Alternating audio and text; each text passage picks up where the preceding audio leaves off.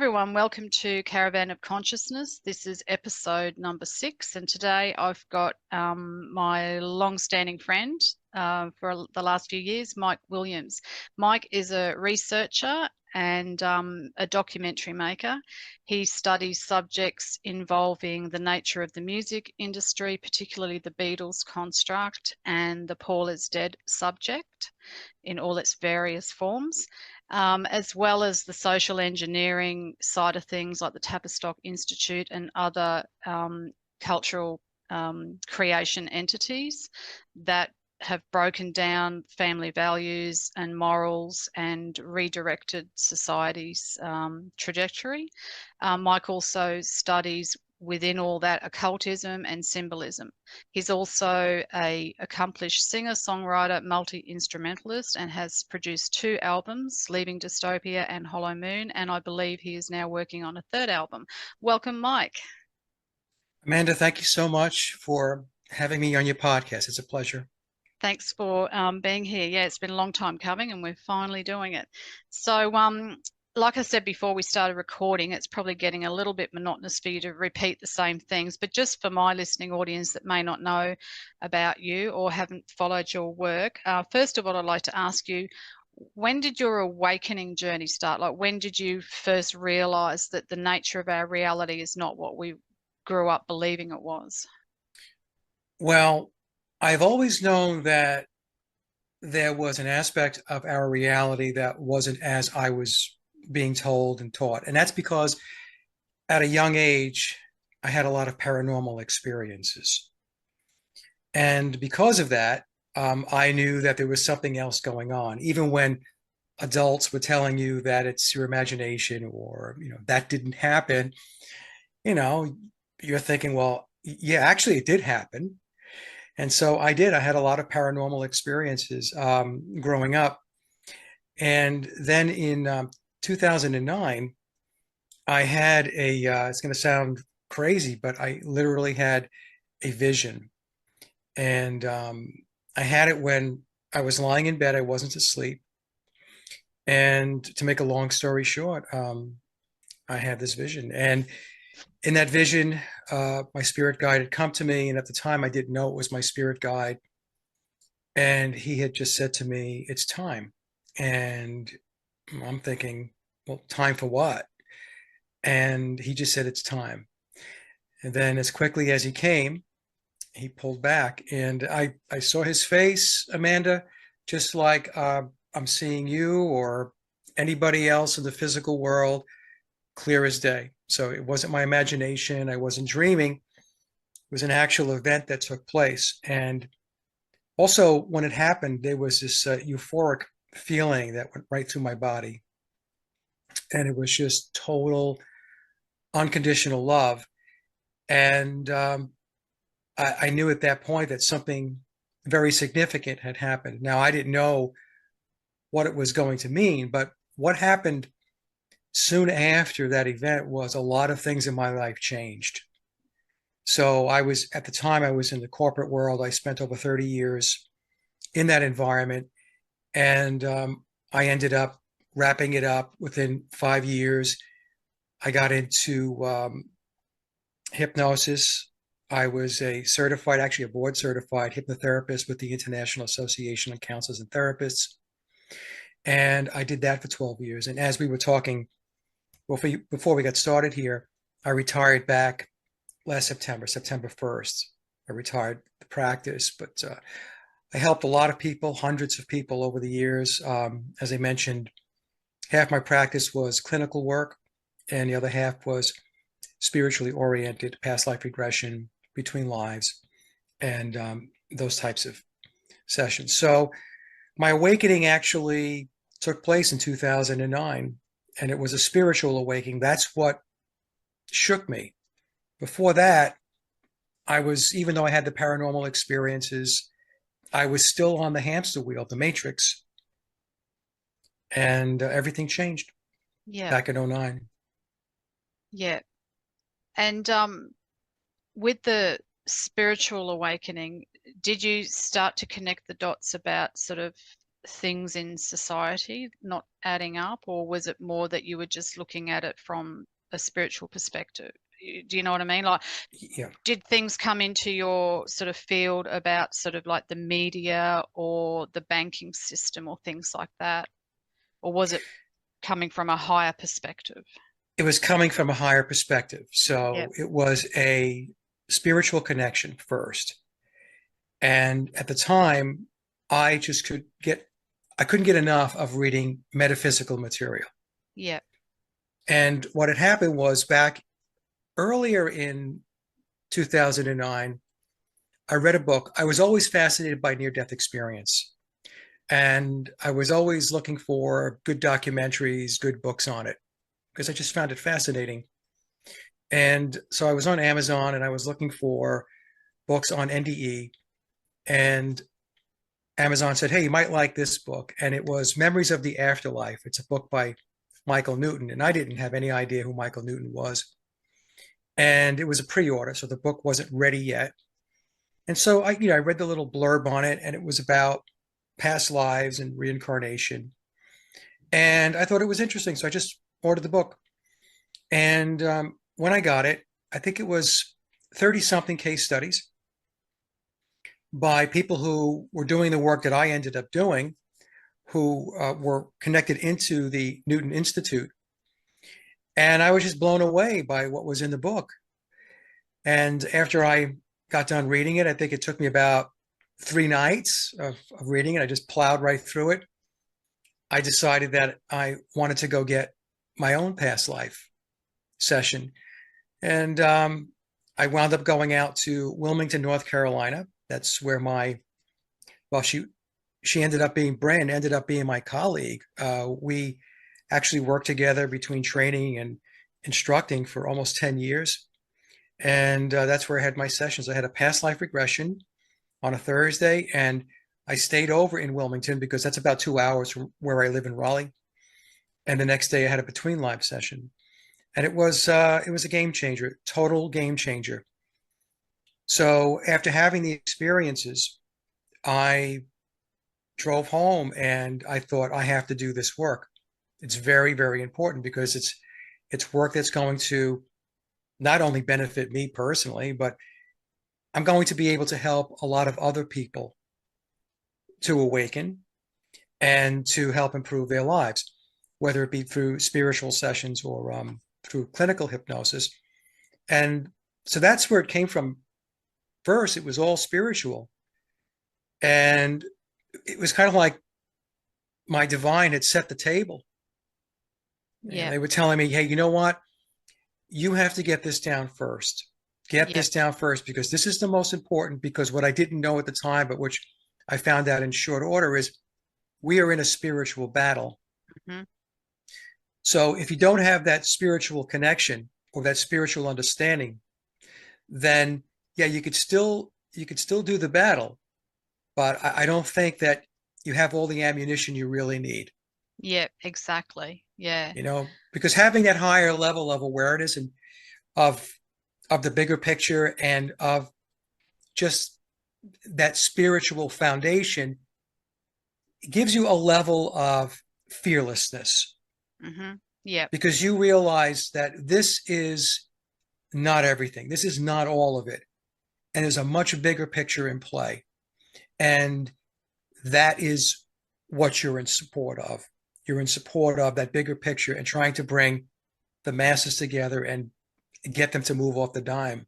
Yeah, exactly. And I think too, when we come from the spiritual perspective, we can connect with our guides and the angels and archangels and things like that.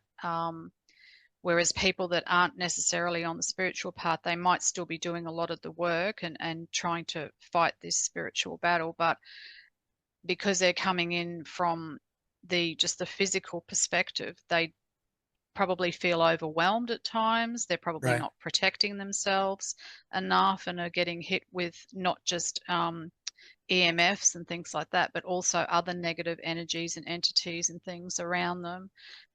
Whereas when you have that knowledge and that sort of higher view of things, you've got more to pull into your little tool bag to help. So yeah. So I guess you would have read Robert Munro's books too, would you? That guy I think he was in the 70s and early Yeah, I didn't read 80s. Robert's books. I read Michael Newton's books. I read a bunch of Brian Weiss's books. Um, maybe I did read one of Robert's books now that I think about it. I had so many books, Amanda, when I got into this Yeah. that they just piled up and I was just plowing through them. Yeah, I was lucky because mum was right into this sort of stuff.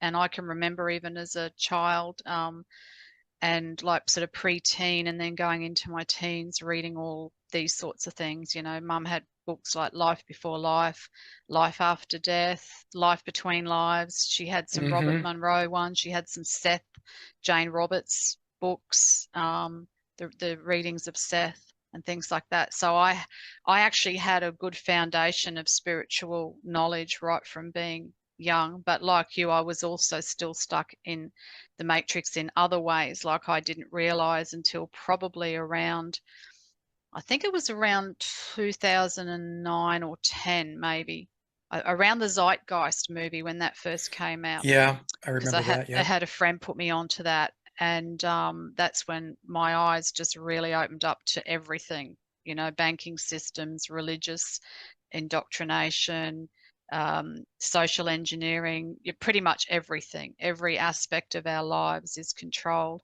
So I sort of came in from about then up to now, whereas a lot of people have really only woken up in the last 2 to 3 years, really, Yeah. with what's gone on since 2020.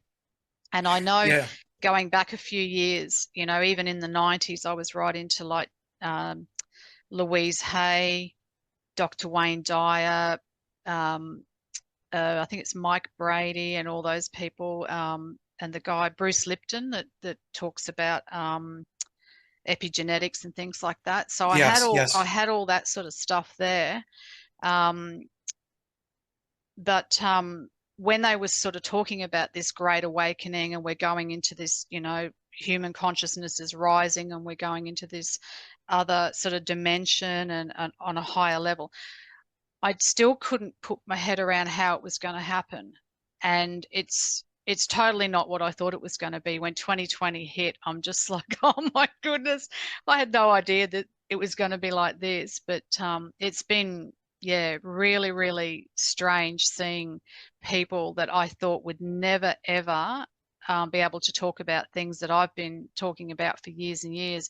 Now I'm finally having those conversations with people. There's still a lot of people, obviously, that are walking around with the blinkers on, but so many more people have woken up. Have you found that in your circle of friends and associates and family, that more and more people are awake now in the last 3 years?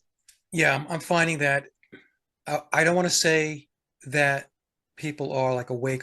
What I'm finding is that there's an awareness. There's more of an awareness. So you have to be aware first before you can become what Yeah, we call quote awake, right? yeah, So yes, so I'm finding a lot more people now are becoming aware that something is very, very wrong with the world.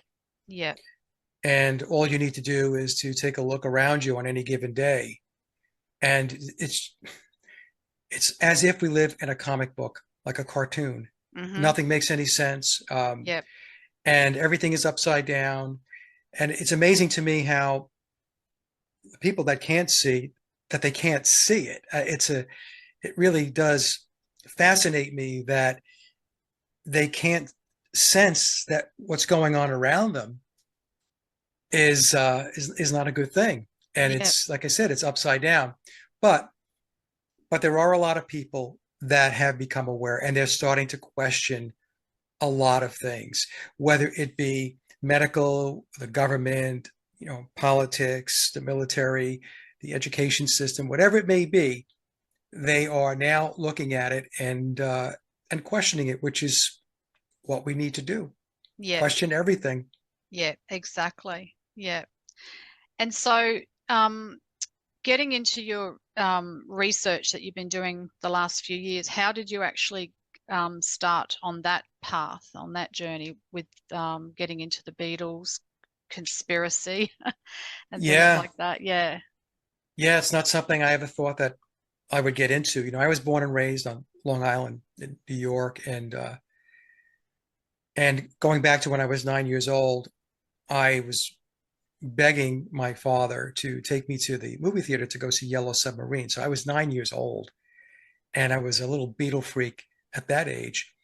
And so he took my brother and I. I know it was very painful for Dad. Yeah. That was not his thing. Yeah.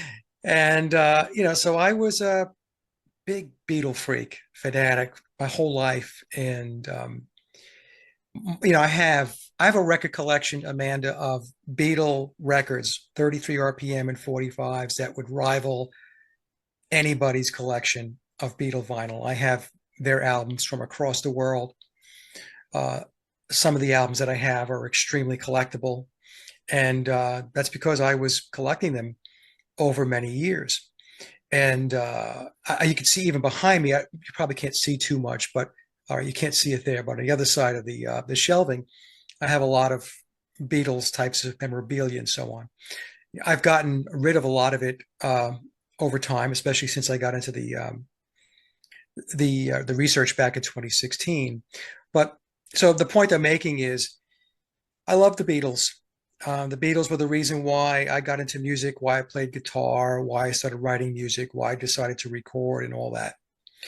And but back in 2016, this is one of those things where you're not really quite sure how it happened. It's just this fuzziness and vagueness with regard to memory. But I was looking for books, and again, I was on Amazon looking for whatever I was looking for to read, and then the Memoirs of Billy Shears pops up, and it was the 2009 version. The '09 version is the first edition of the book. It's the red cover for those that are who were just wondering. There's a blue cover now. That's the later edition.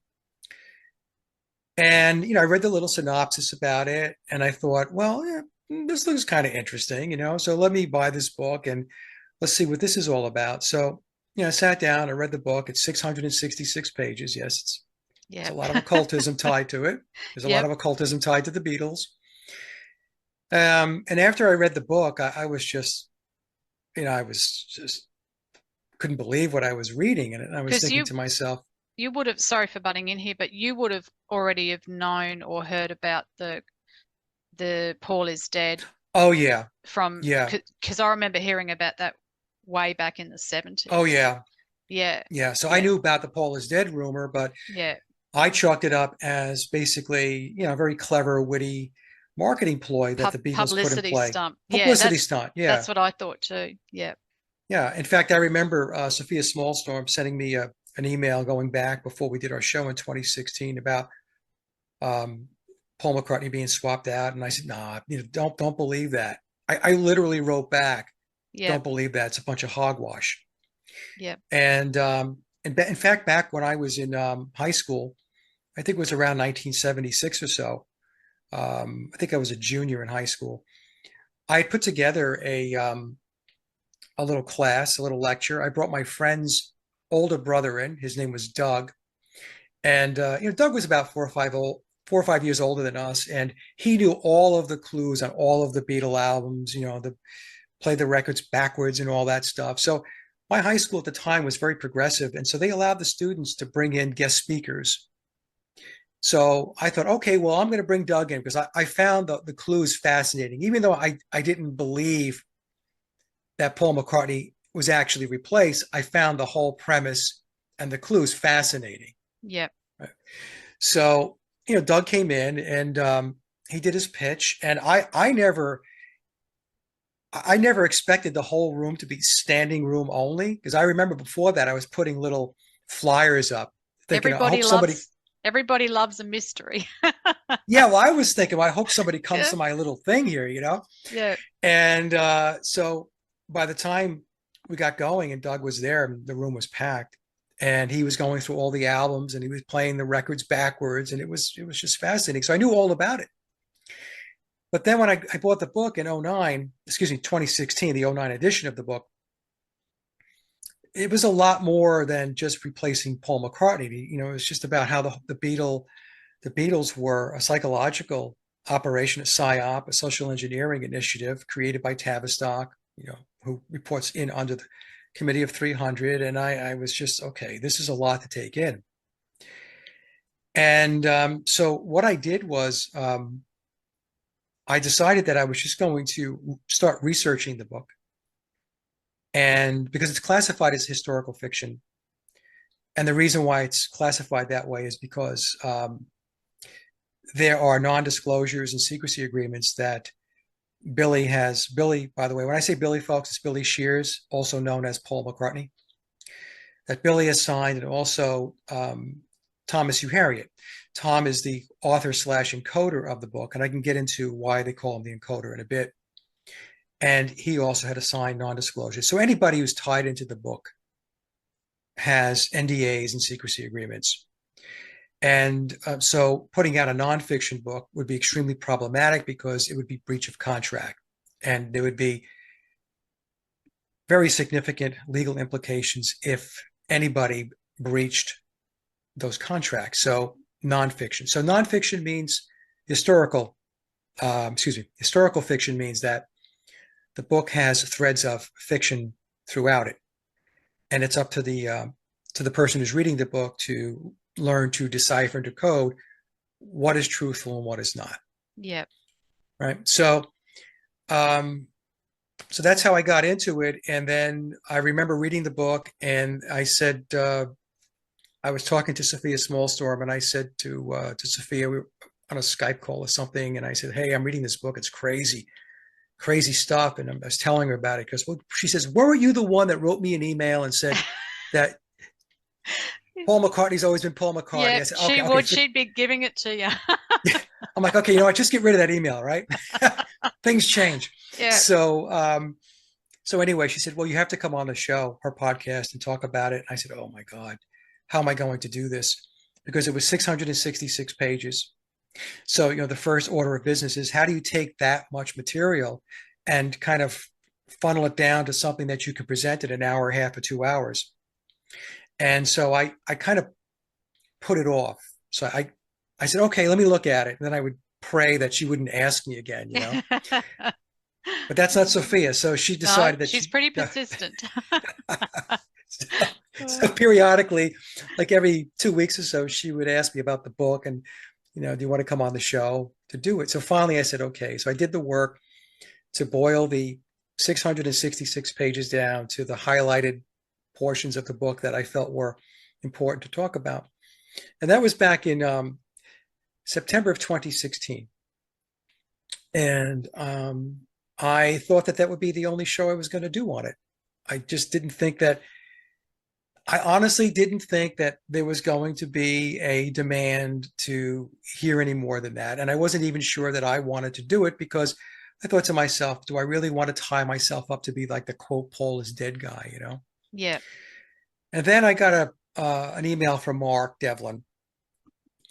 And, Mark emailed me. He says, Mike, I just listened to the show you did with Sophia. I'm like, oh no. And of all people. I love Mark, but yeah, I know, but he's really going to take you to task now, isn't he? Yeah, no, it was fine. It was fine. Yeah. So when I said to Mark, yeah, I'll come on and do this show. And it's so funny. If you go back and listen to that show, I'm pretty sure it was that show. It was the second one. I said to Mark that I'm not going to do any more shows after this one on this topic. It's like famous last words. Yeah. It's comical. Yeah. So I did the show with Mark, and then I tried to get Tom Hugh Harriet on my show to talk about the book. And initially, Tom said he could do it. And then about a week later, we connected, and he said, I can't do it, Mike. I can't go on any shows. So I think what happened, and Tom didn't say this, but I'm pretty sure this is what happened. He went back and said, hey, I can promote the book. Yeah. I can do the podcast circuit. I can go on Mike's show. And I think he was told by legal counsel, don't do that, because you don't know what it is you might say that's going to be a problem with the non-disclosure that you sign. So the best thing for you to do. It could have even been above the legal counsel. It could have been in Billy's camp that told Absolutely. him. Yeah. Absolutely. Don't do it, because you just don't know how you can get yourself caught up in something, So anyway, that was it. And but it intrigued me so much that I decided to continue to do the work.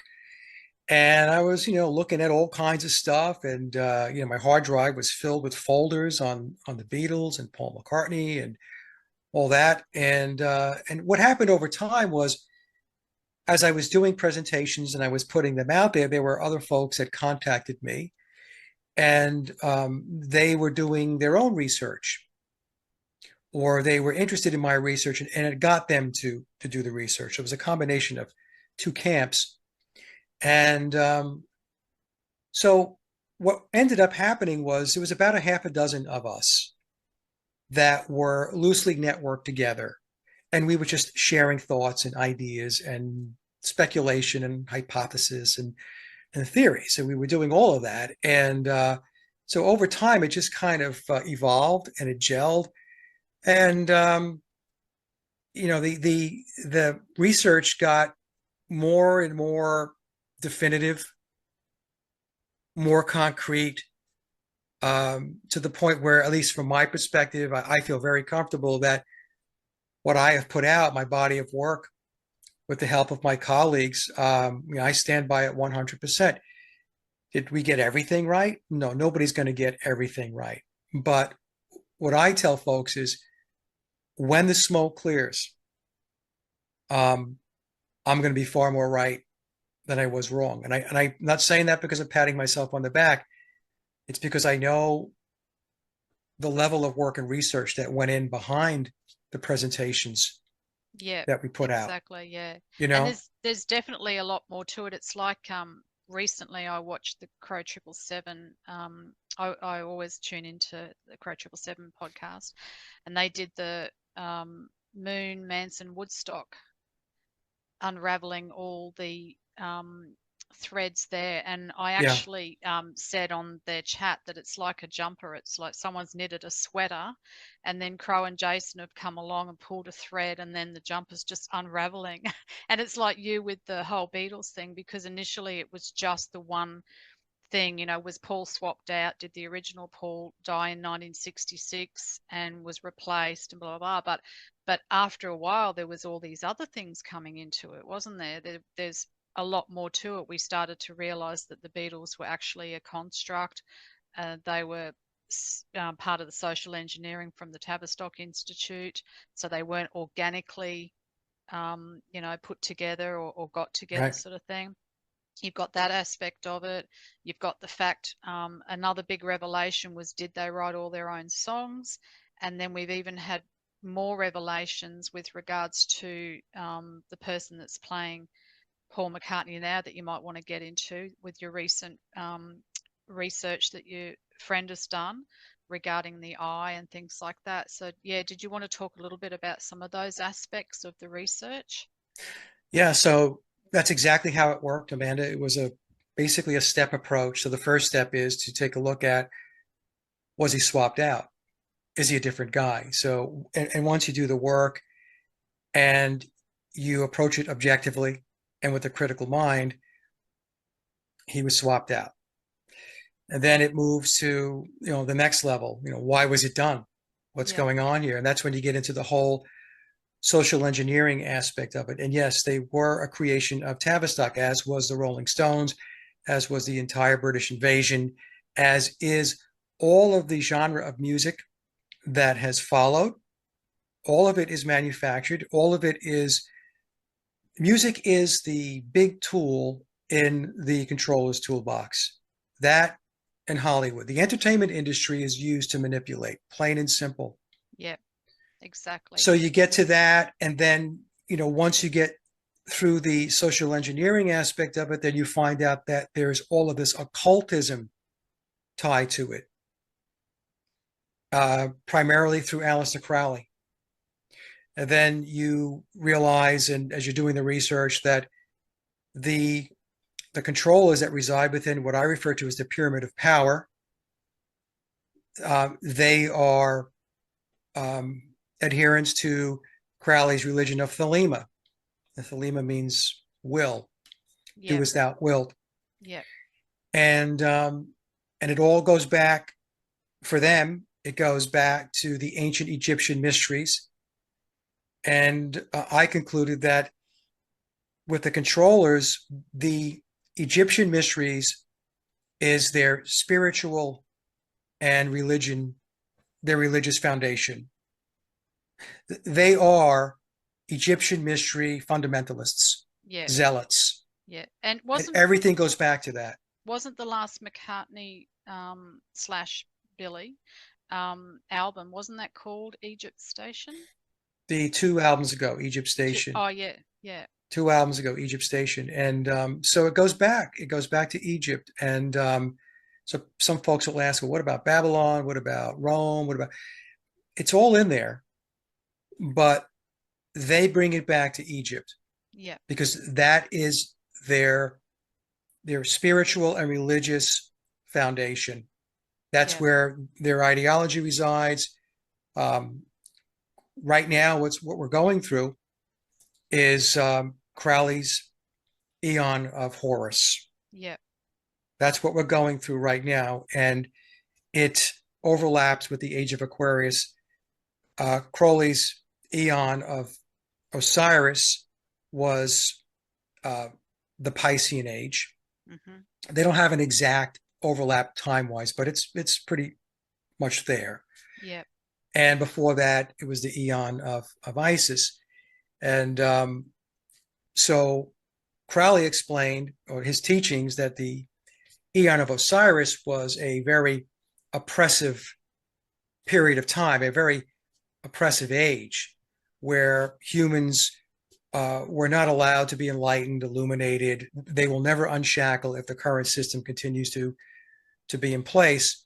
And so the old system, or the Age of Pisces, or the Aeon of Osiris, needs to be dismantled, needs to be taken down, and start with the new. And the new would be the Age of Aquarius, the Aeon of Horus. That's where we get the Phoenix rising. The Phoenix is representative of Lucifer.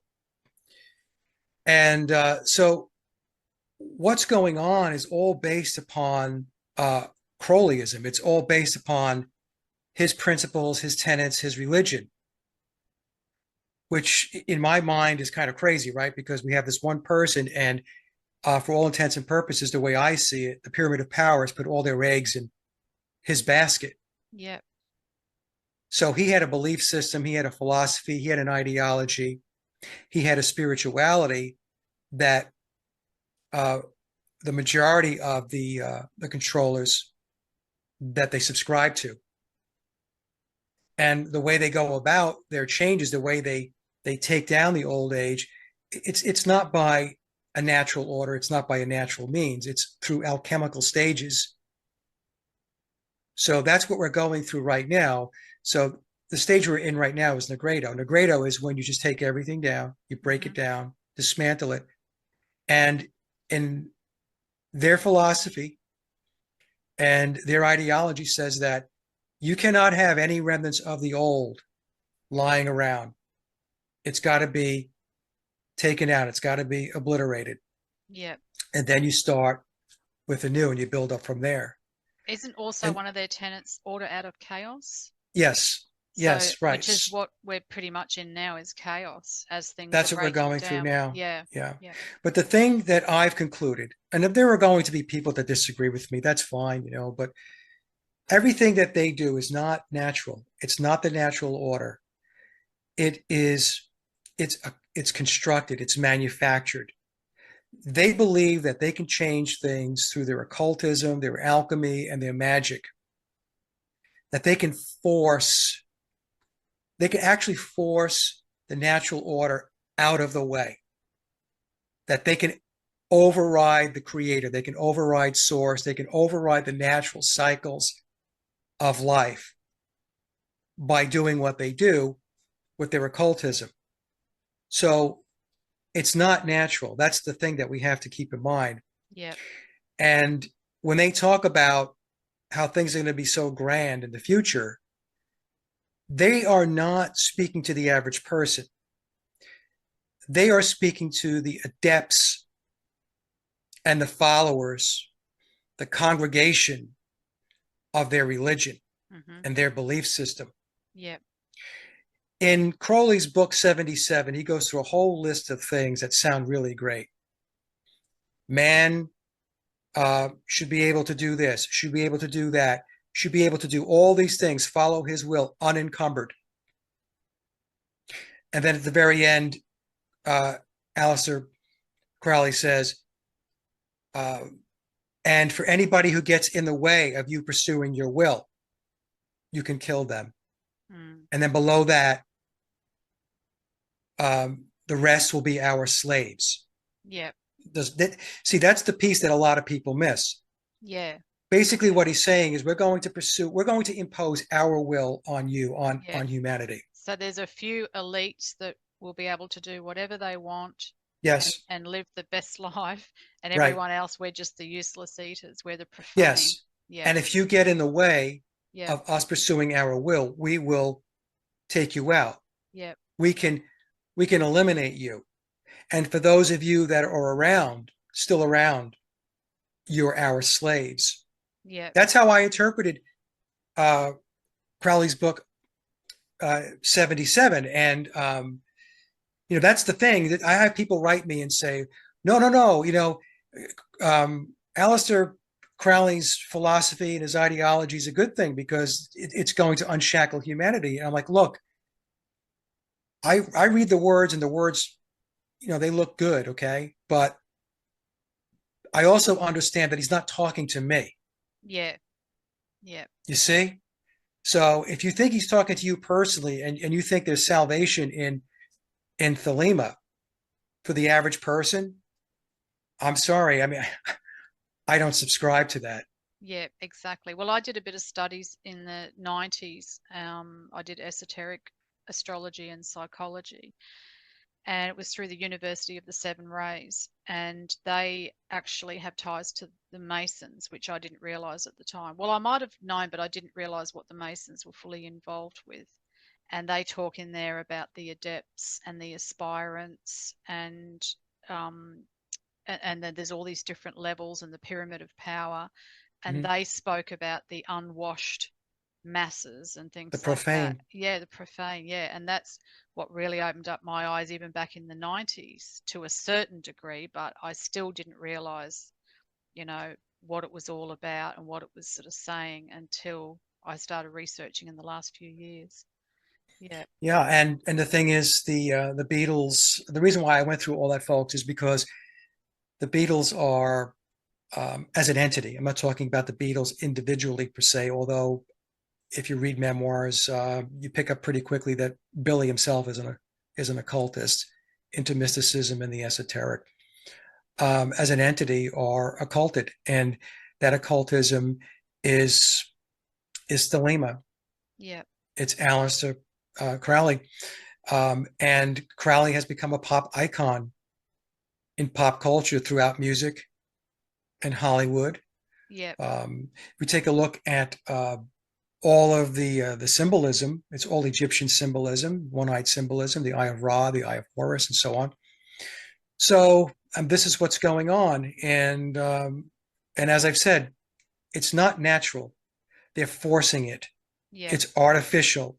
So the change and the transformation that they're bringing about is not organic. Yeah. Everything they do is not organic. Yeah. Which, like you were saying, goes back to even the bands and things. Nothing happens organically. It's all part of their plan.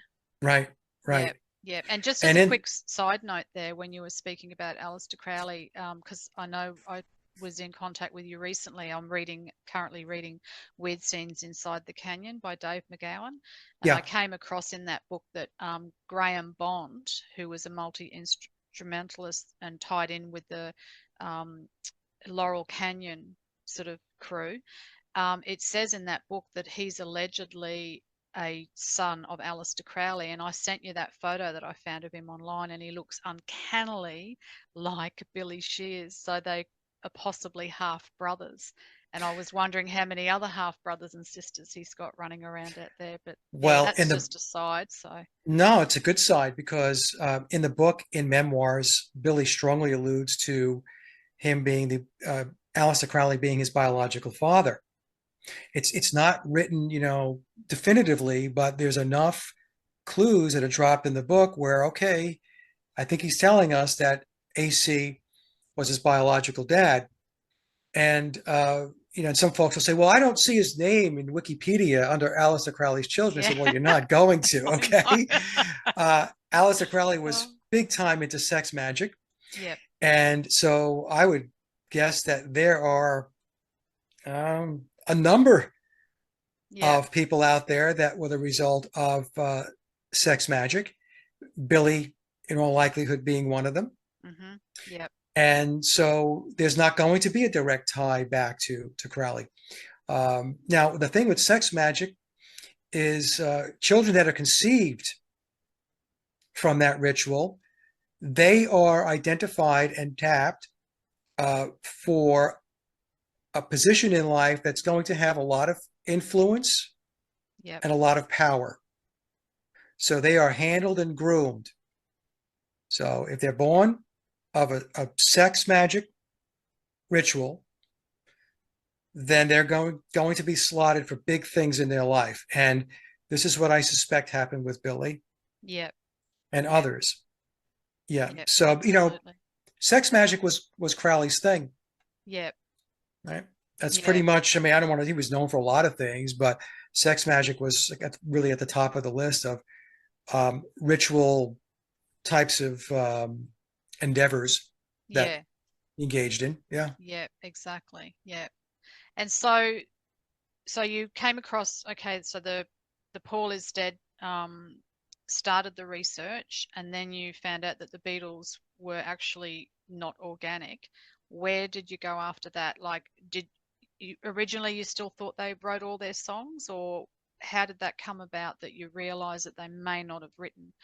Because actually, before you answer that, I just wanted to say I never understood the Beatlemania or the fury around the Beatles, about how brilliant they were as songwriters. Because Mum had a lot of Beatles records, and I remember as a young child and toddler, dancing around and singing to Beatles songs. But as I got older, and people that were into the Beatles, like, oh, they're the greatest band that ever, lived, and they were the best songwriters, and they wrote the best, and I never could get that. I thought there's other bands out there that are musically way better, like Led Zeppelin and things like that. I always used to scratch my head. What is it about the Beatles? Why do people think that they were the greatest and best of everything? And it never sat well with me, but obviously I didn't realize at the time that, yeah, they actually weren't the ones writing the songs anyway. But how did you sort of come across the fact that they didn't write all their own songs? Well, two things happened really. There was a passage in memoirs, and it was on page 350 and 351. And it wasn't a lot of words, and it's going back to a previous edition. And the paragraph I'm going to paraphrase said something to the effect that, and George Martin was going to take their little songs and make them great. And then the next page talked about the Committee of 300 and the snitch. And I thought the Committee of 300, the snitch. Well, the Committee of 300 was John Coleman, Dr. John Coleman. And so I got the book, The Committee of 300, and read the entire thing. And John Coleman talked about the entire control system. So the Committee of 300 is about 300 individuals that run the world strategically. Like they get their orders from up above, right? Yeah. Whoever the up above is, but think of them as kind of like the 300 people that ensure that whatever decisions are made above them are um, are delegated out to the various international organizations, Tavistock being one of them, to social engineer the world, to put their social engineering initiatives into play. And so Coleman didn't have a lot of passages on the Beatles in the book. The book's about 250 pages or so, but he talked about how they were a creation of Tavistock. but the thing that really got me was I was watching a DVD.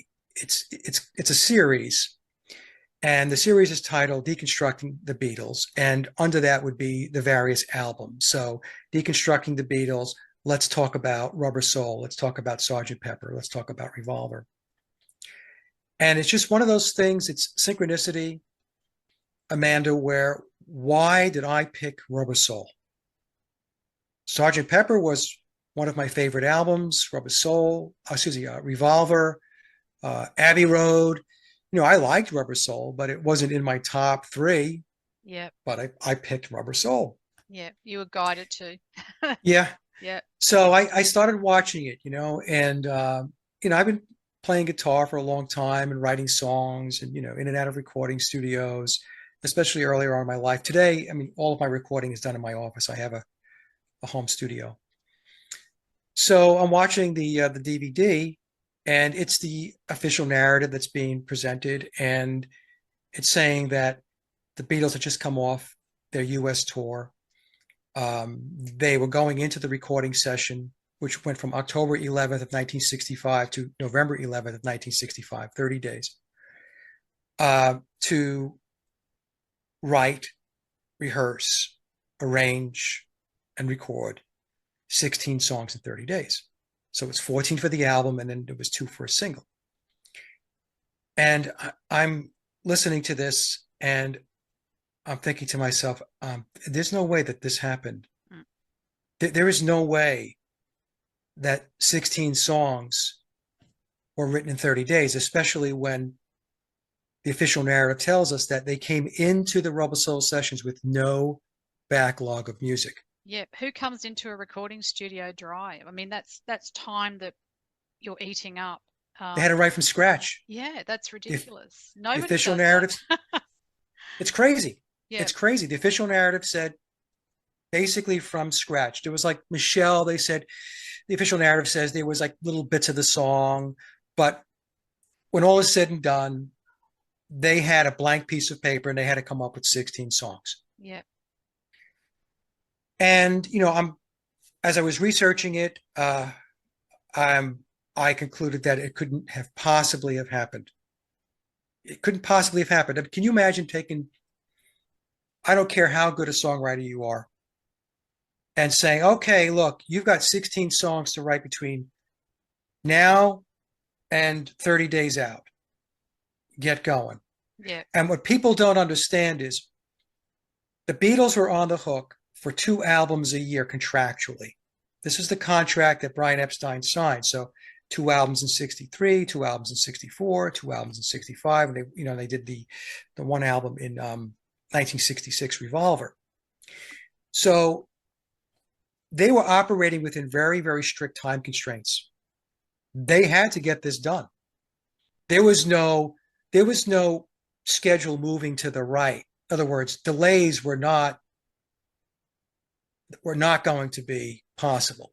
Yep. You had to make these dates because in the case of Rubber Soul, they had to wrap up by November 11th because they needed to have Rubber Soul in retail by December 3rd. Yeah, for Christmas. Because for the Christmas season. Yeah, because didn't they also do a couple of other songs on an EP, was it? In the same during session? that session. Yeah. They had to do a flexi disc for Christmas. That's right, yeah. They had to do, they got their MBEs. They took a day out to go do that. Yeah. They also had 2 days where they were doing a TV special and they weren't in the studio. Yeah. So when I did the analysis, for those days where they weren't physically out of the studio, I gave them the benefit of the doubt and said they were just heads down writing songs and trying to crank it. But the problem that most people make whenever they talk about this, and it typically comes from people who are not musicians and songwriters, is when you write a song, you have to rehearse it. Exactly. And you have to get the other guys rehearsing too, because they're not going to know what's gone on in your head. So you right. you have to try and get the bass lines, the drums and the The guitar fills and parts, the yeah, vocals, the yeah, harmonies, exactly. everything, Yeah. everything. I mean, one song could take 30 days.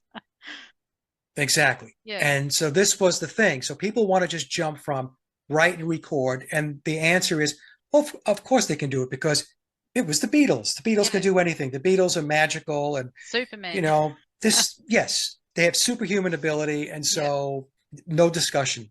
Yeah. So don't question it, Mike. It just happened. And but the other problem was, which was a big problem, is if you're writing the songs from scratch, then you don't have the names of the songs yet for the songs you haven't written. Mm-hmm. Okay. Yep. And if you haven't rehearsed the songs completely and gotten them ready to be recorded, you don't know the runtime for those songs. So, what's the problem with that? Well, the problem with that is when you bought a record, the label had the names of the songs, the runtimes of the songs. Well, the label had to get printed. How are Yeah. you going to print the label? And how are you going to print the album art if you don't know the names of the songs? If you don't have the sequencing. So the sequencing would be this: George Martin would have the names of the songs and the run times. So songs are named, songs are recorded. He knows the song's 2.5 minutes, it's 3 minutes or whatever. Now he does the sequencing. The sequencing allows him to determine how many songs are on side A of the vinyl, how many songs are on the B Yeah. side. Exactly. And Okay. how much gap you're going to have between each track. Yes, all of That this sort of thing. stuff. Yeah. Yeah. All of this has to take place. Yeah. So the thing is, with the Beatles Rubber Soul story, they, of the 16 songs, 4 of them we're told were completed on the very last day, November 11th. It's That laughable. means, It's actually laughable now you really think about it, isn't it? But we just lapped it up, didn't we? yeah. So Yeah. George Martin didn't have the run times. Yeah. We could argue maybe he had the names of the songs because they were Yeah. coming in. Okay, well, this is what I named the song, but he didn't have the run times because they hadn't been recorded yet, and he didn't even know whether they were going to be able to get the recordings completed. Yeah. Right? I mean, you're hoping that you can get it done, but so no run times. So without that, um, he couldn't do the sequencing yet. He had to do all the mixing, and so on the 17th of November, so the Beatles finished up late in at night. Actually, it went into the early morning hours of November 12th, like 2 a.m. or something like that, if I recall, for those 4 songs. Then George Martin had to do the final mix, and then the final lacquer had to be cut. And that lacquer wasn't cut until November 17th, almost a week later. So you can't press anything without a final lacquer. And the lacquers have to be tested before you can make them final. It's not like it's just, Shazam and it's just there. Yeah. So then we're talking about the final lacquer was released on November 17th, and the Beatles had to have, well, EMI had to have the records in retail by December 3rd. That's like, what, 2.5 weeks? Yeah. How did all the record labels get printed with the names of the songs, with the sequencing? When did all of that take place? It didn't take place from the time they left the studio to December 3rd, because back in the day, too, we didn't have big box outlets, right? Or online stuff to buy our music from. Retail was small record stores. Yeah. So you So the had that. shipments, so the Yeah. whole distribution process took time. Yeah. There was transportation. And the other thing that a lot of people don't know is back in the day, the way the labels and the album art was done was 4-color printing. Well, a friend of mine who's uh, very knowledgeable in the music industry, he's been in it for decades, said that it took 1 week, Amanda, for the ink to dry Yeah. on the album art. So that's 1 week that they couldn't do anything as far as packaging anything because, well, the ink had to dry Yeah. before we can touch the album sleeves Yeah. and send So, them out and marry them with the records. yeah. So, what do you think actually happened? Do you think that the musical side of things, the instrumental was already done, the Yeah, albums were all yeah. ready, and they just came in and laid down the vocals? Yes, that's Yeah. exactly what happened. So the reason why I took everybody through that is to understand logistically Yeah. what was going on, Yeah. And right? how And it's impossible to it believe wasn't the possible. narrative. Yeah. Yeah, because you would approach it saying, oh, they went in, they wrote, they rehearsed, they arranged, they recorded, they put the record sleeves together, the labels and all that stuff. And you're like, well, hold on a second. There's a lot of problems with that flow, that Yeah. process. Okay. So what happened was what I deducted was this. You had to back the process up, right? So in other words, the songs were pre-written by ghostwriters. These would be handpicked songwriters on the EMI/Tavistock staff team that were in all likelihood dedicated to the Beatles and the Beatles only, or predominantly the Beatles. Yeah. And those songs were recorded by session musicians, session players. I call it the wrecking crew model. Yeah. So for those of you that don't know what the wrecking crew model is, back in the 1960s and 70s, the wrecking crew in the United States was responsible for a vast majority of the musicianship that was on the pop records that you were listening to. So as an example, it's the wrecking crew on the Beach Boys' Pet Sounds. Yeah. Beach Boys didn't play on Pet Sounds. It was the wrecking crew. So that was the model. And And it wasn't just that also explains why a lot of the bands, when you heard them live, didn't sound anything like they did on the studio yes. album. Yeah, Yeah, that's so that's right. I mean, you're So never going to sound exactly the same anyway, even if you did do the studio work. But a lot of them were just way off what you heard on the yeah, albums. Yeah, yeah. So that's what happened. So the songs were pre-written by ghostwriters. The songs were recorded by session players, and this was all being managed by George Martin. Think of George Martin as the managing director of the Beatles. He was the guy that was he was the glue that kept it all together. He was running the show. He was ensuring that the the psychological operation stayed on track. It was like managing a project plan. yeah, And so the Beatles came in between October 11th and November 11th to put the vocals down. So because they had to learn the songs, they had to learn the melodies, they had to learn the harmonies, they had to yeah, do all that.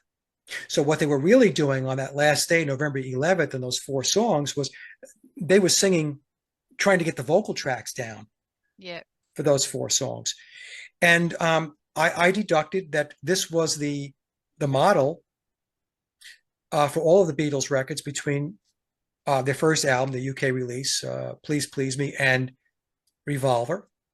And starting in 1967, because that's when Billy was leading the band, because Paul passed away in September of 66, September 11th. This is what Memoirs tells us. Billy took over, and Sergeant Pepper was his baby. But even during the 67 through 1970 period, although John and George were writing more of their own material and playing more on the recorded tracks, the Beatles were still utilizing ghostwriters and session players. yeah, And of course, Billy himself was a session musician. yeah, So he knew lots of session players. yeah.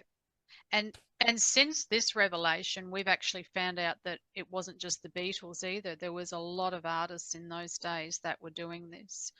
Because I Yeah. watched The Wrecking Crew and I watched that other show recently that you Muscle talking. Shoals, No, not that one. The other one, Hired Hired Gun. Gun. Yeah, I haven't watched Muscle Shoals yet, but Hired Gun explains it as well. Going into the 80s, that a lot of people come in and do, um, things in the studio and even off stage at live Yeah. events. Yeah, Yes. So with live shows, there are backing tracks yeah, and there are offstage, backstage musicians. And this has been going on forever. It goes on today. In fact, a lot of information is coming out now, like bands like Kiss.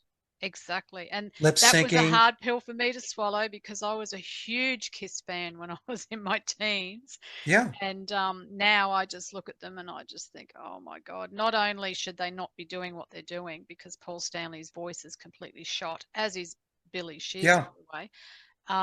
But I understand why they're doing what they're doing because they have to keep doing it because that's the contract that they signed. But yes. yeah, but they're actually they just look like clowns now, literally clowns.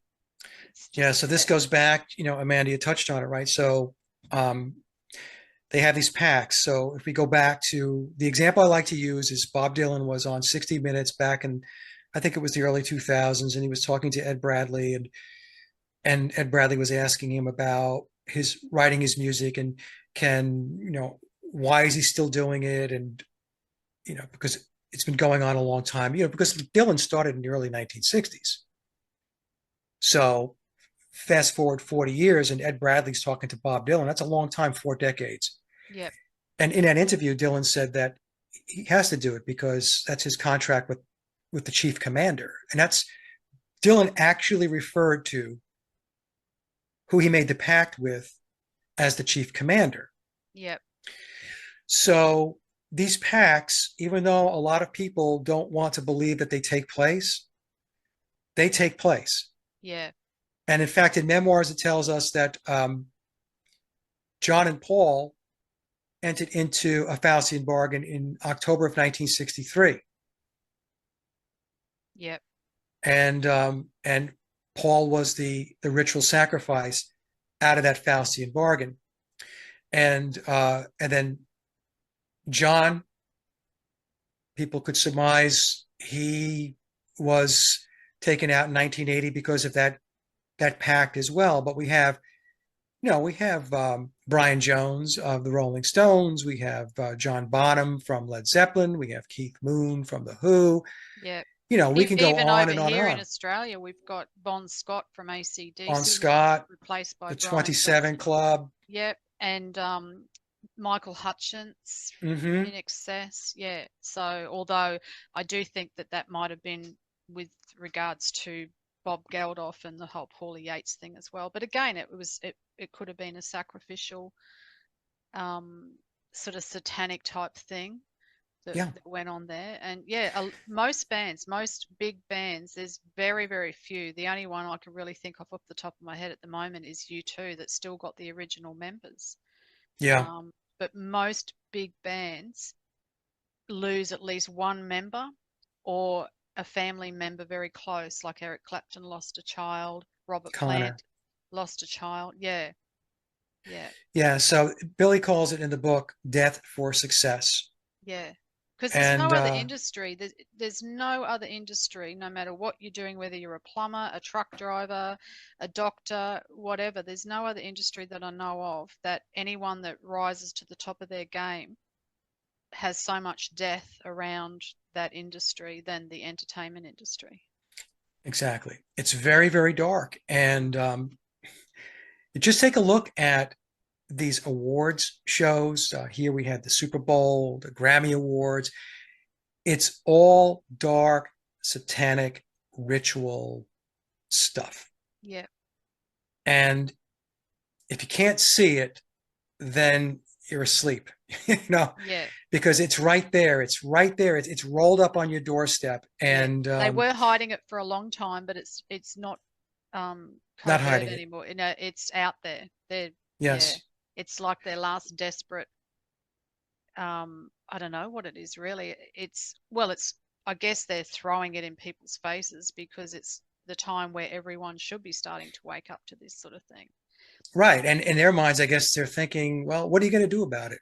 Yeah, What are you going to do about it? I think in their minds, they think that they've gotten to a point where they're not concerned anymore about uprisings and stuff like that. especially after the 2020 incident. That was a huge gauge as to where people are as far as who's going to rise up and who's just going to take whatever and just sit there eating their popcorn, looking at I football. was I was taken back by it.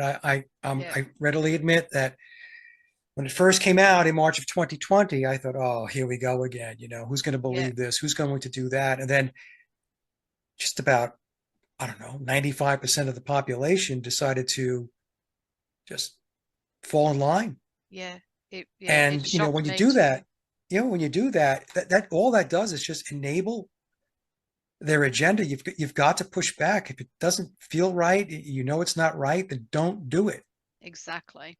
Yeah. Don't do it, And but in any case, yeah. So that's what happened with the whole Beatle thing. And, for me, probably, my legacy as far as the Beatles goes will be, I'm the guy that went out there and said that they didn't write all of their own music and they didn't play on all of their recordings. Yeah. And have you had anyone from that camp or from anyone that's in the industry actually say to you now that, you've actually stumbled across something that wasn't supposed to get out there, or like, I think, didn't you say recently someone sort of tipped their hat to you and said now that the cat's out of the bag or something? Yeah. So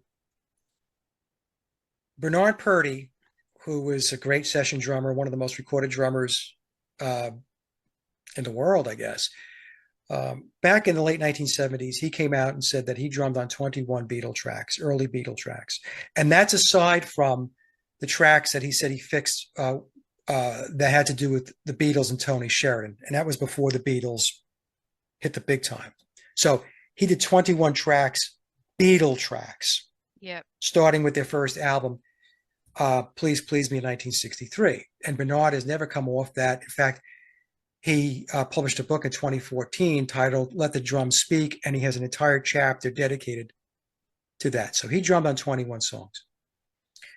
So when I did the presentation back in April of 2020, before that I was dialoguing through email with a lady, and she was out of the UK. And you can tell when you're communicating with somebody that they know a little bit more than what they're letting on, Yeah.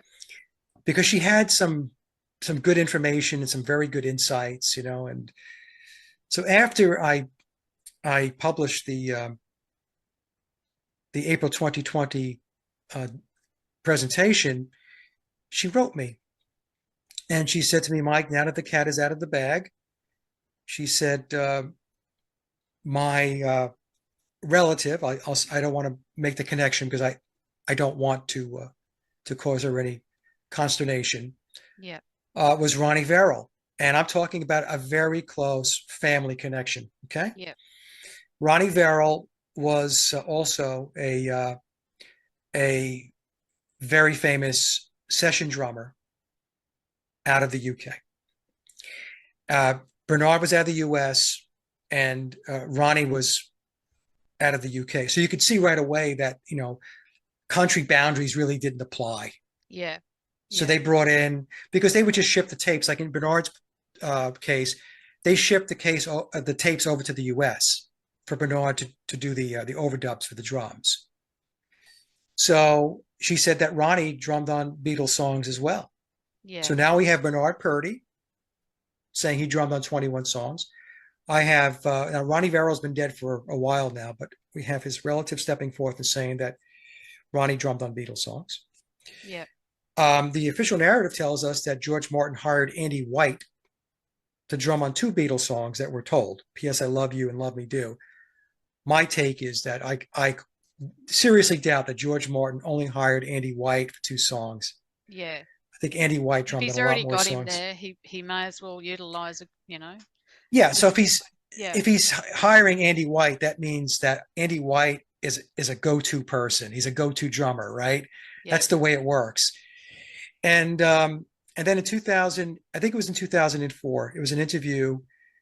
Bernard Purdie was being interviewed. I think it was a Red Bull sponsored interview or something. And they asked him about it. And to make a long story short, Bernard said that there were 4 drummers on the Beatles songs. And he's talking about the early period. And he said Ringo was not one of them.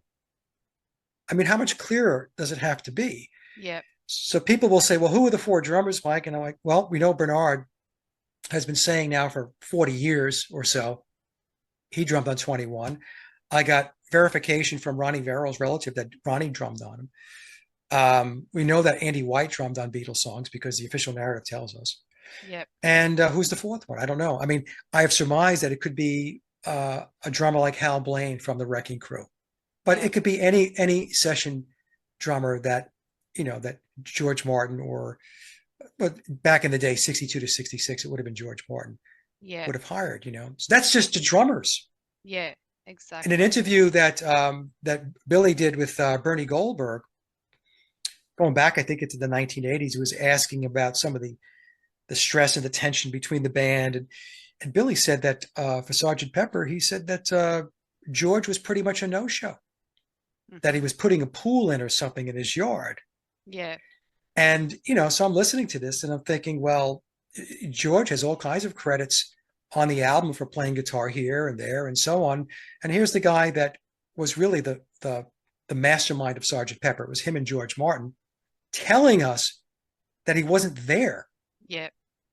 And I have another interview with George Harrison where George said that he and Ringo didn't practice.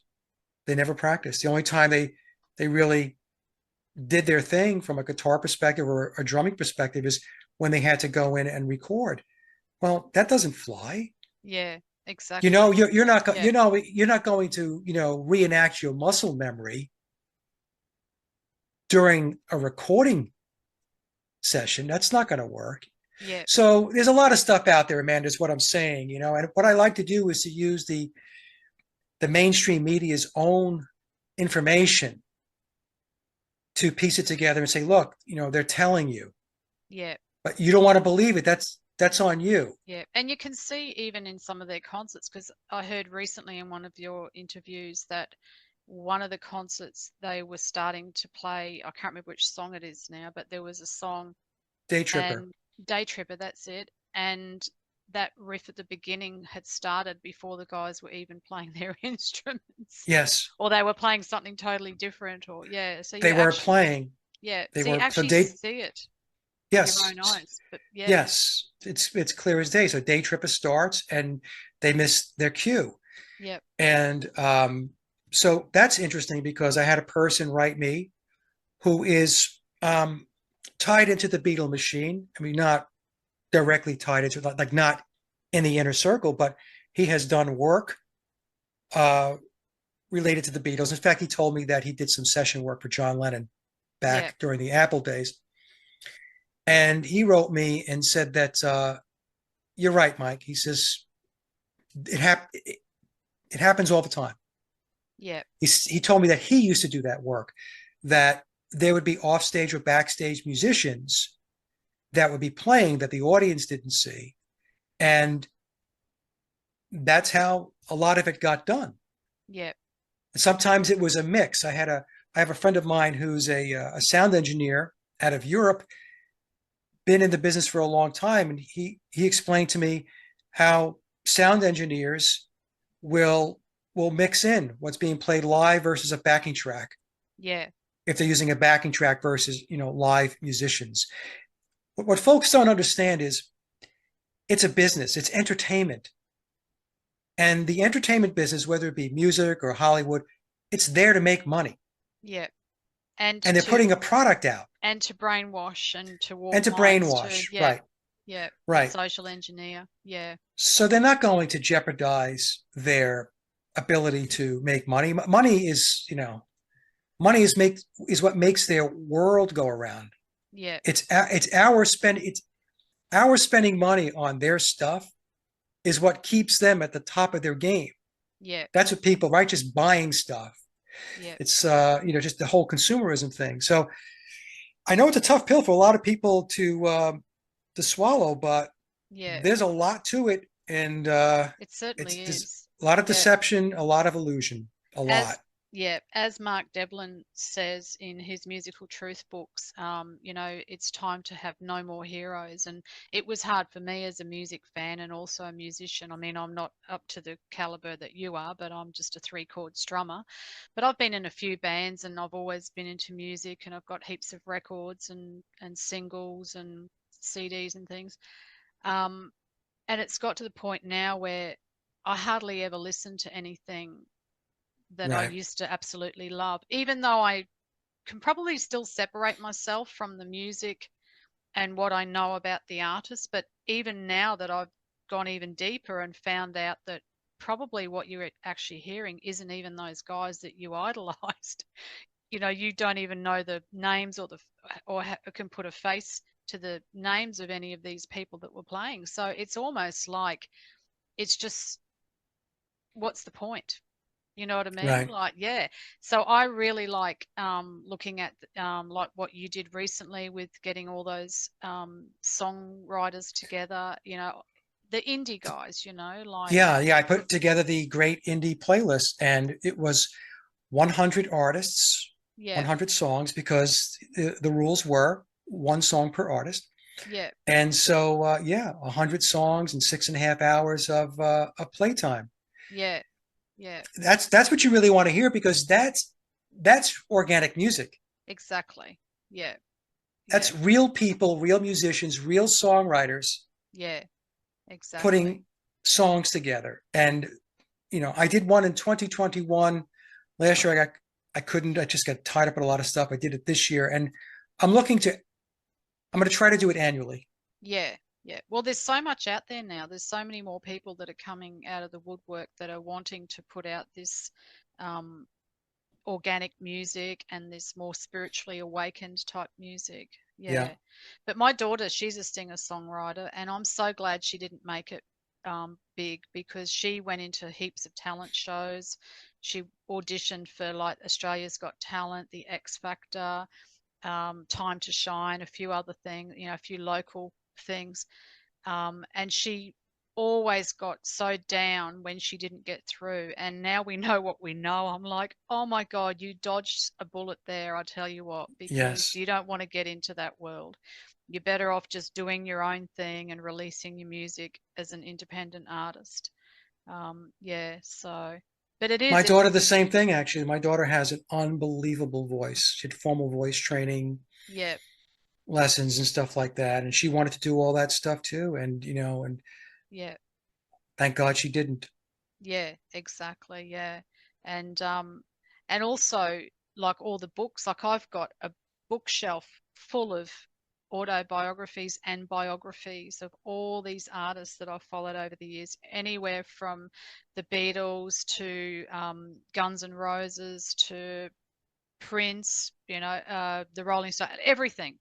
Anyone that's sort of in the public arena, I've pretty much got books on them. And I'm just like looking at that bookshelf now, just going, oh I my know. God, what do I do with them? What, I don't even want to sell them or pass them on to anyone else, because it's all just rubbish. It's like, what do you do? Just have a big book burning, you know? I know. It Yeah, is all rubbish. I feel the same way, Amanda. yeah, Like I said, I have still do so much Beatle, merchandise and memorabilia, and I've gotten rid of a lot of it. yeah, But I still have to move a lot of it. It does not mean anything to me anymore. yeah, I mean, I still have exactly. that sign above me there. I got the Abbey Road sign. I think I'm just too lazy to pull the pins out and take it down. But it's just stuff like that. Yeah, Yeah, yeah, I yeah, know. And just before we start sort of wrapping up, yeah, we've got a few minutes left. yeah. Take as much time as you need. Yeah, yeah, we can maybe go for another 20 minutes or so. That's fine. Um, yeah, getting back to Paul, the latest revelation about the eye. Do you want to Oh, talk a little bit about that? yeah. No, it's a good thing you circled back to that. Otherwise, Sally would have killed me. Yeah. So, so She did some great research. Oh my goodness. Yeah. But yes, once you know, you can't unsee it. Once you see it, you can't unsee it. no, It's no. right there. Yeah. So what happened was, so Sally we have a private group um, where we would share some ideas. And there's like 3 or 4 of us on that group. And she was putting these pictures up about his eyes. And she was explaining, that his eyes are not aligned and they're at a sync and so on. And I'm looking at this and I'm thinking, okay, what are you saying? Um, so Sally's like, well, what I'm saying is that he has a prosthetic right eye. He has an artificial eye. Can't see. He's blind in his right eye. Billy Yep. is, aka Paul McCartney. So I'm looking at it and I said, okay, you know what? I think you're right. Because once you notice it, like you said, Amanda, once you see it, you cannot unsee it. Yeah, exactly. So initially, that was going to be brought into a larger presentation I was going to do with Sally. It had to do with Pan and Frankenstein and all this stuff. Believe it or not, all that stuff is tied in, as crazy as that sounds. And I said to her, no, no, no, no, no, no, no, no, no. This is a standalone presentation. We can't get this to be lost in the sauce. Yeah, This has got to be front and center. exactly. Because it's such So a we, huge revelation, isn't it? yeah. And what happened was Sally caught it because Sally has a prosthetic left eye. She's blind in her left eye. Billy's blind in his right eye. So she's very familiar with the movement or lack of, or how the eyes are oriented and all of this stuff. So what she did, because she didn't want to embarrass Billy. So, because she knows that it's a very sensitive issue, right? It could be very sensitive. Yep. So she wrote Tom and said, look, I know he has an artificial eye. And at first, Tom was kind of like, oh, and then finally, she said, I'm paraphrasing here.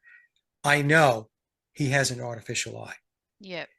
If you don't want me to, or if you don't want us to put it out there, you just let me know. Now, this is her speaking. Okay. Yep. I don't know. I may have continued to do it. I mean, he's a public figure. I don't know. But Yep. Sally, she was making sure that she was going to be considerate, I should say. Yep. And so Tom then said, well, look, just be kind. Yep. Treat it gently. Don't bulldoze through it and stuff like that, which we would never do. It's just not who we are. So so that's how it came about. And so we did the presentation, and I did a follow-up myself, only because I was asked, not because Sally didn't want to join the discussion. I always get asked about it, which is a little awkward because I'm not the person that discovered it. I was the person that interviewed the person who discovered it. Yeah. We just happened to work together, on a periodic basis. But so, and there's all kinds of occult connections into Billy being blind in that right eye. We surmise it's possible that the eye was taken during a ritual, because in memoirs he tells us that his earliest recollection of trauma-based mind control goes back to when he was 3. Yep. He also says in the book that he was tutored and mentored by Aleister Crowley, which earlier I said we suspect it might be his biological father. Yep. For 10 years. And so Billy was born in 1937. Aleister died in 1947. So there's the 10 years. So, it's possible that Billy may have lost the eye in an accident, but we think that it's more likely that the taking of the eye was part of a ritual ceremony. And it's amazing too that, well, not amazing, but it lines in with that he can see out of his left eye because he's on the left-hand path. Yes. Yeah. Yes. Right. And he's playing left-handed. Heather Mills lost her left leg. That's right. Yeah. Yeah. So there's a lot of left stuff. Biological Paul was left-handed. And in the book, it tells us, and I've done work on this also. I've done a presentation on this, maybe more than one, but biological Paul McCartney and Billy are playing out the Osiris Horus ritual. Yeah. So you got the eye of Horus. Yeah. All right.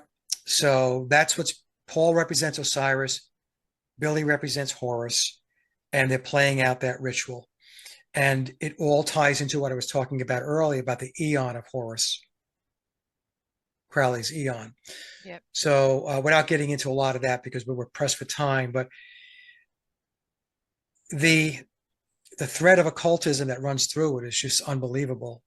Yeah. And I don't even pretend to be an expert in this. I know a lot more than I've ever known because of all the work I've done. But Amanda, I get emails. I have 3 emails right now from 3 different people who are very, very well versed in the occult. And all of them have told me that I am absolutely on the right path with what it is I'm presenting and talking about. Yeah. And right now, I can't show this. I don't want to give this person's email away, but right now, this one here is like a 7 or 8 page, 11-point font document email that was sent to me that I have to read, going into great detail about Crowley and the occultism and the Eon of Horus and all of that stuff. And I've got 2 more like that. Yeah. So there are people out there, they know this stuff. Yeah. And sometimes I wish that they would step out and present it. But one person told me that they can't do it. Yeah. They cannot do it. And it's because the information that they know is information that not a lot of people know. And I'm guessing it probably wouldn't be very difficult to deduct who the candidates might be that are sending that information off to Mike. Yeah, You see what I'm exactly. saying? Yeah. Yeah. So anyway, Yeah. it's crazy. It really is. It's crazy. I never thought I would find myself doing what I'm doing. Yeah. Yeah. And there's so many levels to it, isn't there? Like you were saying, it's not just, and even going back to the book, there's so many levels to that. Like it's got the all the different encoding in it. Yeah. Yeah. It's a Masonic book. Yeah. So yeah. So the first layer is you just read the book. The second layer is the word stacking. So every page of the book has bolded out words. So when you read those bolded out words, they form sentences. So now you get deeper. Then there's the acrostical code. So the first letter of every other sentence, when you read vertically, Yeah. now you have more information. There's more sentences to decode. Although Tom has put out the acrostical code, it's a small pamphlet where you don't Which have I to do wish I that. had have known at the time because I bought the 2009 Yeah. edition and Oh my God. I started to do that and it took forever. I didn't get through it, of course. No, it's And labor intensive. yeah, and then I found out that you can actually get the book that's got that in it Yeah. there. And the But fourth layer is the book is inviting you to go outside the book.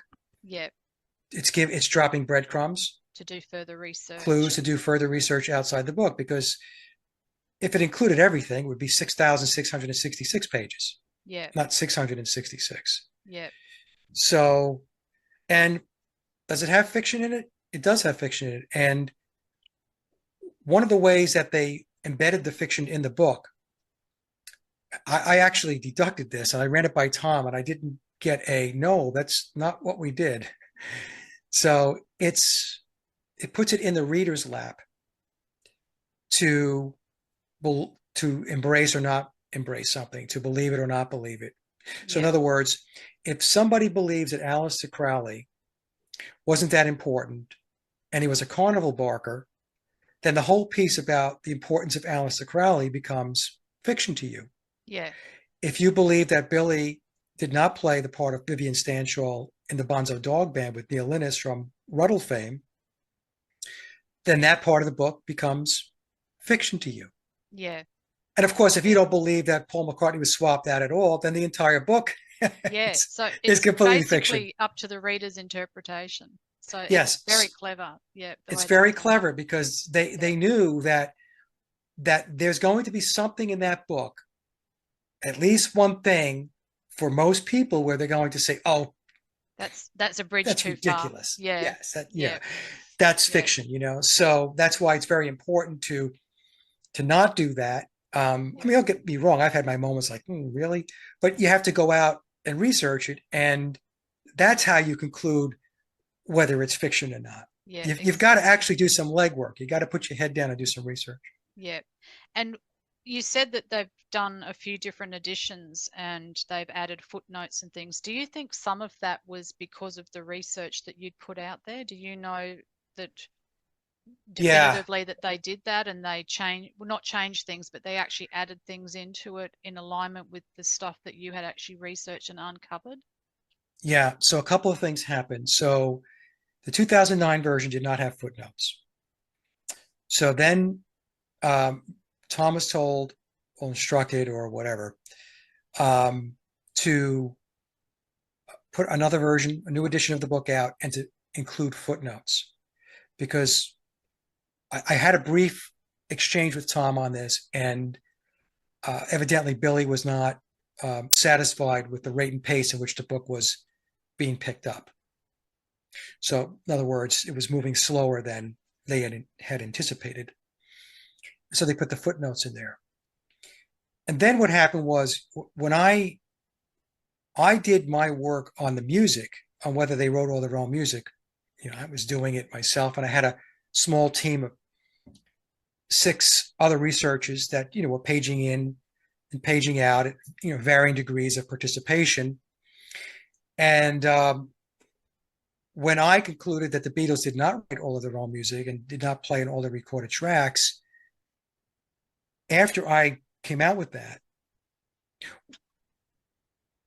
then footnotes were included in memoirs that validated and confirmed my findings. Mm-hmm. Okay. Now, it was interesting the way that came about because I didn't share any of my information with Tom. I never share my information with anybody other than the people I'm working with. Yeah. So, I mean, just to kind of set the record straight, I don't work with Tom. I don't work for Billy. I'm not a Freemason. None of that nonsense. I Yeah. just do my own thing. And Tom, when I sent Tom I sent him the presentation just as it was uploaded. And he wrote me back and said, "You're going to be very pleased with the next release edition of the book." Because what I didn't know was that he was in the midst of updating, doing another edition. Well, I knew he was doing, I think he was doing another update, but I had no idea what was going to be included in the footnotes. I should say it that way. Yeah. And so when the book came out, I bought it. I buy the books, by the way, folks. I don't get them for free. I buy them. And lo and behold, the footnotes were there, basically, not even basically, validating and confirming what I had researched and concluded. They did not write all their own music and they weren't on all the recorded tracks. Tom told me that once something goes out into the public domain and it's truthful, they can expand on it. Yeah. I don't understand the rule, Amanda. I don't understand why they have that in place, Yeah. but that's what was explained to me. And the same thing happened with the eye. Yeah. So when Sally discovered the eye, then what happened was in the release of memoirs that came out soon after we did that presentation, there were footnotes that they didn't say that Billy was blind in his eye, but they were very coy. And if you read between the lines, it was telling you Yeah. he's blind in his right eye. Yeah. Yeah. So it's stuff like that. And, some people might argue that maybe memoirs is just, Tom is just taking the cue from us, which is not happening. Yeah. That's not the case at all. Somehow there's this very strange synchronicity that's taking place Yeah. for reasons that I have to be honest with you, I don't quite understand myself because I look at it as I'm just this guy from Long Island, New York. Yeah. I came from a blue collar family. My father was a cop, you know. Yeah. Um, and here I am today. I was a Beatle freak, but hey, what's unusual about that? There's like what, like 5 billion of us on the planet, in the Yeah. world. I shouldn't say planet, in the world. Yep. And and so here I am today, and it's surreal. It really is. Yep. It's weird in a big Yeah. way. Yeah. It's almost like this was what you came to do, on a soul level, in part of the awakening process, in part of making people become more aware of the actual reality of things. And this is your little part in the jigsaw puzzle. But just quickly before we wrap up, I just wanted to say too about the memoirs of Billy Shears, for people that think that it is all fiction, or that it's not, none of this is true. One thing that I've always thought about is, if Thomas E.U. Harriot um, wrote this book, and because they've also got lyrics to songs in the book at the back of the book, he would be charged with all sorts of copyright infringement, and could be sued and roped over the coals for doing what he's done. And also the fact that now, isn't the book um, on the actual Paul McCartney website? Yeah. They're Well, promoting it? not as not McCartney's official website. So real quick, I'll cover. You're on very good points. Number one, Tom would have at least would have received a cease and desist Yep. order to stop. He could have been sued for including all of the lyrics that he did in the song. He also probably could have been sued for using Billy's likeness on the back cover, Yep. sleeve inside the back cover. So the book is also being co-marketed on, it's called the Memoirs of Paul McCartney.com. It's a site that Tom is responsible for, but on that site, it's marketing both books, the Memoirs of Billy Shears Yep. and the Billy's book, the lyrics, 1956 to present. So both those books are side by side on that website. Yep. And in Memoirs, it talks about the lyrics, 1956 to present. So the book includes a plug for that book as well. So that book is the book for the profane. Yeah. I mean, I don't like saying that, but it's for all of the people that want to embrace the Cinderella story, right? So go Yeah. buy the lyrics, 1950s, 56 to present. Everybody else who wants the real story, Yeah. read the Memoirs of Billy Shears. Yeah. But yeah, but there's people that are out there saying that you couldn't get sued for having lyrics in the book, and that's absolutely false. I mean, I checked with two attorneys, and I checked with somebody who is very prominent in the music industry, and I asked him, "Can you just willy-nilly just take lyrics and put them in a book?" Yeah, Beatle lyrics, Mm. no less, not Yeah. just any lyrics, but Beatle lyrics, and every one of them came back to me and said, "No, Mm. don't do it. Yeah. Don't do it unless you have permission. Yeah. And if you don't have permission, you could be looking at a big problem." Yeah. Exactly. Yeah. So for me, that was, I mean, not that I ever doubted the book, because I was already there by the time I read the book. I sort of knew about it and had come to terms with it. But that was the thing that really cemented it for me, was that this book would not be written in the way it's written and with what's in it if it wasn't true, or Right. 99% of it true. Yeah. So, yeah. And the book is written for intrepid minds. Yeah. It's written for people who want to think, Yeah. who want to investigate, who want to research. It's for people that want to be challenged. Yeah. That's what the book, I tell people all the time, it's like a big puzzle. Yeah. Do you want to do a big puzzle? A lot of people don't like puzzles. No, I hate puzzles. Yeah. Fine. Then you'll hate the book because it's a big puzzle.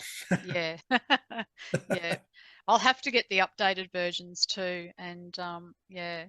And and look into that, especially the footnotes. I'll be interested to look at that.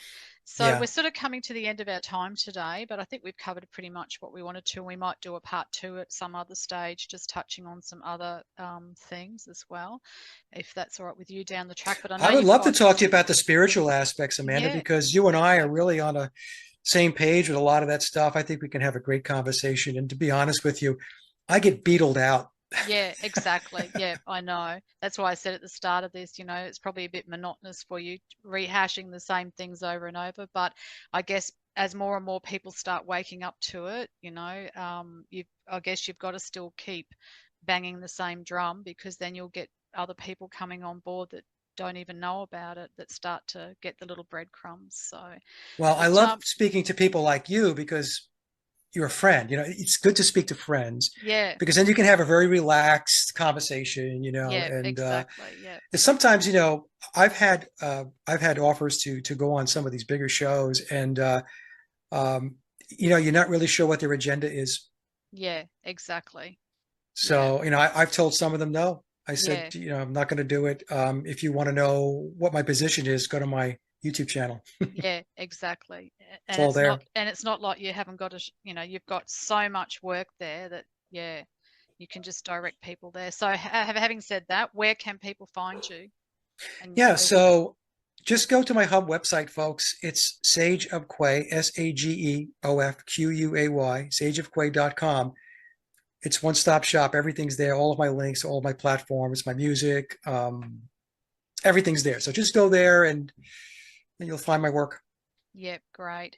And your album you're working on now, when do you think that will be out? Have you got a date yet, or are you still sort of in the process of? I have one more song to record, so it's written.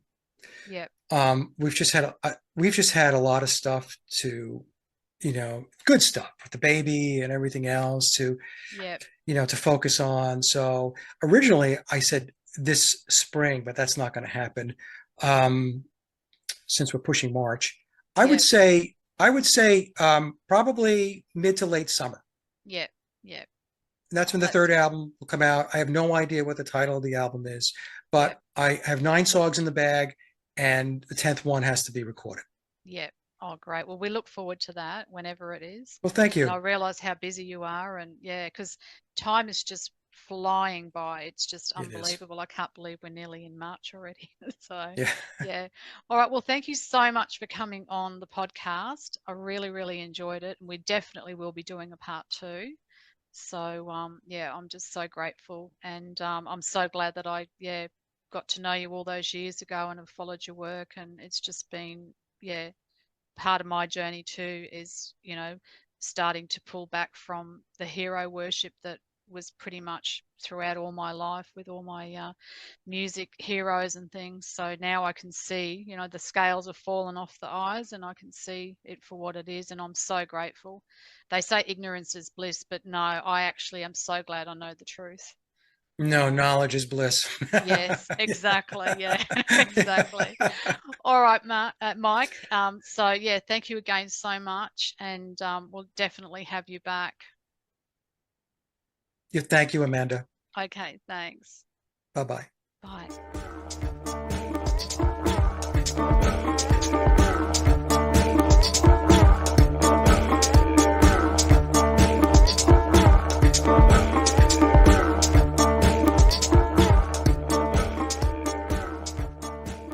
The subject is Paul McCartney. The theme is symbolism.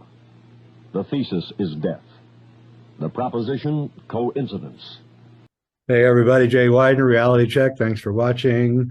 Hit like and subscribe and all that stuff. I'm going to get right to it today because I got a guest I've been wanting to have on for a while, because what he did in his work is he kind of pulled the string and unraveled the whole sweater of pop culture, really, at the very origins of modern pop culture. So his name is Mike Williams. He's the Sage of Quay, and you can find him at sageofquay.com. And he's got a really good YouTube channel, which I will link to. So you guys got to check him out. How you doing, Mike? I'm doing well, Jay. Thank you very much for having me on your podcast. Yeah, it's great to have you on. So I'm just going to let you have the floor because I don't really have anything to add that I haven't already said. I'm not, I did not investigate this. I really am kind of to pop film what you are to pop music. I more deconstruct film than I do anything else. But let's just start at the beginning of the famous, incredible band that had two songwriters that were just unbelievable, especially for their age, and they're called the Beatles. And tell us, give us your Beatles narrative. Well, I should probably start by saying that I was a total Beatle fanatic growing up. And at age of 9, I begged my father to take me to the movie theater to go see Yellow Submarine. And my father took my brother and I. My brother's only about 15 months younger than I am. And, I was just a kid and I wasn't expecting an animation. So I remember being disappointed until the very end when the Beatles came out. Right. So it was because of the Beatles that I got into music, and I started writing my own songs and recording and doing all that stuff. And as far as writing music and the such, I've been doing that since the late 1970s, we'll say 1978, 79 or so. And so I was a total Beatle freak for my entire life until I hit 2016, 7 years ago. And it was back then that I ran across the book, The Memoirs of Billy Shears. And I have the 2022 version here. You can see it's... I've read it. Wow, yours is really... tabbed. Wow. So when I read the book, that was the red covered book at the time.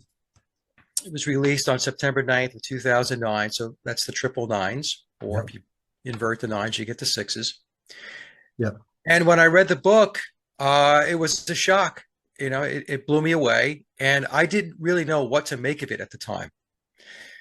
And so what I did was, I was asked to come on a show with Sophia Smallstorm. I told her about the book, and she says, "Oh, you need to come on the show and talk about it." And I really didn't want to, because I wasn't sure whether this was something that I really wanted to hop into. And the other thing is, I really didn't want to be the Paul is dead guy. I figured, okay, this is one of these things I'm going to read about, and then it's, I'll move on to other stuff. Well, to make a long story short, that didn't happen. So I did the show back in September of 2016. And I talked about the book, and I had to pull a bunch of slides together. And it was a daunting task, Jay, because as you know, the book is 666 pages. So when somebody comes on, or somebody wants you to come on and talk about the book, your immediate reaction is, well, how am I going to boil down that much, and make sense out of it? But one thing led to another, and the book just intrigued me because I was such a Beatles fanatic that I started digging into the claims that the book was making. And as I was digging in and researching, what happened was I found that my research was telling me that the book was truthful.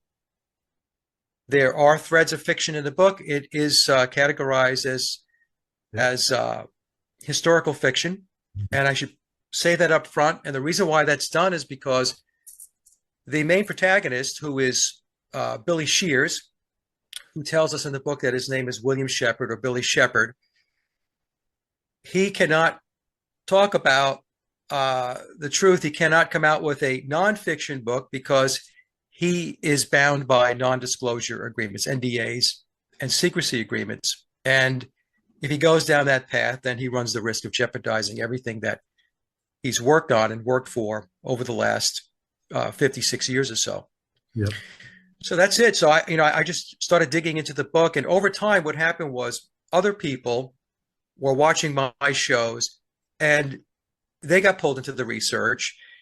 And over the years, I have about a handful of researchers that I correspond with, that I'm networked into, that are very, very good, very diligent, and they dot the I's and cross the T's. And so we have been working together on and off over the last 7 years or so, putting content out. Most of the content that I put out is mine, but those folks have contributed, and where they have, I will note and give them credit for, their piece of what it is that I presented. Other times I just had them come on the show, and to present their own material, their own thoughts and ideas.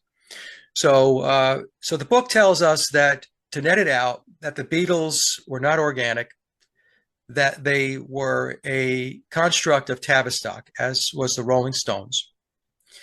And they were created as a social engineering initiative to change the very fabric of our society and our culture.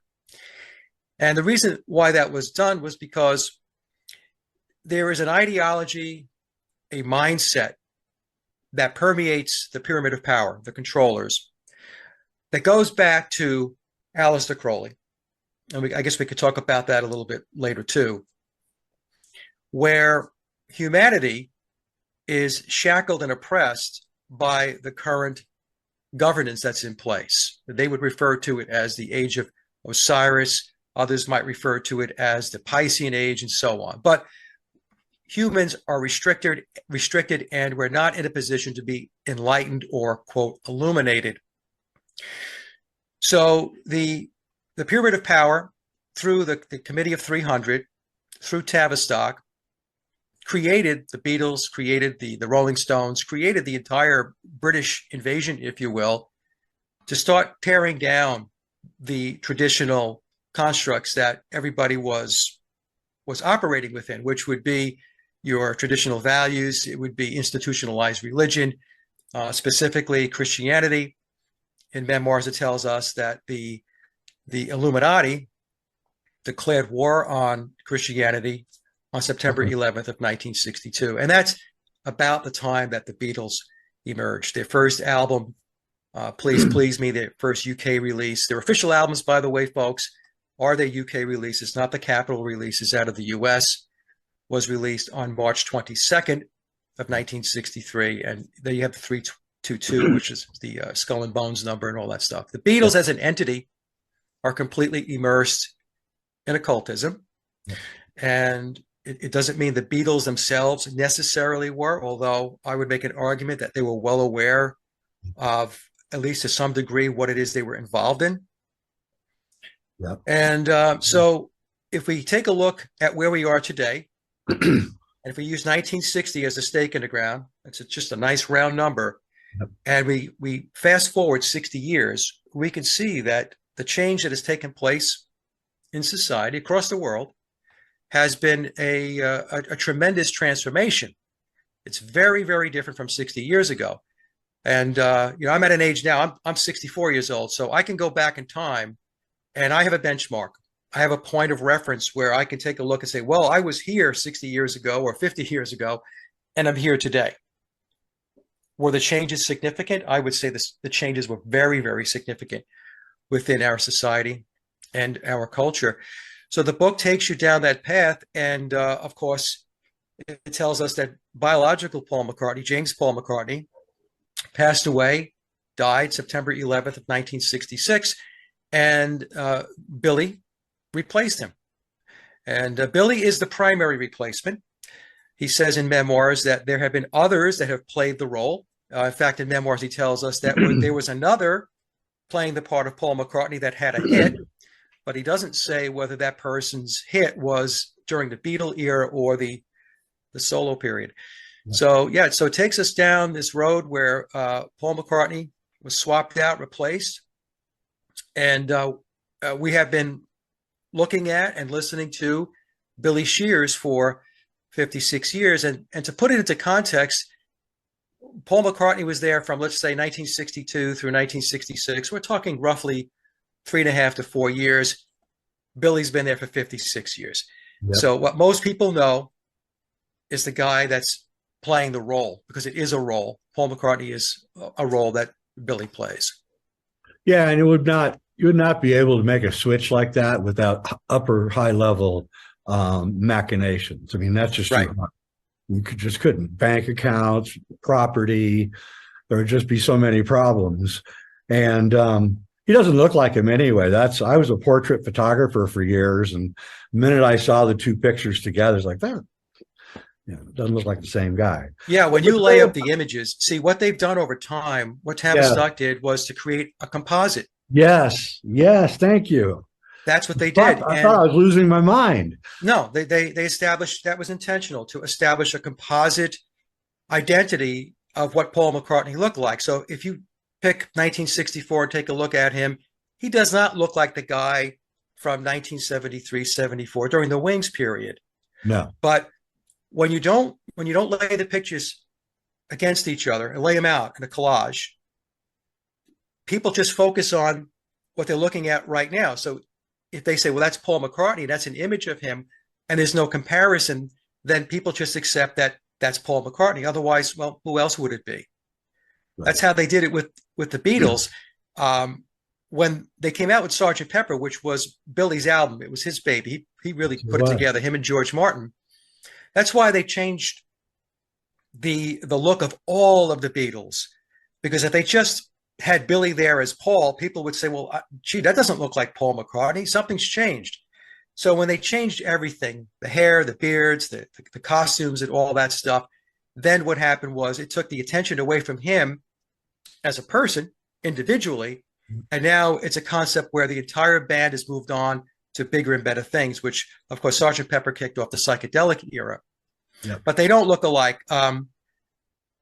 One of the researchers that I'm connected into, Sally, made an astonishing discovery going back a number of months ago. She had been talking about it and presenting it on a private group that we have. And she said he has a prosthetic right eye. Billy's right eye, it's a fake eye.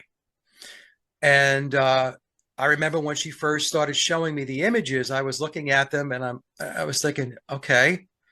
And the more evidence that she put forward, then I said, you know what, she's absolutely right. And we did a show on that.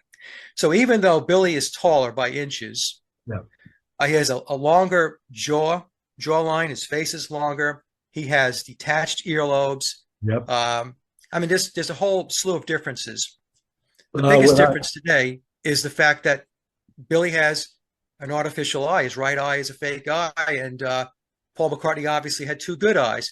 And we have shown in our presentations evidence that Billy's eye, his right eye, is artificial. And what would be the point, just to make him look more like Paul? As far as the eye? Yeah. I think the eye was, if I had to guess, and it is a guess, there's really two ways to go about this. One is he lost the eye somehow through an accident, or two, it was part of a ritual. Billy is deeply embedded in the occult, into mysticism, into the esoteric. And if you read memoirs, he talks a lot about this, and he also talks about his affinity for Aleister Crowley, which we suspect it's possible might be his father, his biological father, through ritual sex magic.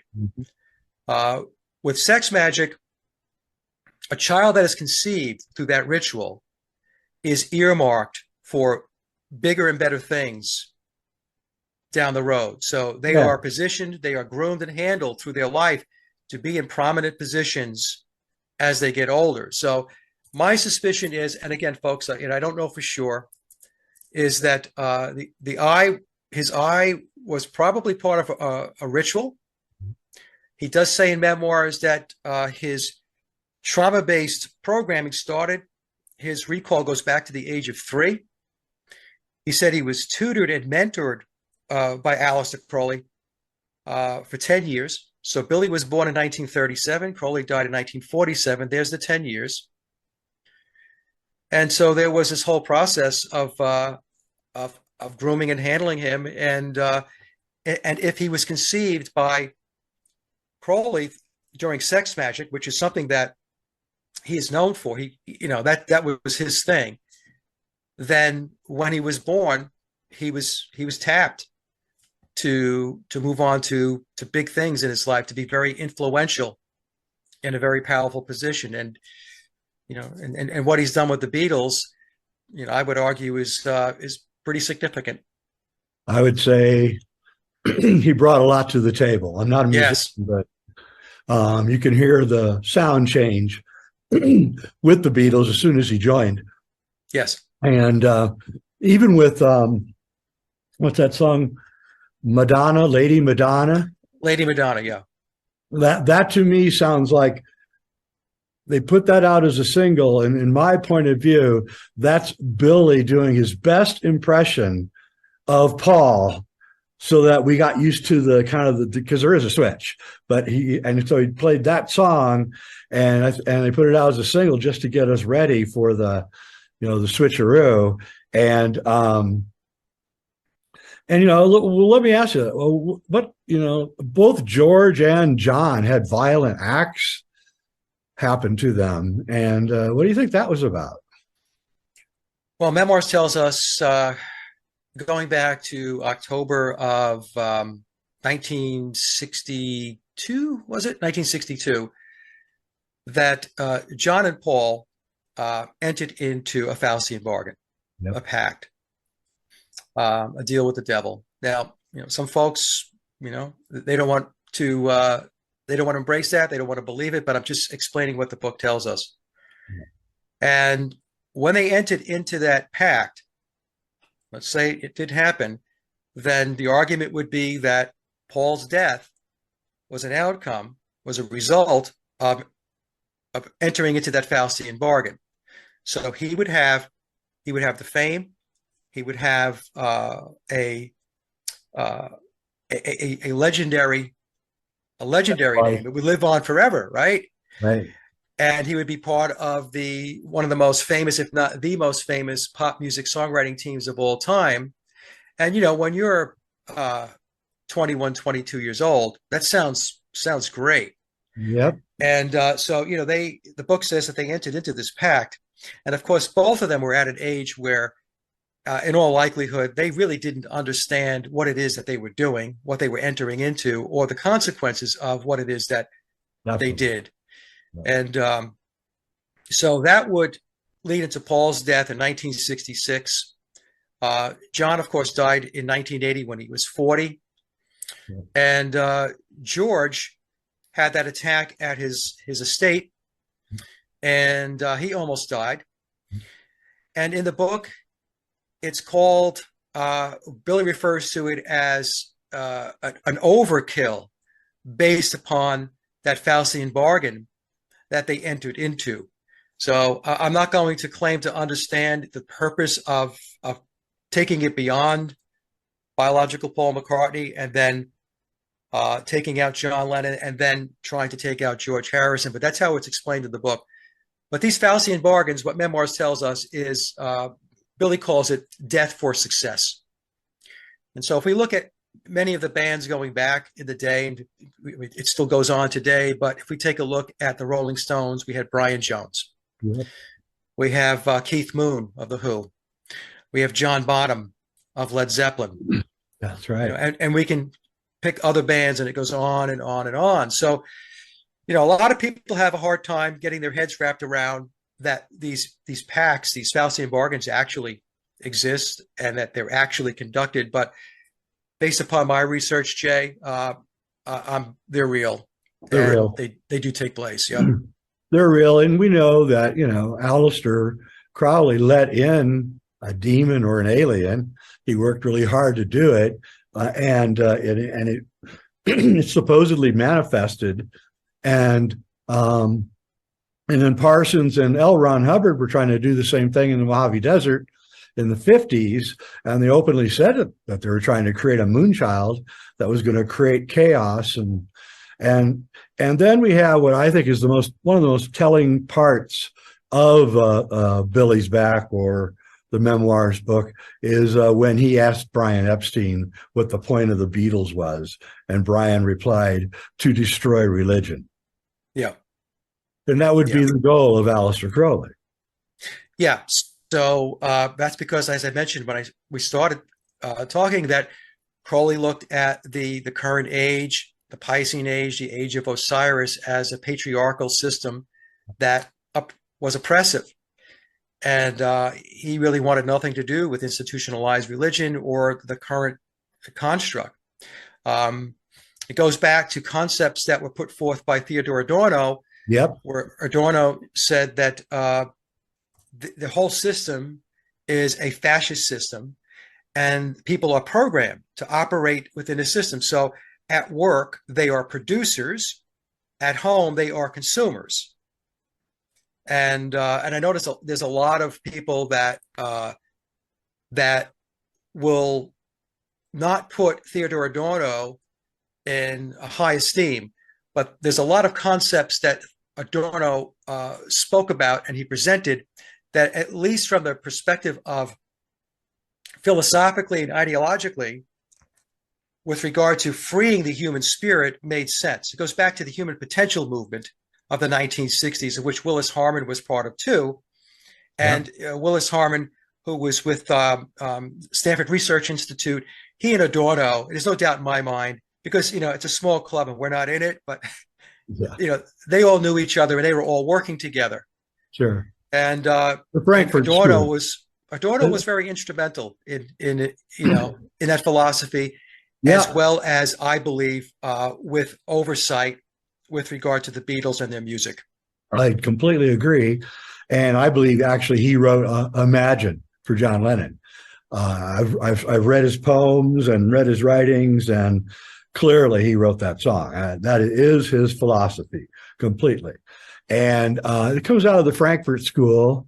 A bunch of intellectuals in the 60s came out of that school, and their whole purpose was to rearrange and change culture. I was even influenced by it. One of my favorite writers when I was young, film student, was Krakauer, who was I didn't even know at the time what Frankfurt School was, yet he was having this huge influence on me as a filmmaker. And now I realize, oh my God, what was I doing, right? And we didn't know it. But I think Adorno is right in there. I think he was directing the music. I don't think he wrote it all, but I think he directed it. And the purpose is one of the things that these people believe is that you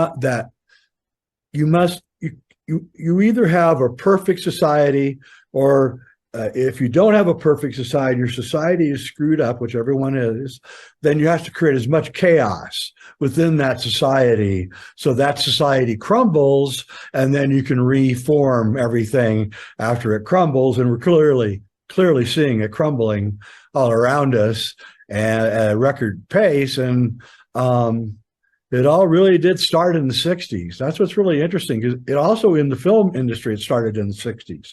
Right in the early 60s, you began seeing things in films that you didn't see before, and an attitude too. Yeah. And of course, that traveled right into the Laurel Canyon psyop, where, all these filmmakers like Roger Corman and were doing all sorts of things. Another whole story. So let's get back to the Beatles. So they're trying to tell us that the Beatles wrote 237 songs in 8 years? 7 years, yeah. 7 years. Yeah. I'm not a songwriter, but that just seems like really way out. Yeah, so I peg it at around 200 songs, but there's an argument and debate over how many songs, because there were songs that were not published and so on. But I use a number of 200. So yeah, so we're told that the Beatles wrote 200 songs or so, a little bit more, over a 7-year period of time. And so back in 2020, I actually released a documentary, a 4.5 hour presentation, where I looked into, did the Beatles write all their own music? And the elephant in the room for me, which told me that they did not, is a DVD I watched back in 2019, and the DVD is titled Deconstructing Rubber Soul. And it's the official narrative that's being told as to how Rubber Soul was recorded. So they tell us that the Beatles recorded 16 songs, 14 for the album, and 2 singles, plus a Christmas flexi disc within 30 days. So they entered the studio on October 11th of 1965, and they wrapped everything up on November 11th of 1965. So being a musician myself, a songwriter, as soon as I heard that story, especially given the backdrop, I should say this, the official narrative tells us that the Beatles came into the Rubber Soul sessions with essentially no backlog of material. They had really no songs written, so they had to write from scratch. So as I'm watching the DVD, and I've got this background of 16 songs starting from scratch, I said, there's no way. There's just no way that could happen. So, I started digging and I looked into it. And the result is that I concluded that it was not possible.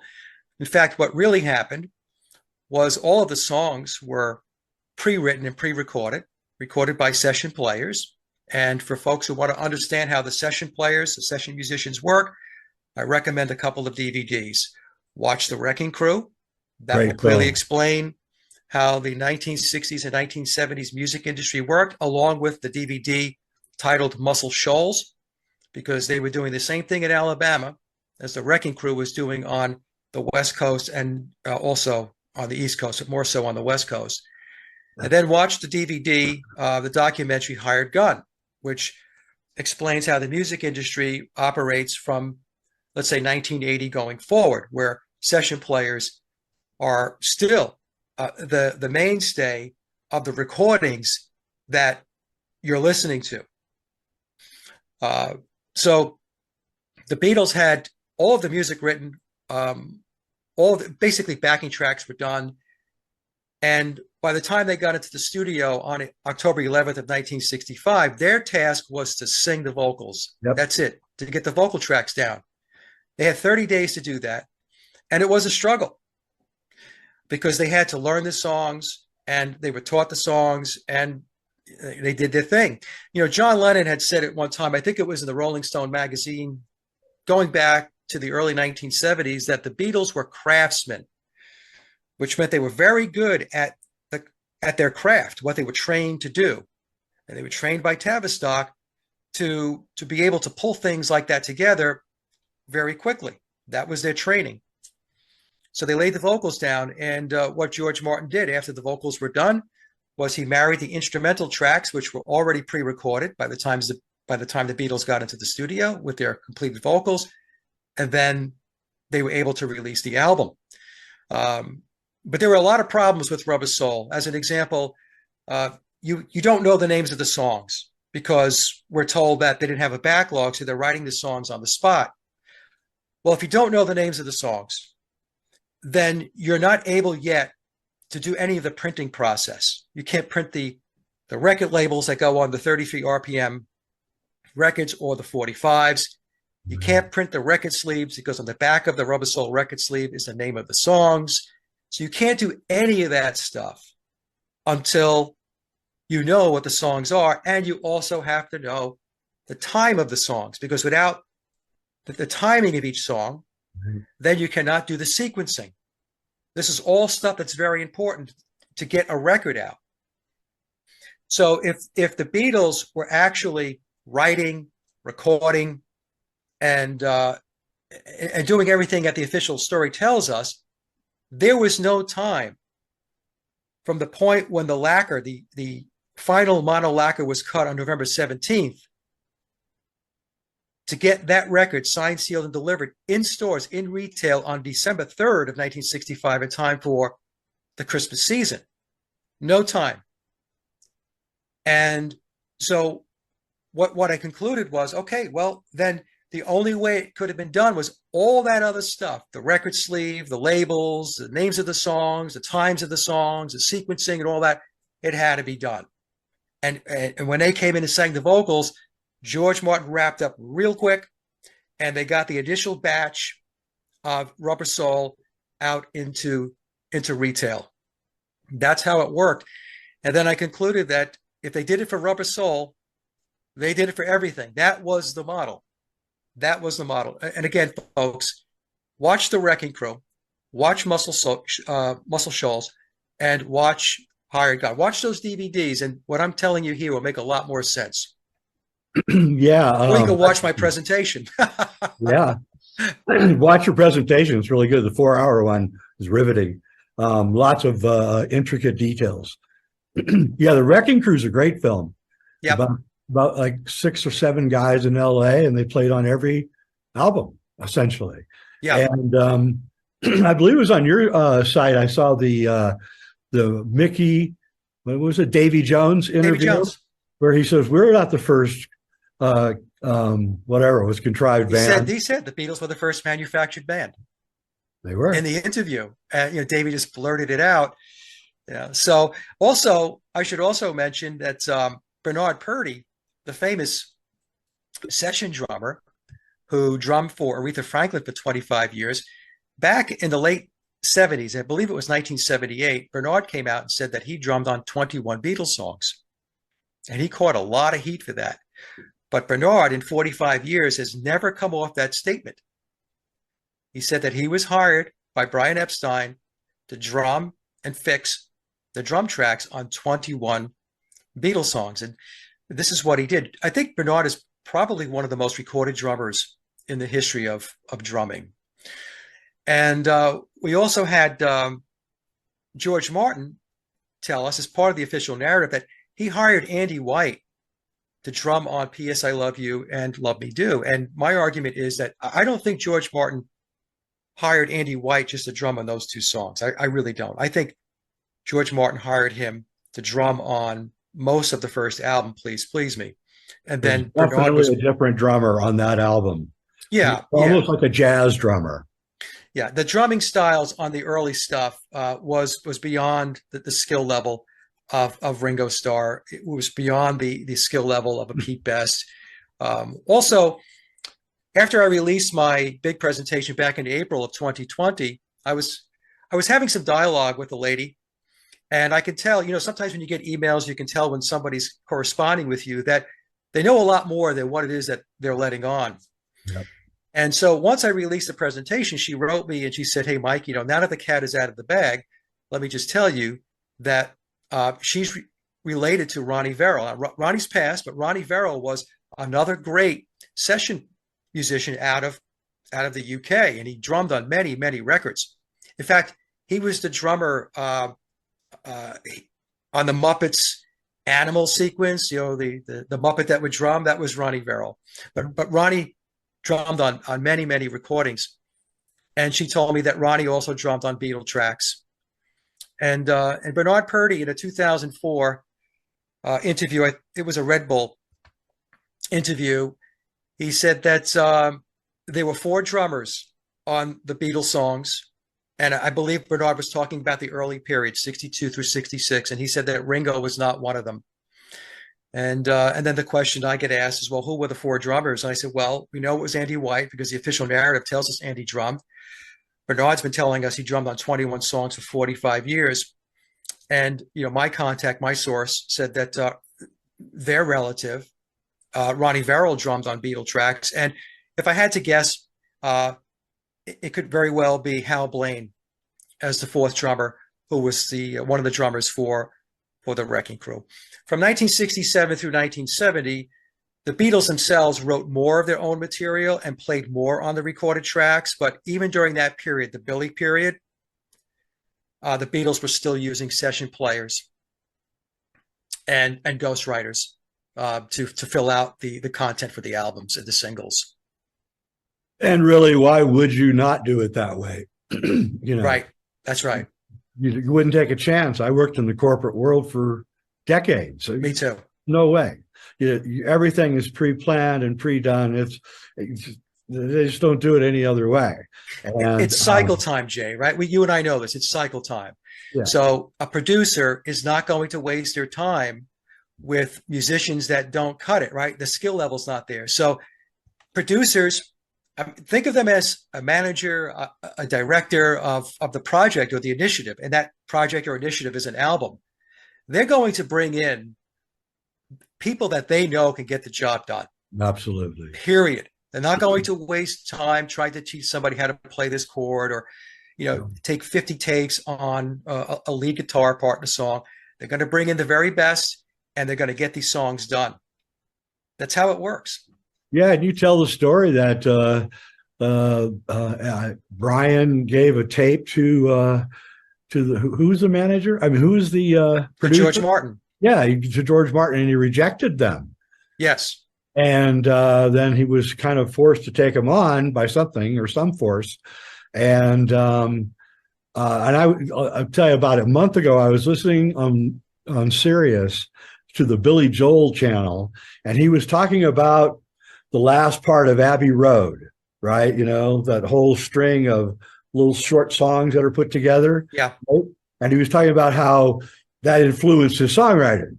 And at one point, right in the middle of talking about it, he just stops, and out of the blue, he goes, and you cannot believe what a great musician George Martin was. Whoa, did he just tell us? Yeah. Right? Yeah. Well, I have a clip of George Martin in an interview saying that he wrote the lead for Michelle. Yeah. Right? Billy tells a story that he was dabbling on the guitar and as Paul McCartney in some cafe, and he was, just coming up with something that resembled Michelle. But then you have George Martin say, yeah, I wrote the lead in Michelle. I believe George Martin was, well, not even going to say I believe, I know George Martin was instrumental. He is the glue that kept it all together. Not only was he the managing director of the psychological operation known as the Beatles and Beatlemania, but he also was, I think he was writing music. He obviously was arranging, and it's possible that Adorno was also writing some of the songs. I don't subscribe to Adorno writing all of the music, which is a claim that you'll hear sometimes, because Adorno had a lot of other stuff going on. And but I believe the way it worked is Tavistock/EMI had a staff, a small staff of writers, maybe 5 to 6, that were turning out the songs, and it was George Martin and or Theodore Adorno working together, deciding which songs were going to go on the albums and which ones were not. Yep, absolutely the way it would function in any corporate world. So you can argue with you all you want, but I was a producer for a long time, and we would never take a chance. No, you get fired. So yeah, so so Billy comes in, and he's clearly a better musician than the rest of them, and the whole sound changes, and they were probably given orders to create the psychedelic era, right? And for mind control reasons, I would guess, and spiritual reasons, I would think, and on a cult level, these forces are let in through the dimensional barriers. The barriers are broken, and these entities get in, and they flood in, and they're evidenced by mental illness. Is basically how you identify these entities. And we certainly have a rash of mental illness going on these days. And also John was John, there's this article, you sent it to me, I'd seen it years ago, about John, his personal servant or something, saying that John had turned into a right-winger. Yeah, Fred Seaman. Yeah, Fred Seaman was his personal assistant for 2 years. Yeah. Yeah. And that would be, honestly, a lot of people change when they're near 40, when they lose their liberalism and they go conservative, basically when they get some money and they realize how much they're getting taxed. And I'm sure he was getting taxed. And that surprised me when I first read it, but now it makes a lot of sense. He may have crossed a barrier there too, if he started talking about other stuff that he knew about. Yeah. So, I mean, I don't know, if what Fred said was true or not, but like you said, Jay, as you get older, and he had Sean at the time, so it was during this period of time when he was on a hiatus, right, that 5-year period of time, you start to see things maybe a little differently than you did when you were much younger. So it's possible that, I mean, I don't know if he was like, he flipped the switch to be a conservative, but he probably had more conservative leanings than he had previously. I mean, that I could see, And also, he's probably, waking up in the middle of the night going, oh my God, that incident, that was all contrived to get us to go do this or to do that or whatever. And, you're slowly putting the pieces together of your own experiences and realizing how everything was being pushed. And John Lennon was a bit rebellious. He probably didn't like that. Well, in the footnotes in memoirs, it does tell us that John really didn't understand the full scope of what it is that he was involved in. And then when Paul died, biological Paul died, that's when he started to realize that, you know what, this is a lot deeper than I think that maybe I bargained for. Yeah. And so Yoko was his handler. This is what's told to us in the book. And Billy said that he was also a handler, not the primary handler. Yoko was the primary handler, but between Yoko and Billy, they were there to try to contain John, because they said that he was a bit of a loose cannon after the point where Paul was taken out. And the book tells us, well, the narrative tells us, the prevailing narrative of the conspiracy says that he died in a car crash. But then in the footnotes of the current version of memoirs, I think going back to last year, it starts to allude to the fact that it was a ritual sacrifice, that perhaps it wasn't a car accident involved at all, that he was just taken out on very early in the morning on September 11th, 1966, as part of a ritual sacrifice. I just want to get this straight. Are you saying that there's other editions of memoirs? Yeah. So we have the 2009 version, and then in 2018, the 9 after 909 version was released. And that was the first version that had the footnotes. The first edition didn't have footnotes. And I correspond with Tom Harriet once in a while. Tom is the author or the encoder of the book. And what I gathered was Billy was wanted things to move along a little quicker. And so to do that, the narrative of the book, because it is categorized as historical fiction, they wanted to put these footnotes in place to basically put more spice into it, more boldness into the statements as to what was really going on. And then there was a release of the book, updated again in 2021, and then 2022. Now, the 2021 and 2022 version have more information in it. But if you have the 2018 version, the 9 after 909 version, it's pretty much there. But some additional information has been added, especially with regard to the footnotes. So yeah, there's been multiple updates. Okay, so tell us, why did Billy write the books? It's clearly got his picture on it, and clearly he wrote it, or parts of it. Because nobody knows who he is, right? So there's a chapter 65 in the book is titled, let me see, I've got it right here, Know the Difference. So in that chapter, it's the second to last chapter, he tells us that everybody knows me as this person that I'm playing the role of, who passed away 56 years ago. That's not me. Everybody thinks the guy that passed away wrote all these songs.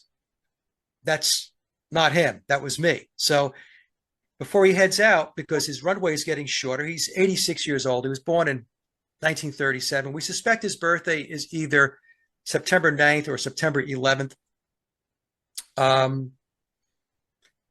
That he wants people to know who he is. He wants to go out, not as so much as Paul McCartney, the persona, the public persona, but he wants more and more people to know who he is as a person, who he really is. But it's a tough nut to crack, because after 56 years of deception, it's going to be a little difficult to get any number of people, forget about a critical mass, to really latch on to the whole story. Yeah, and I'm not really interested in how many people believe it. I'm more interested in what it reveals about what they're doing and how it works. So I wanted to ask you, just kind of a side question. What do you think of Dylan? Well, back in the early 2000s, he was on 60 Minutes with Ed Bradley. And in that interview, he said he made a deal with the chief commander. And then Ed Bradley asked him, well, chief commander, who's that? And so Dylan was saying, well, he's the chief commander in this world and the next world. I'm paraphrasing. Guy that runs this world and the other world, or something. Right.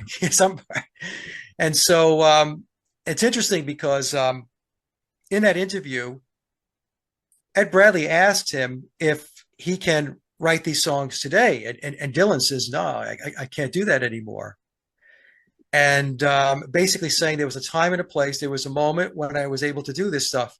Also, there's a documentary, I forgot the name of it, that's on Amazon. It's a couple of hours long, where people who knew Dylan said that originally when he was playing these local clubs in the early 1960s and so on, he wasn't a great guitar player. He couldn't play harmonica. And then they said they believe he went off to the Crossroads, which is the Faustian bargain. And he comes back and he's writing all these lyrics. He's got all these songs. He could play the harmonica. And so, it's another one of these examples you could put out there and say, well, this guy went from not having all of this talent and skill to all of a sudden he's this prolific, very deep, insightful, introspective songwriter. How did that happen? But in the Rolling Stone magazine I mentioned earlier in the 1970s, I believe it was Rolling Stone. If not, it might have been the Playboy interview in 1980, but I think it was Rolling Stone. Lennon called Dylan a myth. Yep. He said the Beatles myth, the Dylan myth. So the McCartney myth. So, I mean, John was kind of on a roll at one point where he was just pointing it out that this stuff is not real. Yeah, he was. It's illusionary. Yeah, it is curious. Dylan did complain in one interview, like around 1975. He said, my muse left me a few years ago. And clearly he had studio musicians with him, playing behind him, and he even admits it. So it's not even Yep. And also, I don't know, there's something about his singing, especially with Nashville Skyline. There's some like weird change that happened right there. They say he got in a motorcycle accident. Right. Yeah, but something happened at that time period, 68, 69, with him, and I don't know what it was, but I'm not even sure that the guy playing Dylan is Dylan anymore. Well, that's another conspiracy that Bob Dylan was swapped out too about that time, and but that's not something I have looked at in any great detail. Either. So yeah. So I just the whole McCartney thing has been enough for me. I was sucker punched by Dylan, thought he was God on earth for a while, and now yeah, well, that's it, right? They're put out there as the gods. That's where you focus your energy, both your spiritual. Also, if you look at the lyrics of "Times They Are a Changing," they're pretty revealing, actually. Yeah, the curse is cast. Curse is cast against who? I mean, right. What do you mean the curse is cast, right? And it's very strange, as if he's actually telling us quite a bit about what he's learned about, the plan. Right. The same thing with Leonard Cohen, with First We Take Manhattan and The Future. And I mean, he's like letting out a lot of stuff in those songs if you know your stuff, Well, this is what they do. I know you know this as well as anybody. They put it out there, and it's up for each individual to decode it and understand what it is that they're really saying. And have you seen the pictures of Leonard Cohen in the university mind control? No. Oh yeah, type it in, Google it. Leonard Cohen, when he was like 9 years old, was taken to, I forget which university, where the CIA was doing all their mind control experiments in Canada, in Montreal, and he has told his girlfriend, she put it on her blog, that he had been mind controlled by the CIA when he was a young man. Yeah, that doesn't surprise me. It really doesn't. You mentioned Laurel Canyon earlier. Yep. The military intelligence they've got their stink all over Laurel Canyon. Yeah, there was a 1938 article in the LA Times about a labyrinth tunnel system under Laurel Canyon that they discovered. And then all the houses got strategically built. I used to live in that area, and like Merv Griffin took this place. Oh, that was just one of the openings are. And there was even a tunnel between Jack Nicholson's house and Marlon Brando's house. Is that right? Yeah, Marlon Brando died and Jack got the house, and then he burned it down. He made a deal with the LA Fire Department to do a test burn. So they burned down Marlon Brando's house, and then the tunnel caved in during the, putting the water all over the fire caused the tunnels to cave in. They saw the tunnel went all the way to Jack Nicholson's house. Makes you wonder. Yeah, I mean, what it tells you is this reality is nothing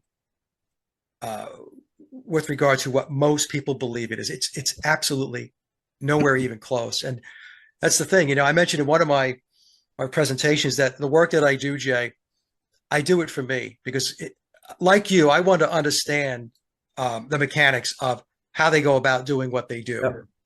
I don't do this to convince anybody of anything. I really don't, because you can't convince people. If they're not ready, they're not ready. You can talk to you blue in the face. Nothing's going to happen. So you have to do it for yourself. And, but if by putting your information out there, you're able to interest a couple of people and it resonates with them, that's fantastic. But really, at the end of the day, I always tell my audience, it's an individual journey to learn what this is all about.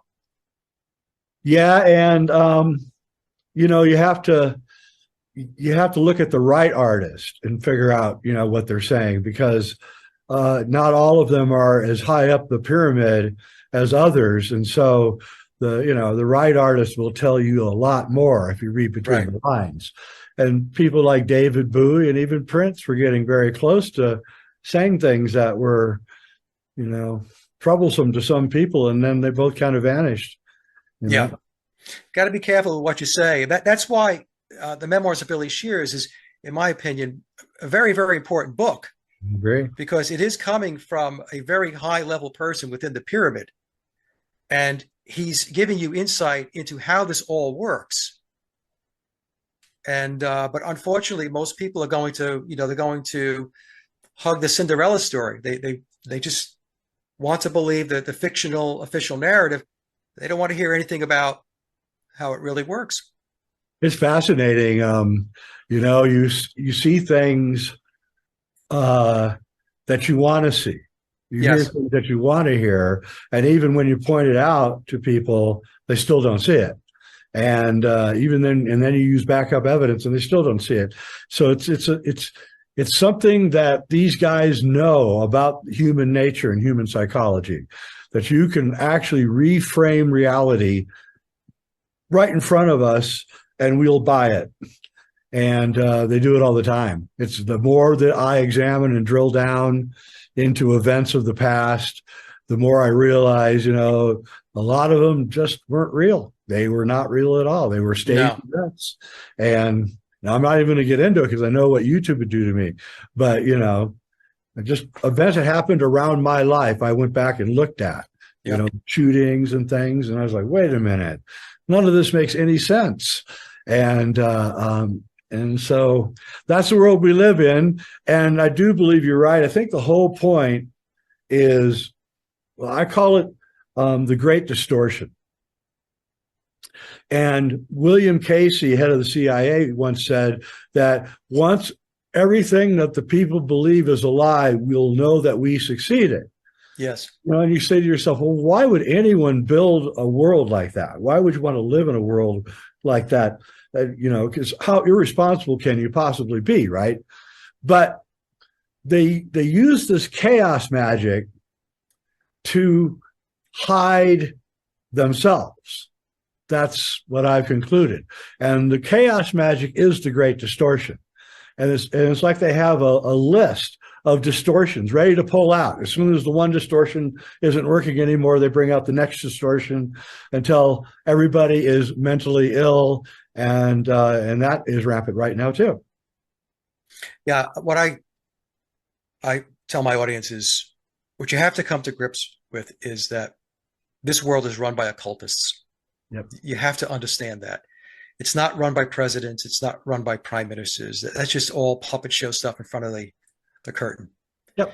And once you understand that it is run based upon occultism, and the point you made before, Jay, about the controller's knowledge of the human mind and how to manipulate it goes way, way beyond what most people can even comprehend.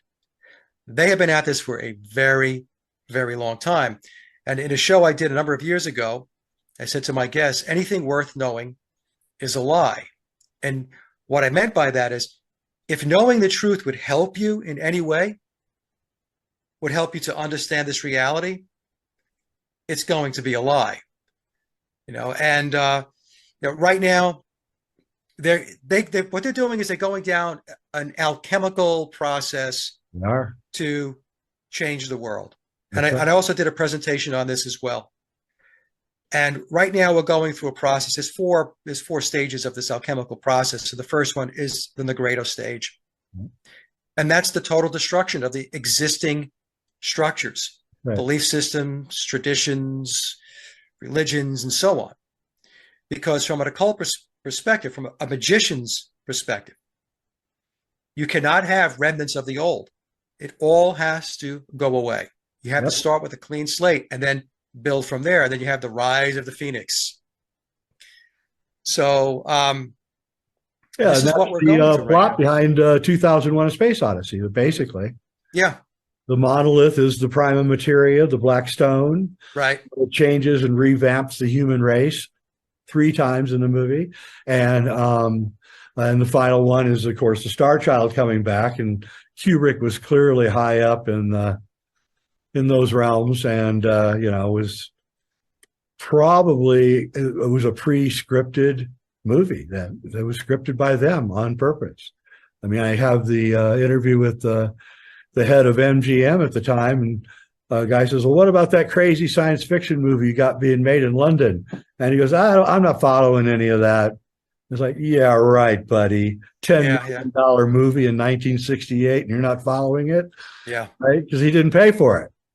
So the whole thing is, and Kubrick must have been vastly aware of this Beatles thing, I think, too. So, we know the Who knew about it, because Pete Townsend says the parting on the left is a parting on the right.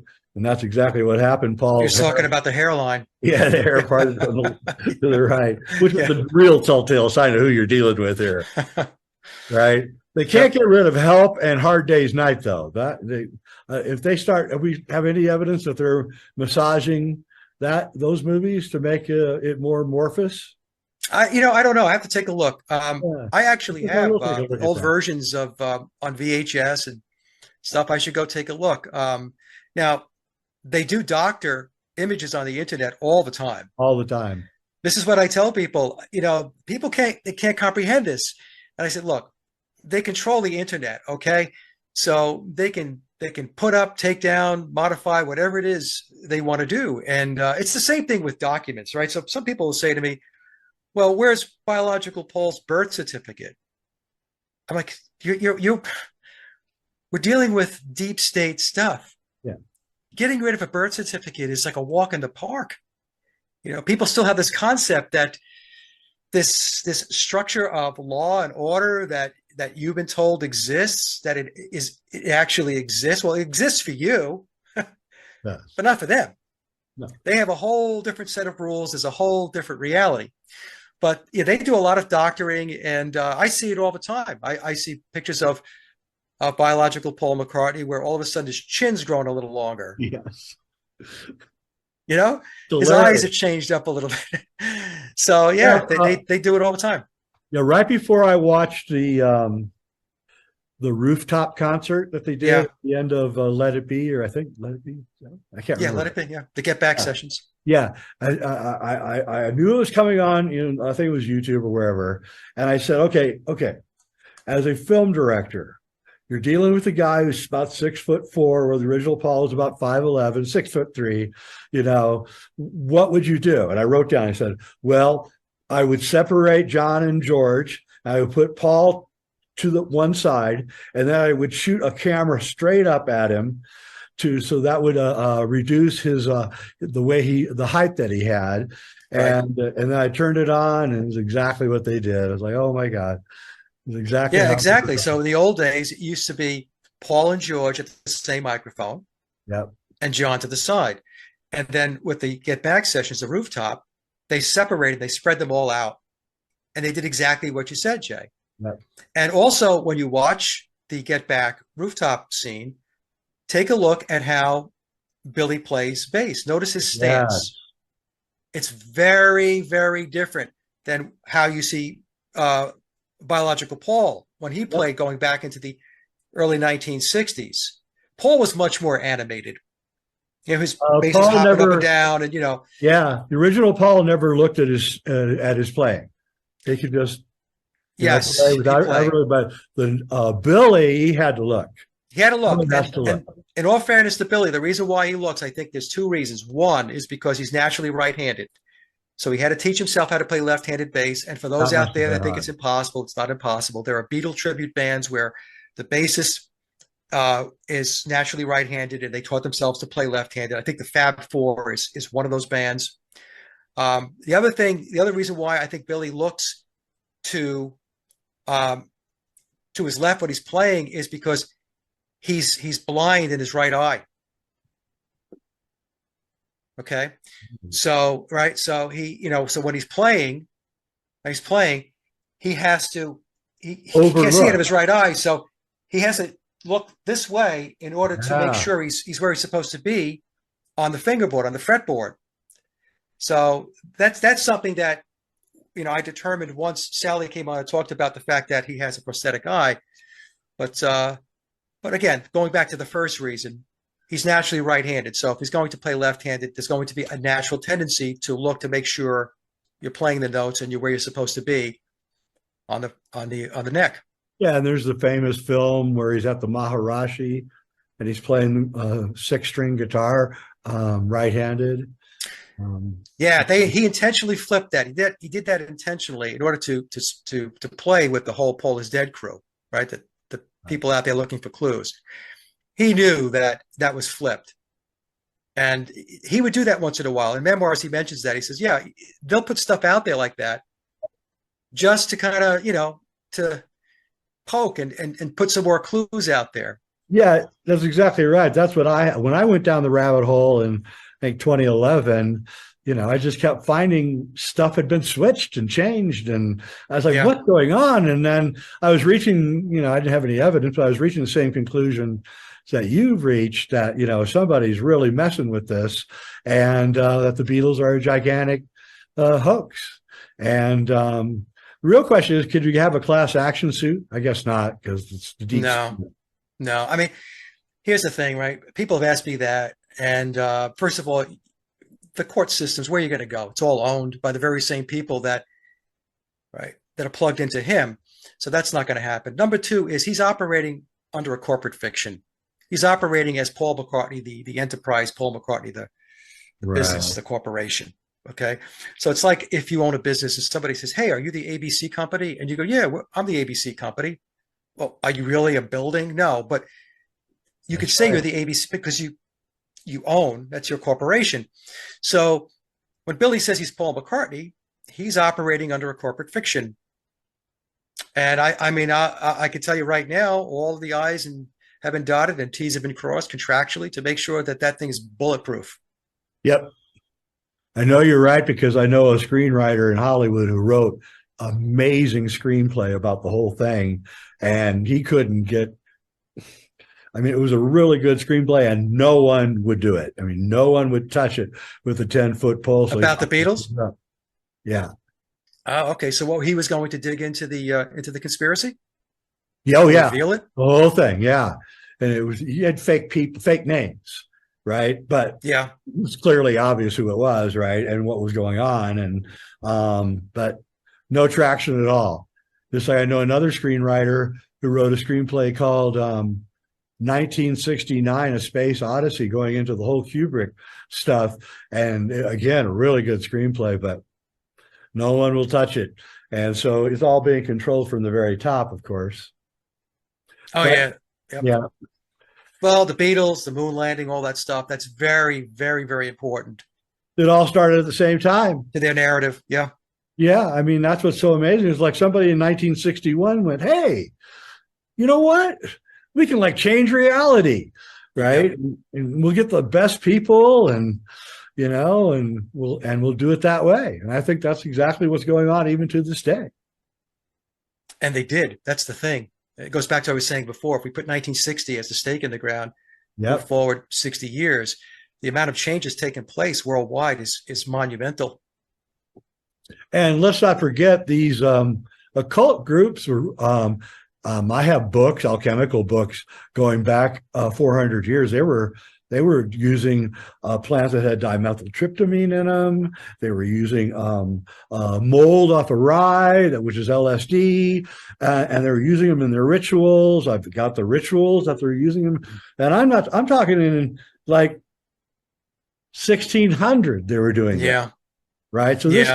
So this group worked its way up into the power grid through Crowley, and then they spread their chaos, magic, hallucinogen religion. And that's what they're doing. They're trying to create a new religion to replace the old religions, all of them, I think. Yeah. Or those old religions have to start taking the hallucinogens. Well, we could see, no, they want to replace the old religions. That's what I think. They just want to get rid of it because it's in their way. They can't have all these divergent belief systems as roadblocks to where they want to go. So the way to do it is to break it down. Just break it down. Get it to the point where, you know, it doesn't have the hold on people like it used to. Now, some people are never going to let go of it. But their plan is to move forward with a lot less people. I'll say it that way so that this doesn't get bounced up at YouTube. So there's going to be a process in place that, you know, I brought the Georgia Guidestones to the world a long time ago, and we know all about that. And yeah, that's their plan. Their plan is to drive down and then have a more manageable population. But there's a lot of arguing right now among the elites that they actually need a big population. So, or they can't go forward with they're trying to move into a type 2 civilization. That's their plan. We're going to type 3 or type 1, and they want us to move into a type 2, which is a high-tech, worldwide connected civilization where they manage everything through AI, and they want us to comply with it, and that's where we're at. Yeah.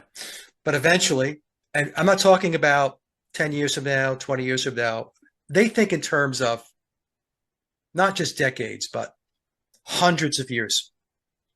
So they might say centuries from now, this is our plan. This is where we plan to be.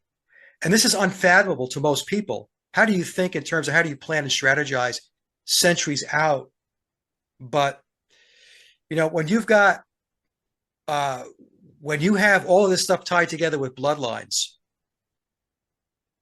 and systems of education that we're never going to be privy to, that's how they keep it all together, you know. And but I like to think, Jay, that we're giving them a little bit of, you know, of a run for their money. Shows like this and others out there that are trying to expose what's really going on. You know, so all we can do you're is right, because about 9 months ago, I put out my film about the Zapruder film, and which was pretty radical view of the Zapruder film. And but I finally found a clear version of it so I could actually describe what was happening. And I thought to myself, well, I wonder what's going to happen now, right? You know, not that many people watching, maybe 6,000 people, something like that. Within 2 weeks, Oliver Stone was on Joe Rogan for, I think, 3 hours talking about his film, and because I really criticized his film in my expose. And then I said, okay, now we're going to head into the whatever year it is of the death, November 22nd, another occult day, by the way. Yeah. And then, you know, even Tucker and everybody's going on about, oh, the CIA did it, the CIA did it. And I thought, well, that is amazing. They're doing a limited hangout right in front of me. Yeah. A little too much too late, Tucker. I saw that too. Yeah, I thought so too. A little too late. But, you know, we are making are having an effect, because I see the effect. And you've done really good scholarship. That's what I like about you. You're strictly business. You just take one step at a time, look at the facts, get it out there without any emotion, you know, because, I mean, you know, you're going to piss off a lot of people who are Beatles fans. And again, I don't care. You know. No, the truth is the truth. Yeah. And the truth has got to go out. I mean, to the best of your ability, that you're able to expose the truth. You're never going to nail everything, because there's always stuff that you're not going to know. There's pieces of the puzzle that are out there that have not been discovered yet. And the process is to discover these other pieces so you can continue to build the picture. And that's the position that I put myself in. I don't sit there and say, oh, I have the entire thing figured out, because tomorrow another piece of information can come your way, which means you're going to have to change up, perhaps, where you were the day before. So you have to stay fluid, because, like I said, the flow of information, there's always something that's going to roll up on your doorstep that you have to consider. Yeah, and then you jog the memory of somebody, and then they contact you, and you're right. All sorts of different kinds of information. And the more that you get out, the more you have input coming in, and I get clues every week or so about films and machinations inside films. Yeah, stuff that probably make me sound like a mad person if I said it, to anybody, but it's definitely there. That's all I can say. There's definitely all sorts of stuff going on in showbiz that is, well, they're not hiding it anymore. The Grammys had a satanic performance the other night, so. No, they don't hide it at all anymore. No. And it makes you, makes you wonder if, there isn't some kind of satanic force. I mean, it really does. The more deeper you get into it, you eschew it. I'm trying to stay scientific. I don't want to, but then you see things happening that are kind of baffling, as if, like you said, the long-term plan. Well, what kind of human? The only answer to the long-term plan is they really do have some kind of elixir of life and they can live for a long, long time, which I've heard they do. Or two, it's alien or interdimensional that doesn't care about time. It has a plan. Its plan is to do whatever it's going to do, and it's doing it. I prefer the previous one than the other one, or they could be together. The long-lived person could be influenced by, especially if they're taking psychedelics, high doses of psychedelics. I'm used to be an advocate of that, but I no longer am, because I've seen the damage that they've caused. And so I do not advocate for taking large doses of psychedelics. I think it's a bad thing. I think it plays right into their hands, actually. Yeah. Well, I think that's my personal opinion is I do believe that they are plugged into otherworldly, outside of our realm. And that's one of the points of continuity that keeps this thread going.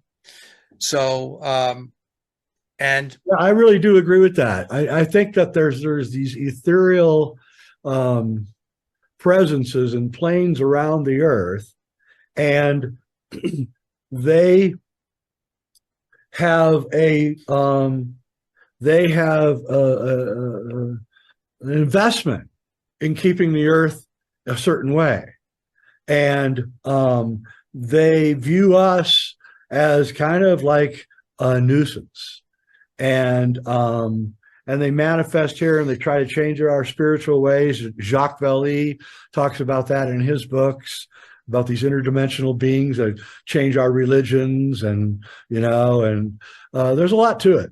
There is a lot. In fact, a previous show I did with a friend of mine, Billy Watson, I said that it's like a mind parasite or pathogen that commandeers the minds of so many people, especially those that are in power, because what's going on, how they think, the things that they do, it doesn't emanate from the human soul or the human spirit, Jay. So there's something alien to them, to the way they think, to the way they behave.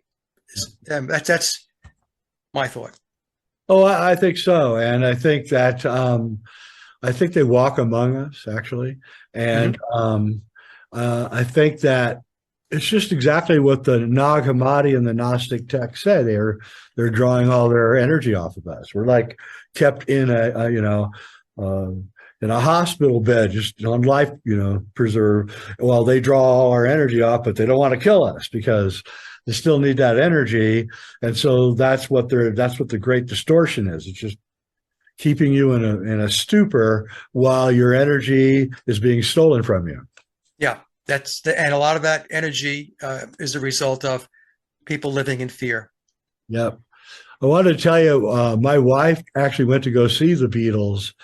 I don't know when they went to Baltimore, 65, 66. And she was paid $5 to scream. She was probably cute as a button, 16 years old or whatever. And she was given $5, which was worth a lot of money in those days. And she screamed for the whole time. And then I was thinking, okay, that's a good gag and everything. But if the Beatles really were not that good musicians, it's possible that they were paying off these girls to scream, because she said she could not hear the music. It was so loud in there that all she could hear was a drum or something, but nothing. She could not hear the music. So it is possible they're paying those girls to scream just to cover up the bad musicianship.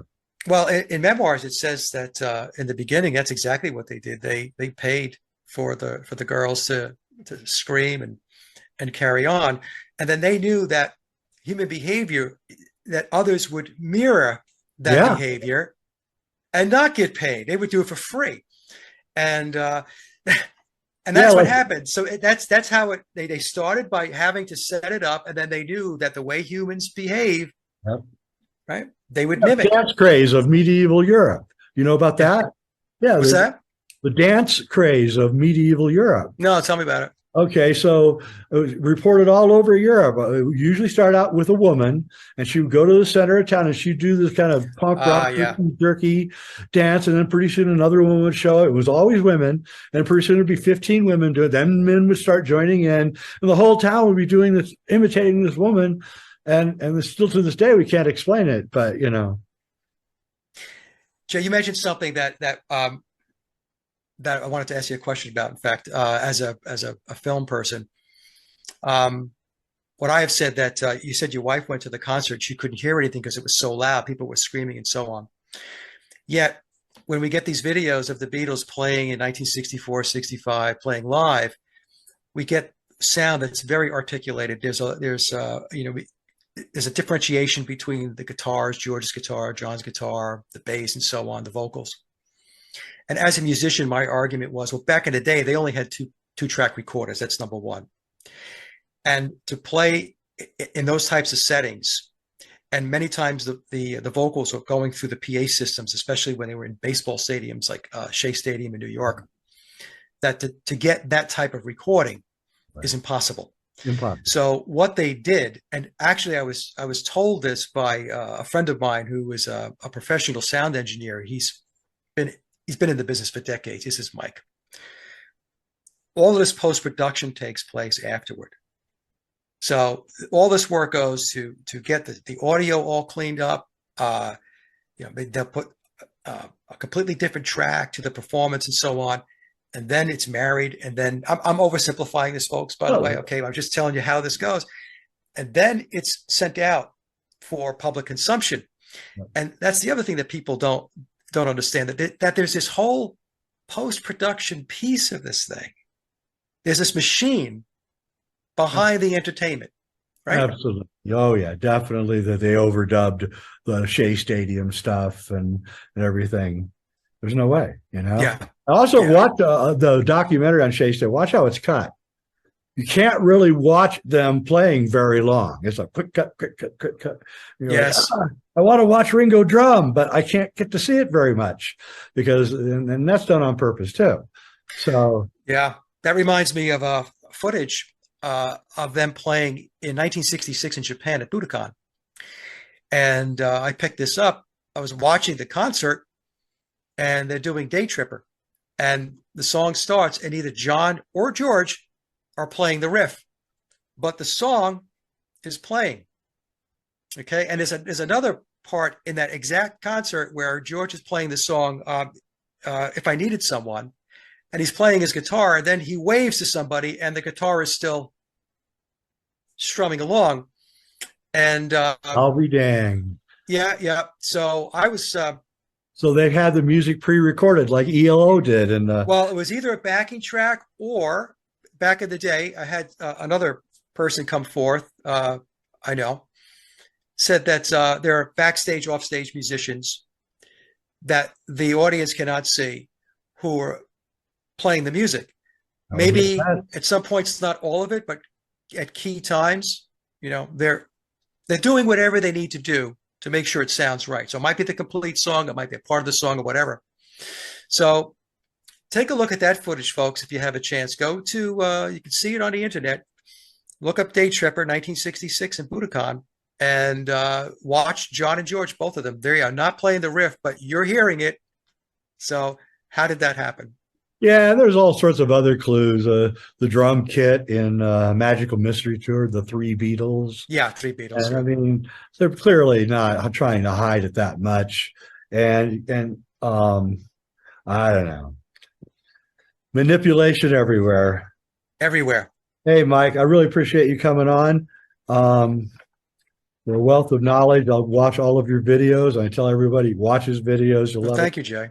Especially the 4-hour Beatles one, because I mean, you really ace it for them not being able to have the talent to write their music or the age to have enough experiences. I mean, you have to live to be a certain age before you can be a good writer. And, a lot of people that are young go force experiences on themselves so that they can write, but they still were too young, 21, 22, I don't know. Yeah, and you have to understand the background of the deep state. You have to understand the Committee of 300, of Tavistock, Stanford Research Institute. You have to understand who Theodore Adorno was, Willis Harman, and I cover all that. And then once you understand who these players are, then the pieces to the puzzle come together a lot easier, I think. That's right, and there are not that many players. If you make a list of them, you're not going to hit over 200 players that are obviously the members of this thing, and there's like a culture brigade, and they own all the studios, and they run the whole thing. That's what happens. Yeah, things handed down from, it's not as overt. It's more like, why don't you do some films on a certain subject? Right? They suggest it. Right? Then all of a sudden you see all these films coming out that address a certain mind control subject that they want you to do. And that's how they do it. So it's never overt. That's the thing. They keep it the other way. Right. All right. Mike Williams, you are a wealth of knowledge. Sage of Quay, sageofquay.com. Check out his YouTube. It's really good. Oh, I want to add, Mark Stacer is not John Lennon, right? No. Okay. I apologize. He's completely different ears. Huh? He has completely different ears. Yeah, I saw your video.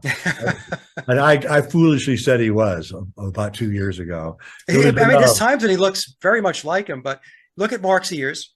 Yeah. Very, very different than John's ears. Yeah.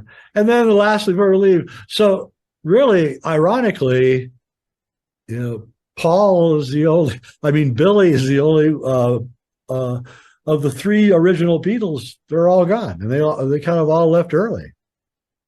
Yeah, well, Ringo's still here, and Pete Best is Pete Best is still here. Yeah, he's still alive, right? Yeah. Yeah, well, Ringo. But Billy has commandeered the show. Let's just put it that way. Billy has put himself in a position where he is the Beatles. Yep, and now he's in control of the narrative. Yep. All right. Well, thanks for coming on. All right, Jay. Thank you so much. All right. Okay, everybody. I'm Jay Weidner, Reality Check, hit like, subscribe, and all that other stuff. And I'm going to have Mike back because there's is an amazing subject. Thanks, Mike. And we are out of here.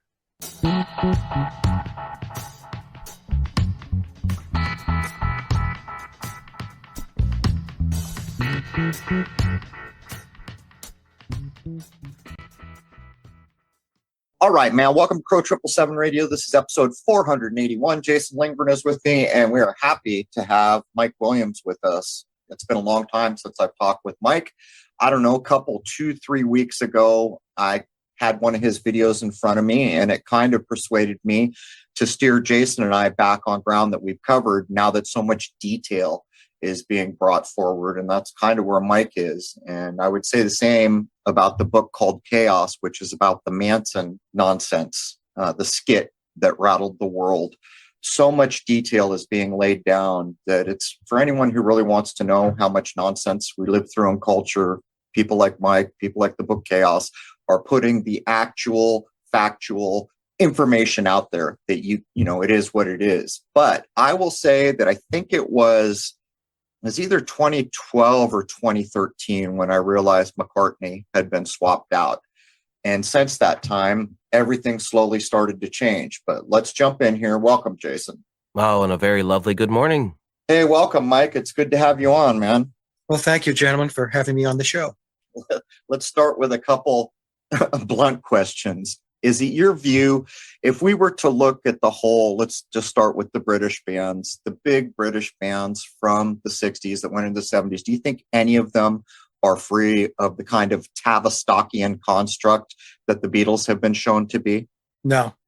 The entire British invasion, along with all the other genres of music that followed, are all inventions of Tavistock and the social scientists that all come in under the umbrella of the Committee of 300.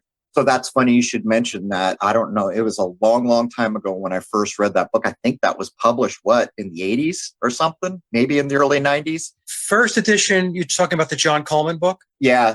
Yeah, that was either the late 80s or around the early 1990s. So it's about 35 years ago or so. If I'm remembering, he was writing in the 80s and he had a couple other things, but I think it was 91 or 92. And it wasn't too long after that I first read it.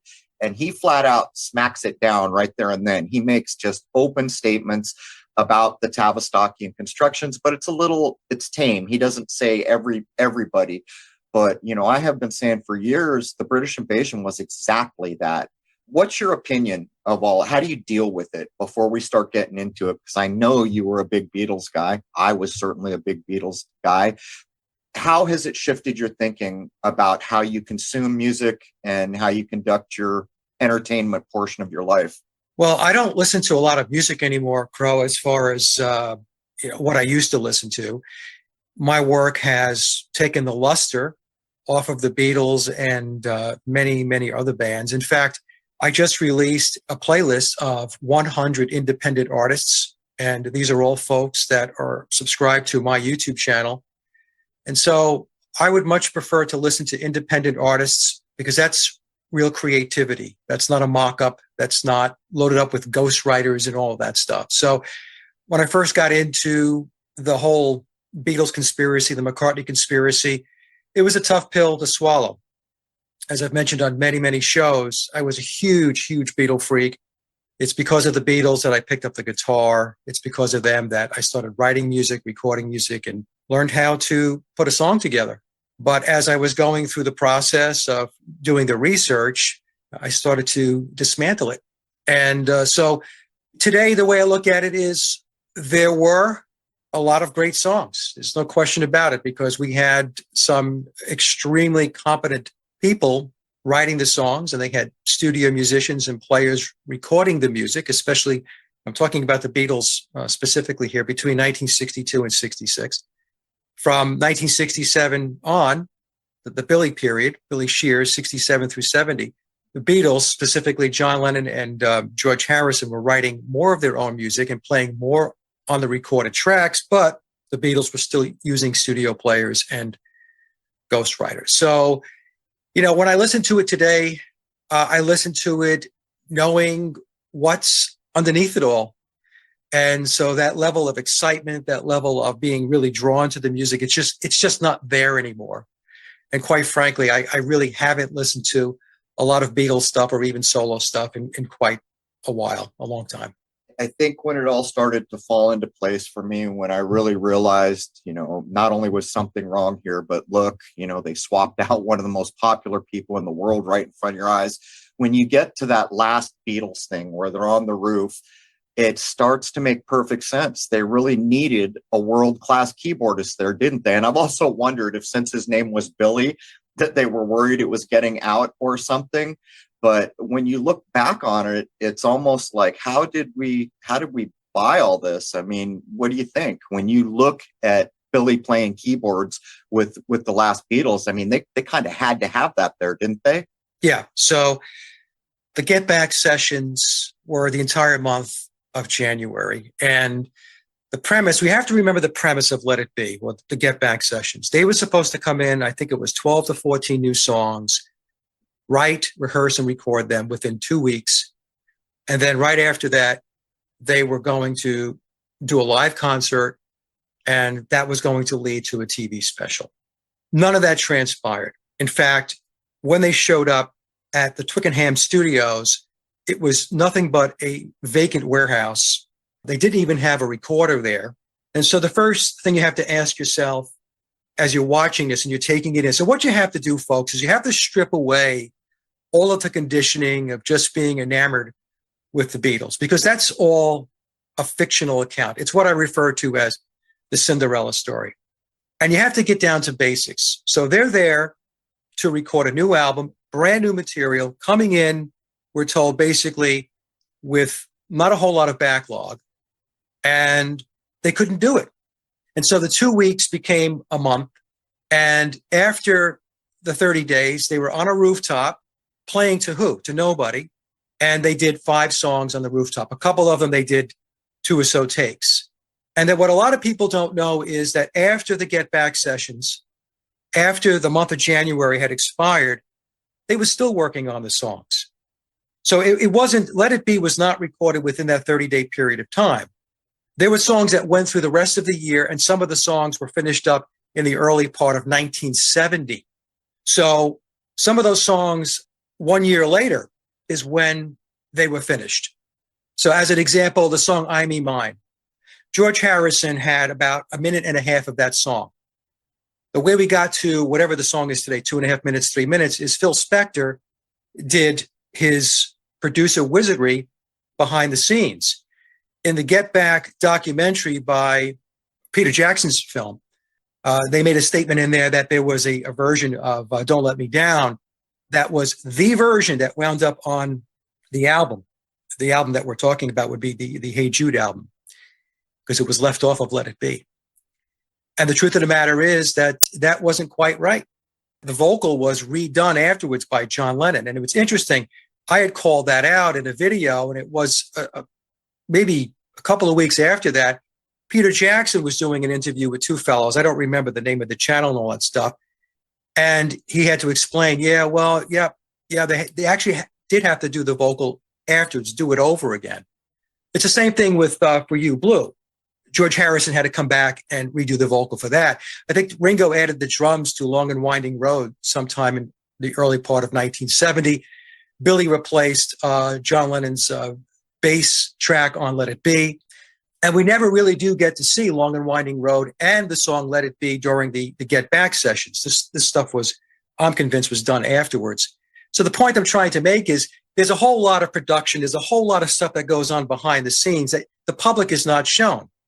And that's to give the illusion of all of this magic that the Beatles had, and quite frankly, a lot of these other bands, the Rolling Stones included, because they were another creation of Tavistock. So the reason why I'm going through this with Let It Be, the Get Back sessions, is because that was a moment in time when we were supposedly being shown the creative genius of the Beatles, writing, rehearsing, and recording all of these songs. And we didn't see that. And in fact, for a band that had been around, we'll say 1962, by the time they got to 1969, they had all of their previous LPs under their belt. We have been told over and over again that they were just brilliant songwriters, magical, able to do whatever it is that they need to do because they were the Beatles. And what Let It Be shows us, what I tell people is what the Let It Be or the Get Back sessions showed us, or showed me, was what it is they could not accomplish. So I know Jason's going to want to get on this, and I have so many questions, but Yeah. I had some notes that I wrote down the other day when I was watching a couple of the things that you recently put out. And I'm sure you've seen it, because I know you've seen more than I have because of the detailed nature of the work you do. Here's the thing. At first, like years ago, when I realized it was all a put up, I started hating on the Beatles. Well, those bastards, look what they did to me. But when I came back down to earth and I realized, yeah, these guys are a Tavistock construction. Look how young they were when they got roped into this, not old enough to make sound decisions. And I started to realize, I'm not the only victim here, what most of those lives have been. And then I saw a clip of George Harrison, and they were asking him questions. And he said, I was sleeping, I was daydreaming, and I woke up. And the interviewer asked, when was that? And he said 1966. And of course, there's the double entendre there. Supposedly, everyone's going to think that the original McCartney dies or gets replaced, however it goes, in 66. But my question is, what I started to think was, were they like MK Ultra? I've heard a number of times when Harrison is interviewed where he would say things like, it's hard enough to pretend to be myself. And it almost feels like they were mind warped when they were young. And he's saying, I snapped out of it at some point. Do you think there's any there? Yeah. So before I get to there, let me just also mention, I want to answer your question about Billy Preston coming in.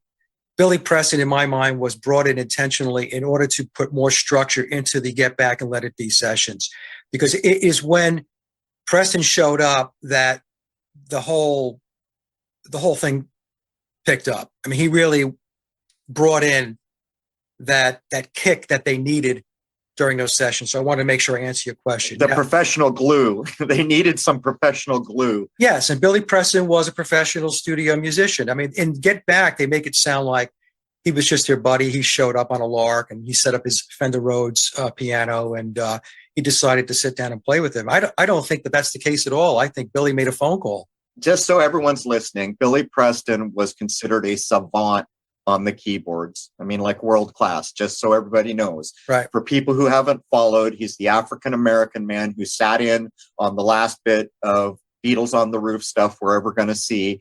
And I'm with you, Mike. They brought in a gunslinger. Yeah, in order to get things going. Now, as far as the Beatles being MK Ultra, mind controlled, okay? I have said going back a couple of years ago, in fact, I have it in my big presentation, Did the Beatles Write All Their Own Music?, where I highly suspected that this was the case. And the reason why I say that is because we have images of George Harrison, Paul McCartney, and John Lennon with bird cages. And bird cages, they are Illuminati symbolism for mind control. So, because we have to ask ourselves, why do we have images on the internet of George Harrison and Paul McCartney, their heads inside a bird cage? And then we have other images of John Lennon where he has his head next to a bird cage and he has a Superman shirt on. Okay. And this goes back, the whole Superman thing goes back to the creation of the Übermensch, the superhuman, Nietzsche and all of that stuff. So I have suspected that they were in mind control programs at an early age, maybe going back into their teens. It could have went before that time. If anybody goes back and takes a look into the history of John Lennon's childhood, it was incredibly dysfunctional. To me, when I read that and knowing what I know about how a lot of these people get into these programs, his childhood is ripe to make him a candidate to bring him in. So I think it's possible, Crow and Jason, that they were in mind control programs and they were groomed and handled. And, they weren't aware of all of that grooming and handling. I mean, that's typically how it works. But Tavistock had them on the radar. And so when it was time, they brought them in, because what Tavistock does and what the deep state does is, they scour the landscape. They have their seeds planted everywhere. And they had the Beatles earmarked to do what they did. It feels to me a little bit like what Manson has turned out to be on the tail of all the work that's now been done. But to get back to the point, I don't know. I went through all kinds of feelings because music was like more than half of my life when I was young. I picked up a guitar for the same reasons you did. It was a very important part of my life. And when all this started falling apart, at first, those bastards, I hated the Beatles. And then after a while, I began to realize, wait a minute, maybe these guys are victims far beyond what happened to me. But then I look at Paul McCartney, when his book, I think Billy's Back was the version I got or something like that, a few years ago. And I started falling back into that smug SOB and this and that. And then I started coming to earth and thinking, man, that's got to be a tough life to live. What Billy, the new Paul McCartney. If we say Billy Shears, just so everybody knows, we're talking about the replacement Paul McCartney. Right. What do you think? I mean, that's got to be a tough life, doesn't it? It is a tough life. And in the memoirs and Billy's Back, Billy Shears will tell you that he made a lot of sacrifices. But in a way, it's hard to sympathize because along with these sacrifices, he has achieved significant amounts of wealth and influence. His role, once he took over the Beatles, and I believe he was behind the scenes prior to when he took the reins in the fall of 1966, was to really kick off the counterculture and to fundamentally change the very fabric of our society and our cultures, which essentially means to take down traditional values, to ensure that institutionalized religions, in particular Christianity, was dismantled, and so on. So on one hand, Billy is asking for sympathy, but on the other hand, he was well aware of what it is that he was in place to do. Where I do have some sympathy, or at least I should say some understanding, is that the world of those that are within the pyramid of power is very, very different than our world. So the way they are raised, the way they are brought up, the way they are handled and groomed and so on, this is something that the average person outside of the pyramid of power has no understanding of. So in a way, that's all they know. It's like being in a cult. It's all they know. That's their world. That's how it works. So Billy tells us in memoirs that he was subjected to trauma-based mind control programs, and his earliest remembrance of such a program goes back to when he was 3 years old. He says he was mentored by Aleister Crowley, and Crowley died in 1947. Billy was born in 1937, so there's the 10 years that Billy was referring to. It's a different world, Crow, and to them, that's the world. They don't really understand ours. They play to ours. They benefit from ours by usurping our non-physical or spiritual energy, our consciousness, and also our physical energy, which comes in the form of spending money on their merchandise, their concerts, their albums, and so on. So sometimes it's a little difficult for me to have a lot of sympathy because, we're dealing with a situation where Billy is definitely part of the elite control system. And he has played a major, major role in the transformation of society. Aside from what he's telling us in the book, where there's a lot of revelation of method, I'll tip my hat to that. I'll give him a lot of credit for that. But on the other hand, he's still pushing their agenda forward. And I guess he wants to have his cake and eat it too, in a way. Well, it's crazy, what you said, a couple things there is, could you point to a figure who changed culture in this world more than the Beatles? I mean, it's incalculable. And you're right. I do have some sympathy for people who are drafted in at such a young age. But, in Billy's back, things like, oh, there's a girl who the original Paul got pregnant, tried to sue me. And I said, oh, take my DNA. It's not me. To hell with you. And this kind of callous attitude when in fact, he stepped in. Right. to fame, fortune, but none of the responsibility, I guess. But the religion comment you just made, what was it? It was the movie Michael about the archangel with John Travolta, which I've taken apart to show that it's the son, not an angel. But in that, the archangel is saying, oh, John and Paul, and they say, oh, you mean the apostles? And he looks at them and says, no, the Beatles. Right. That clever play, even the setup of the names, also cleverly put together. But I want to mention another thing that came out of the committee of 300.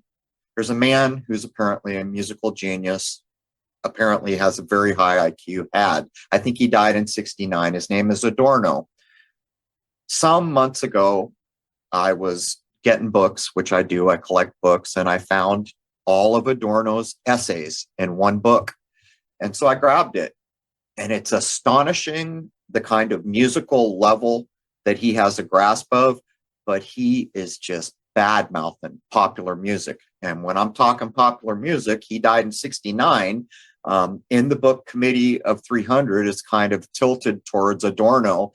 But then as it turns out, some people that I've met over the years, because I do this for a living, are aware and actually nod their heads as much as they can to say Adorno played a role in that. What are your thoughts on Adorno? And by the way, when you read that book, I mean, he's got nothing good to say about the genre we're talking about. Yeah, so Theodore Adorno was a social scientist, just like Willis Harman.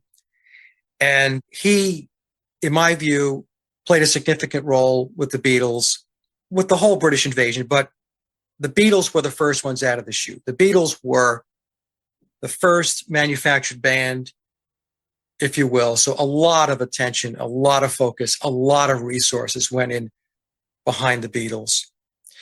And Adorno was an accomplished composer. And I know there are folks that want to argue with that say that, well, if you listen to his music, he did a lot of atonal music. So atonal music would be the kind of music you would hear in horror movies. You know, it's kind of, there's no tonal center, if you will. I'm sorry, but that's called the 12 atonal scale, I believe, in the Committee of 300. Which I also want to talk to you about because you're a musician. But anyhow, I'm sorry for interrupting. No, that's okay. So Adorno, his philosophy was, to kind of oversimplify this thing, is that we live in a fascist system. And this system is oppressive. And human beings will never become enlightened or illuminated or unshackled. And his work was tied into the human potential movement, which is something that Willis Harman was deeply invested in. And one of the things that Adorno said, which to this day I won't forget, he said that humans, when they go to work, are producers, and when they're out of work, they are consumers. And so he didn't have any use really for the capitalist system. He thought that, as you mentioned, Crow, that pop music was just, it was just nonsense. And that human beings should be spending their time doing more constructive things. They should be philosophizing, being more creative, innovative, and so on. And he believed that the state had the means to take care of all of the basic needs so that humans can thrive. That, so if you take a look at what Adorno, like I said, folks, from a high level perspective, this is what he thought. Now, some people have said to me, well, if Adorno thought that pop music was rubbish, then why is it that he was involved in the Beatles music? Exactly. Right? Right. Well, the reason is because it's like climbing a ladder. It's like taking the stairs going up. What he did was he took the existing mainstream musical premise genres that are out there, and he leveraged it to continue to build it and build it and build it. So if you take the Beatles music as an example, so let's just say they start with Love Me Do and P.S. I Love You. I mean, these are not extraordinarily difficult songs. But as time went on in short order, the Beatles were turning out far more sophisticated music. And in my opinion, this was the strategy of Adorno and George Martin, because I believe that both of them worked together. Martin was the day in and day out managing director of the Beatles psychological operation. And Adorno was overseeing. Next question would be, well, there's information out there where some people said that Adorno wrote all of the Beatles music. And I, in my big presentation, did the Beatles write all their own music? I cover this, and I said, I don't subscribe to Adorno writing all of their music. He was a very busy man doing a lot of other stuff, writing books and all of this. But that does not mean that he did not write some of the music. In fact, if you listen to the Beatles song Piggies on the White Album, that's Adorno's philosophy right there. That's his ideology captured in that song. And implicated in Manson. Yes. Yep. And in Baroque classical style. So did that come from George Harrison? No, that didn't come from George Harrison. What I tell folks is if you want to get a comparison between a song that I believe that George Harrison did write on the White Album would be Long, Long, Long, and then you listen to Piggies. No, these are two different composers. Okay. So that's what I believe Adorno did along with George Martin. They had to start basic, and then we see this exponential rise, this trajectory going from the first album, Please Please Me, to what they were putting out, starting with what I believe, I think the Help album with Rubber Soul and then Revolver, because this was during the Biopole period. we have this rise in sophistication in the music that, in my opinion, it defies reasonableness. Especially when we look at the Beatles, what were they before they were signed to EMI in June of 1962? They were a bar and club band. That's what they were. And according to George Martin, his own words, they showed no signs of being prolific songwriters. He said he thought their music was rubbish and they had nothing behind them. Initially, his job was to go find the music that they could record. There was an article in the Mercy Beat magazine, which was popular back in the day. It was, I think, the August-September 1962 edition. And the main purpose of the article was to say that Ringo replaced Pete Best, but also in that article, it says that the Beatles were flying to London to record music that was written for them and given to them by their manager, their recording manager, their producer, George Martin. So we have to keep this within the context of the entire story, that when the Beatles first got started, when they first arrived in Hamburg in August of 1960, they were this young, inexperienced, rough around the edges bar and club band. And in fact, their first manager or handler, Alan Williams, before Brian Epstein stepped in, he had a difficult time getting them booked in Hamburg. And this story is told in the Complete Beatles documentary, which goes back to the 1980s, which was considered the Beatles documentary before Anthology was produced and released. So we have these guys going back into August of 1960. John's 20 years old, Paul's 18, George is 17. And then we're to expect that from August of 1960 to February 7th of 1964, when they land in America, that's 3.5 years. So how did this bar and club band that was young, inexperienced, and rough around the edges, showed no signs of songwriting, their musician skills were average at best, how did they go from their Hamburg stint, August 1960, to arriving in America, February 7th, 1964, 3.5 years? How did that happen? Is that organic? No, that's not organic.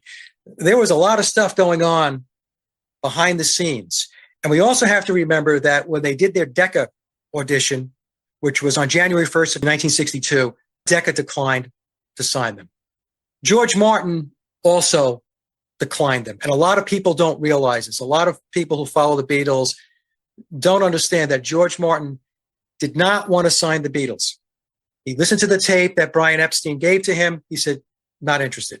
Memoirs tells us that George received a call from upstairs from a superior and said, wrong answer. You're going to sign these guys. And when George Martin did sign them, and we're told that contract was on June 18th of 1962, that's Bio Paul's birthday, that Martin didn't work with the Beatles one-on-one himself. He had delegated the work to an assistant, Ron Richards. And when it wasn't panning out, George received another phone call from a superior and said, okay, understand that there is no delegation. You have to work with them one-on-one. There's no delegating. So there's all of this stuff that was going on behind the scenes that many, many Beatle fanatics, Beatle fans don't know, or if they do know, they just ignore it, because it's to not ignore it is problematic to the overall Cinderella story that the official narrative wants everybody to embrace. Well, let's just make it clear. So any reasonable mind would say why, right? Why did Tavistock construct them? Why did the phone ring and tell Martin this is happening when he was clearly on a number of instances, he said they don't have that much talent.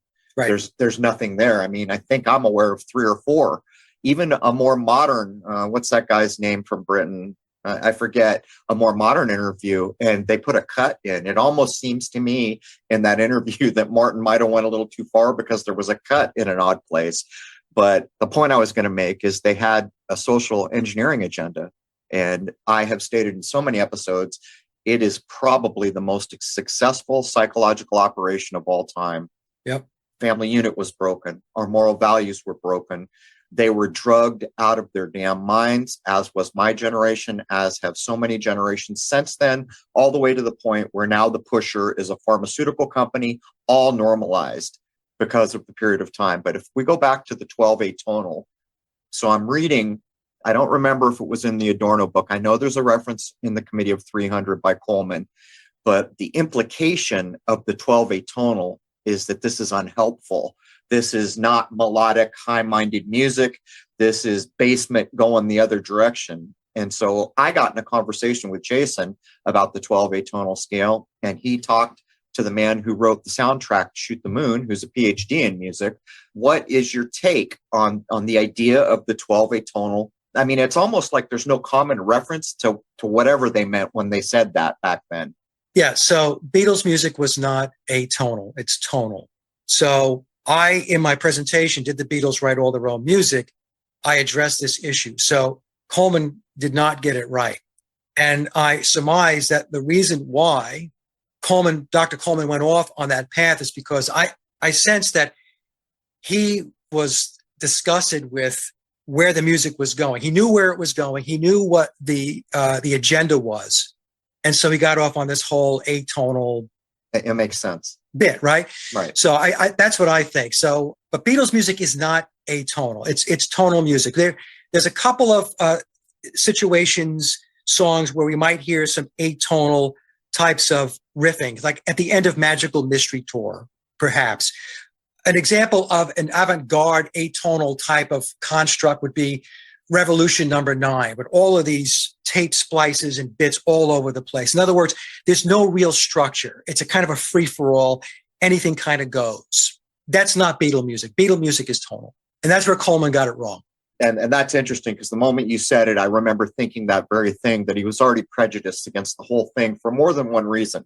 Partially because his generation's music he considered much more musical and higher minded. But like you say, he knew what the agenda was.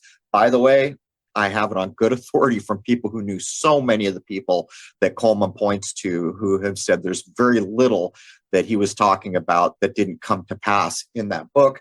Just so anyone knows, if you want to read it, it's called The Committee of 300. I think that's it, right, Mike? By Coleman. And it's been out since a long time ago. But there's a few things here that I want to get. Maybe I should do them in an order that kind of makes sense. What we should mention, though, Crow, is that because a lot of people, like whenever I talk about this stuff, they just want to say that Coleman is some kind of conspiracy nut job. Understand that the book on the Committee of 300 is not a book about the Beatles. No, there's 2 or 3 pages that indirectly, well, there's one paragraph that directly points a finger. All the rest of it is indirect references. Right. So what happens is when you talk about the other content in Dr. Coleman's book, people in the alternative research community, the truth community, they're like, oh yeah, yep. Boy, that guy was, he had the score going back 35, 40 years ago. But as soon as you mention the Beatle aspects of it, they don't like that. Right. So the reason why I want to point this out is because the Committee of 300 is not a book about the Beatles. It's not John Coleman beating up on the Beatles. He's just bringing them in as part of what the Committee of 300 was doing and still doing to alter the fabric of our society and our culture. Perfect. And there's another thing I'd mentioned there of, I don't want to say too much because I've been, people don't want to be publicly known for talking about such things. I had said to people in the know, how is it that Coleman could have even come by some of this information had he not been fed? And I was making the statement, I feel like he was involved in an early revelation of method. And the response I got back was indirect and mostly crickets in the room, just to put it out there. But it's not really arguable that most of what he laid down, we can see it in reverse now. But there's an interesting thing, and I haven't heard you talk about it. Doesn't George Martin have a coat of arms that has like 3 Beatles on it? I have to look at his coat of arms again, but I think you're correct. A couple of people have made mention of that. I haven't looked at his coat of arms very closely, but there's something about his coat of arms that would make you raise an eyebrow. I was wondering if anyone knows that, did he have that before the Beatles? Because that'd be a tell. And that leads me into, it feels to me, and part of this is based on, I think the first book was called Billy's Back. I think I got like the early the first version before all the later updates? Well, there's two books. The Memoirs of Billy Shears is the full-blown 666-page book. Billy's Back is the abridged version of Memoirs. Well, the one I got has his back on the front, but it is a thick book. I think Billy's Back is about 400 pages itself. So in that, there's some allusions that everybody in the Tavistockian construct world, like the Stones or the Who, knew about the whole Paul thing, which of course they must have. They even point to songs. Oh, what do you think this song is about? But there's an underlying current, and you just mentioned that they got signed on biological Paul's birthday, and there's songs that make it feel like people knew this was coming. There's allusions to, oh, he had dreams, he knew he was going to die, but there's and you even mentioned Billy Shears, new Paul, may have well been around before old Paul goes away. Right. Do you get a sense that there was a plan from way back that we were swapping out original Paul, and if so, why? Because it goes back to Crowley. And in Memoirs, it tells us that in the footnotes, and I've got the 2022 version of Memoirs. I just finished rereading it. And so what folks have to understand is the world is run by occultists.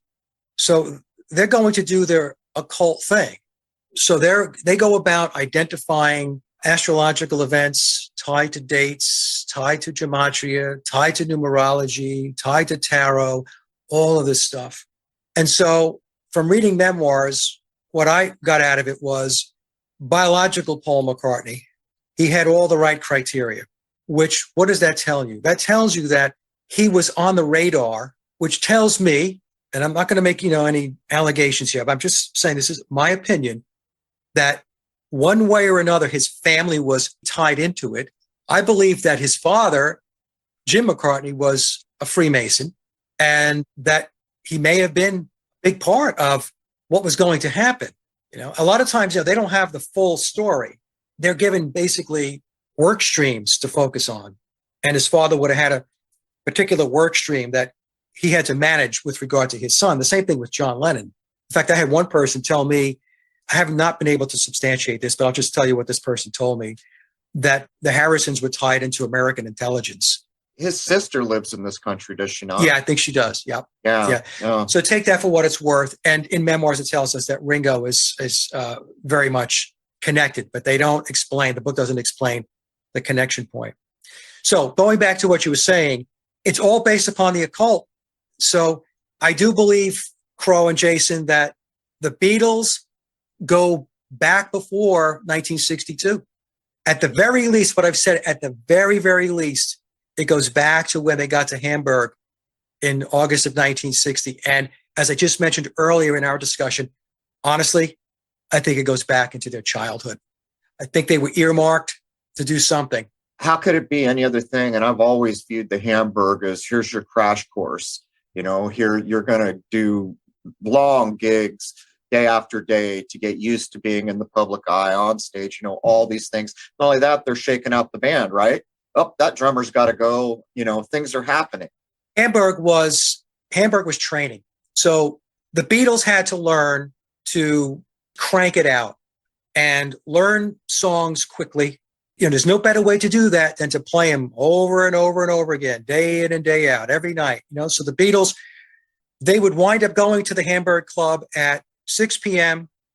and they would leave sometime after 2 a.m. And I have an interview from Pete Best, and he said they would wake up at 3 p.m. and they'd have to be back at the Hamburg Club by 6 p.m. And I address this because a lot of people think that during the Hamburg days, they were sitting there writing music, original music, and they were not. So Hamburg was to get them conditioned to crank. That's so that when Tavistock threw the switch for Beatlemania, the Beatles would be able to go on these breakneck tours. The Beatles would do 16 shows in 16 days, like the American tour before they did Rubber Soul. I think it was 16 shows in 16 different states. I think one stint was in Canada. 16 days it was. I mean, that's crazy. Take into consideration travel, airplanes, buses, and all that stuff, and so on, right? Yeah. So the Beatles were taught the music that they took out on the road. So that's what Hamburg was about. Hamburg was about, okay, learning music, because we're going to teach you more music. And then you're going to take the music that we teach you and you're going to take it out on the road. That's what you're going to do. So the Beatles were even here. Yeah, yes, yeah. Hamburg was boot camp. And aside from Hamburg, what a lot of people don't realize is in between their Hamburg stints, they were doing gigs just about every night, every day throughout the UK. Many times it was close to Liverpool, but they were doing some other stints where they had to do some traveling. But the point I'm trying to make is between their UK stints and their Hamburg, they were cranking and cranking and cranking. They had their head down, and it was in order to make them competent performers, not songwriters, because Tavistock already had their songwriters. They had to be competent performers. The thing you're pointing out, Mike, is that when would these people have had time to write all these songs that went on these albums? Not to mention the fact that on the first couple of albums, there's a ton of covers to begin with. Right. Well, they didn't have time, Jason. They didn't. And, when we go back and look at all the stories that we're told, maybe we'll get into Rubber Soul. I could take you through that. That Rubber Soul, as soon as I started watching that documentary, being a musician, a songwriter, and somebody who records myself, 20 minutes into it, I said, there's a big problem here. But even if we go back to their first album, Please Please Me, we're told that they recorded 10 songs in one day. Okay? Even the Decca demo, we're told that they did, I think it was 15 songs in several hours at Decca, 3 of which were nondescript originals. I think it was Like Dreamers Do, Hello Little Girl, and Love of the Love. I question that. We're told that they wrote 30 plus songs while they were out in India when they weren't all there at the same time in India. Ringo left after 2 or 3 weeks because he had become ill. Billy left after about a month, 30 days. And George and John stayed for 60 days. And they went there with an entourage, which included their girlfriends and Donovan and others, right? So there were things that they were doing in India, activities and meditation and all that stuff. And then the one that really gets me is there's a story that, well, part of the Beatle legend is that it's the Esher demos. And we're told that on an unknown day in May of 1968. So I have no idea how everything else within the Beatle realm is documented. All the I's are dotted and the T's are crossed, but we have no idea when it is that they went in and recorded 27 demos in one day at George Harrison's bungalow. And that's referred to as the Esher demos. And I think 19 of those songs, I'm trying to read some, if I'm missing some of these numbers, folks, just bear with me. Sometimes it's just so much information. But I think 19 of those songs ended up on the White Album. Someone should call the Guinness Book of World Record, but the fact that they're on the White Album, I'm going to bring up the White Album. In other words, the White Album gets implicated into a lot of things. Yeah. Well, the White Album, to me, is the first album where we hear more of their own compositions and more of them playing on the tracks, because you can hear a clear distinction between the musicianship that we hear in some of the songs in the White Album and the musicianship that we heard through the first 7 albums from Please Please Me to Revolver, the Biopole era, 1962 through 1966. To me, there's a big difference in the sound, big difference in the skill level on many of the songs. Simpler songs while Biopole is there? Is that what you're suggesting? No, I mean, to play live? I'm talking about just the skill level of the musicianship. Were some of the songs simple? Yes. That's the argument. A lot of people want to say, well, these are not hard songs to play. It doesn't matter whether they're hard songs to play. My point is how well they're being played. And the Beatles did not show any inclination to have that level of skill, musicianship-wise, to play at that level. Think about a song like Day Tripper and how that song begins, the riff, and then how the drums roll in. When have we ever heard Ringo Starr drum like that? One of the examples I use to really kind of draw it out for people so that they can do a comparison is go to John Lennon's first solo album, Plastic Ono Band, and listen to the song God and listen to the drumming on God. That's Ringo. It's stiff. It's not fluid. I mean, does he do a good job? He does a decent job, but it is not the same drumming that we're hearing on the early period songs. George Martin himself, and the Beatles' official narrative tells us that Andy White was hired to drum on Love Me Do and P.S. I Love You.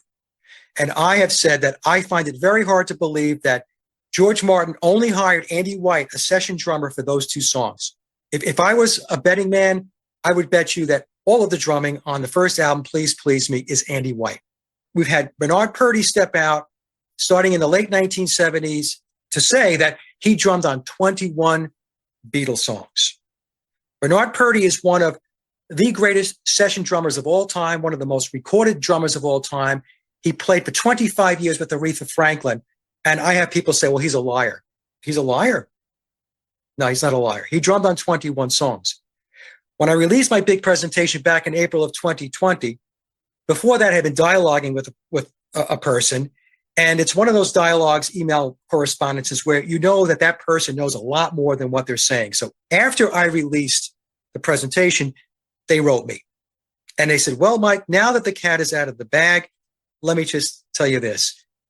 I am related to Ronnie Verrill, the great session drummer out of the UK. Now, he passed away, and I guess it's got to be at least 10 years ago or so now. But she said that Ronnie drummed on Beatles songs too. And this person is a family member of Ronnie Verrill's. We have Bernard Purdie in an early 2000, I think it was 2004, it was a Red Bull sponsored interview. He came out and said that there were 4 drummers on the Beatles' music. And I believe Bernard was talking about the early period, 62 to 66. And he said, and Ringo was not one of them. So how many more people have got to step out and talk about this before people realize that the person telling you this is not the liar? Right. Well, I got to jump in here. We're coming to the top of our go ahead. But what I have found is like the work that you're doing, you've gone into the nuts and bolts. You'll give you the damn day, the date, the name, the birth date. And what I have done is detected the fraud. And a lot of people who would like to hear Mike Williams' dates to even consider what I have said, do things like, well, yeah, that band, but not this other band that I love. You know, it's the mindset you're talking about. We're a nerd. We're quite married to these things that were the soundtrack of our young lives. But Mike, please tell folks where they can get a hold of your just awesome work. Are you primarily on YouTube at this point? On YouTube, BitChute, Odyssey, all of them. So just go to my hub website, folks, Sage of Quay, SAGEOFQUAY.com. All of the links are there. And whatever platform makes you happy, I'll be there. All right. Just to be clear, it's Sage of, and the word Quay is spelled QUAY. Now, when we get back, I have so many things. And Jason, I'm sorry I bogarted that. We're going to have to butt you in because I know you want to get in on this. I want to talk a little bit about the LSD because it's important to the Tavistokian ideas. I want to talk a little bit more that the death to come was known. And I think this is pointed out in the book where they're saying, oh, this song that everyone loves is talking about this.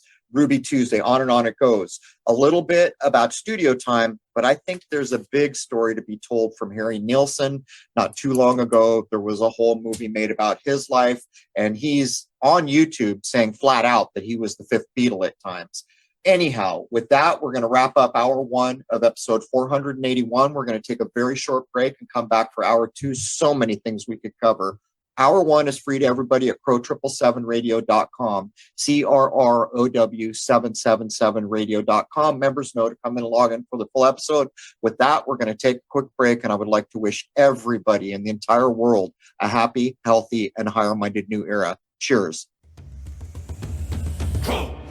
All right, man. Welcome back to Pro 777 Radio. This is hour 2 of episode 481. Jason Lindgren is back with me, as is Mike Williams, also known online as the Sage of Quay.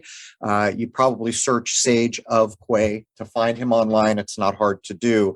Welcome back, Jason. I'm just going to jump so we maximize the time. Mike, you had requested that we speak a minute about McGowan, and as so many people who follow here, at first I had real problems with McGowan. I mean, I appreciate everything that was laid down, and there were so many nuts and bolts that were definitively laid down that could be looked at and confirmed, but I was always irked at where the stop signs were put. Why didn't he go all the way?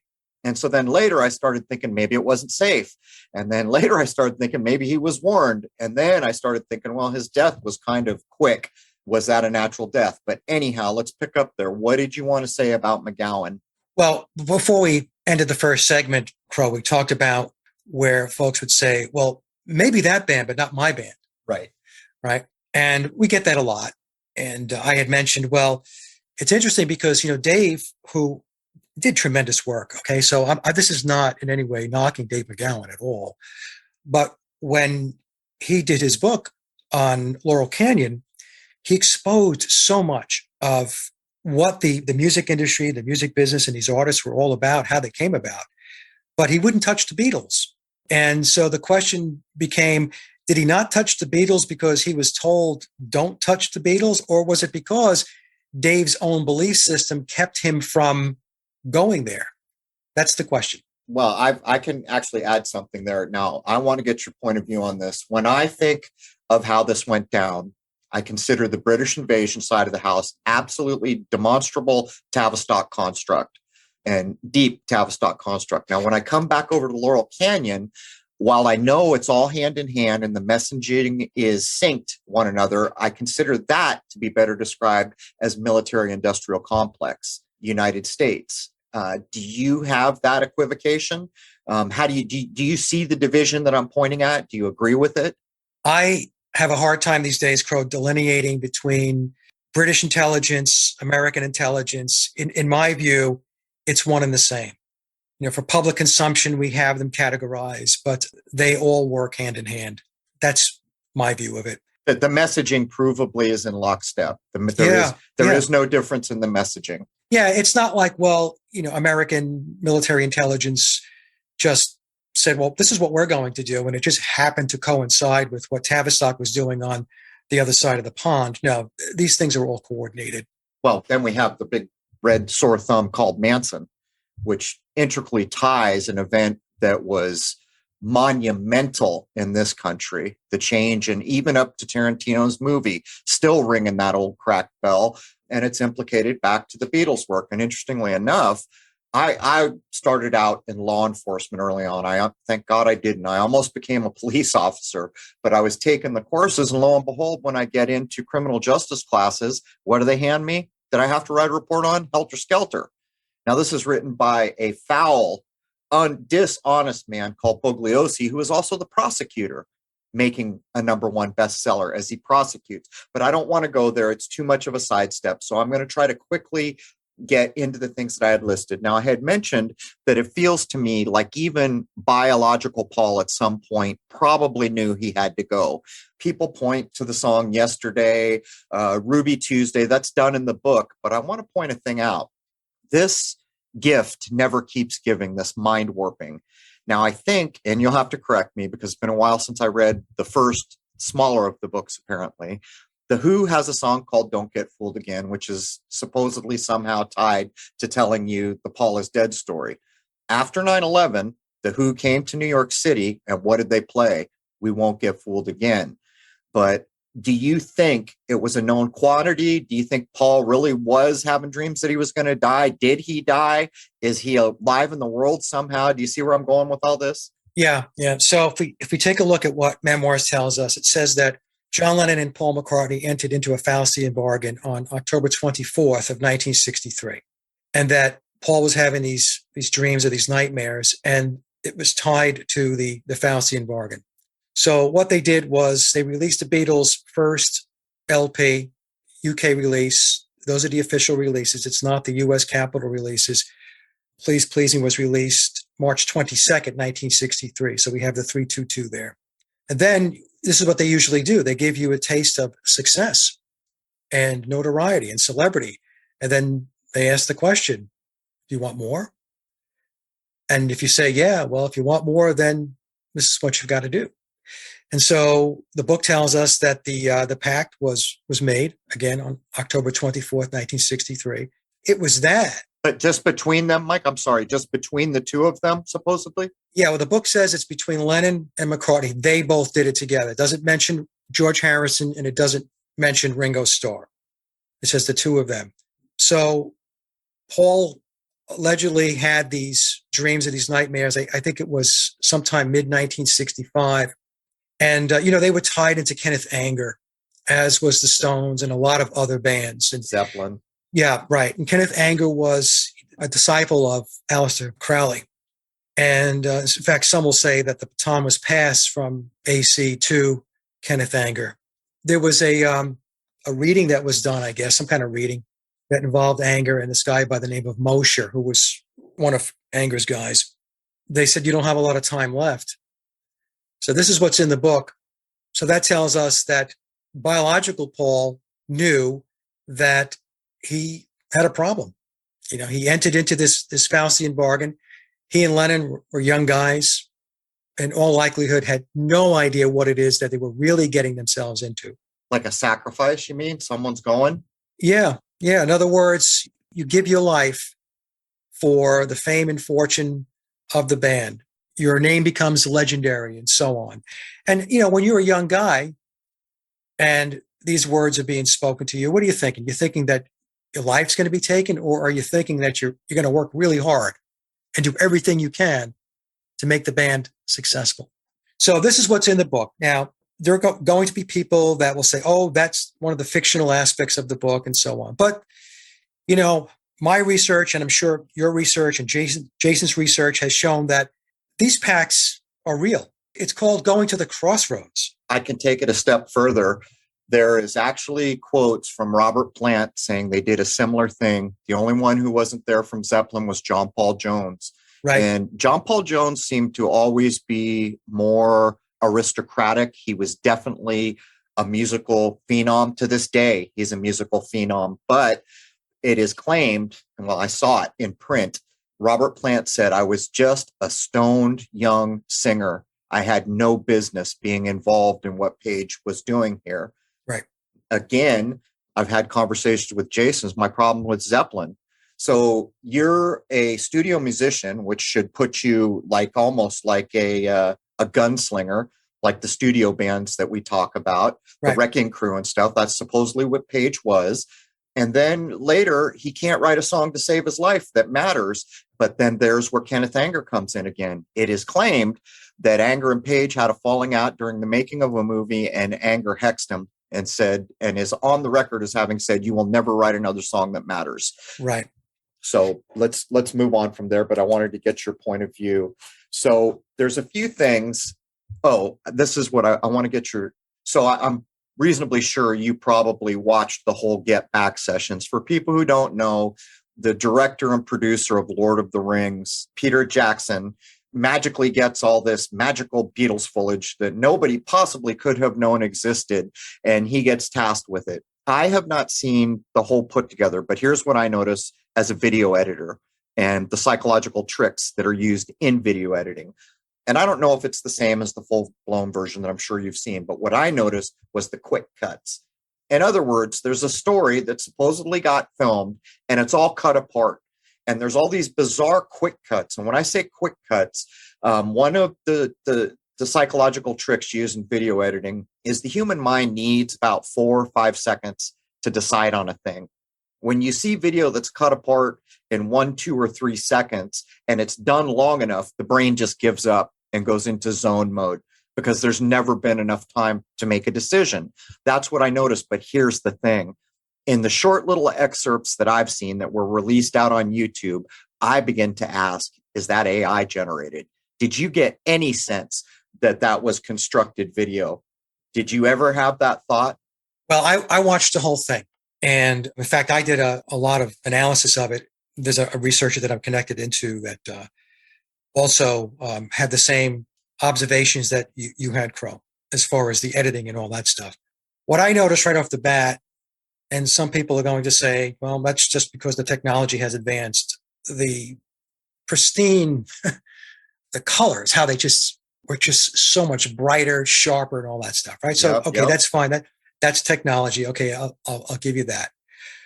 But it's very difficult to say whether deep fake was used. And the reason why is because deep fake is pretty advanced these days. In fact, I did a video where there's this guy on TikTok that does Tom Cruise. And I've watched that guy's videos over and over again. I'm like, I cannot believe this. I cannot tell that that's not Tom Cruise.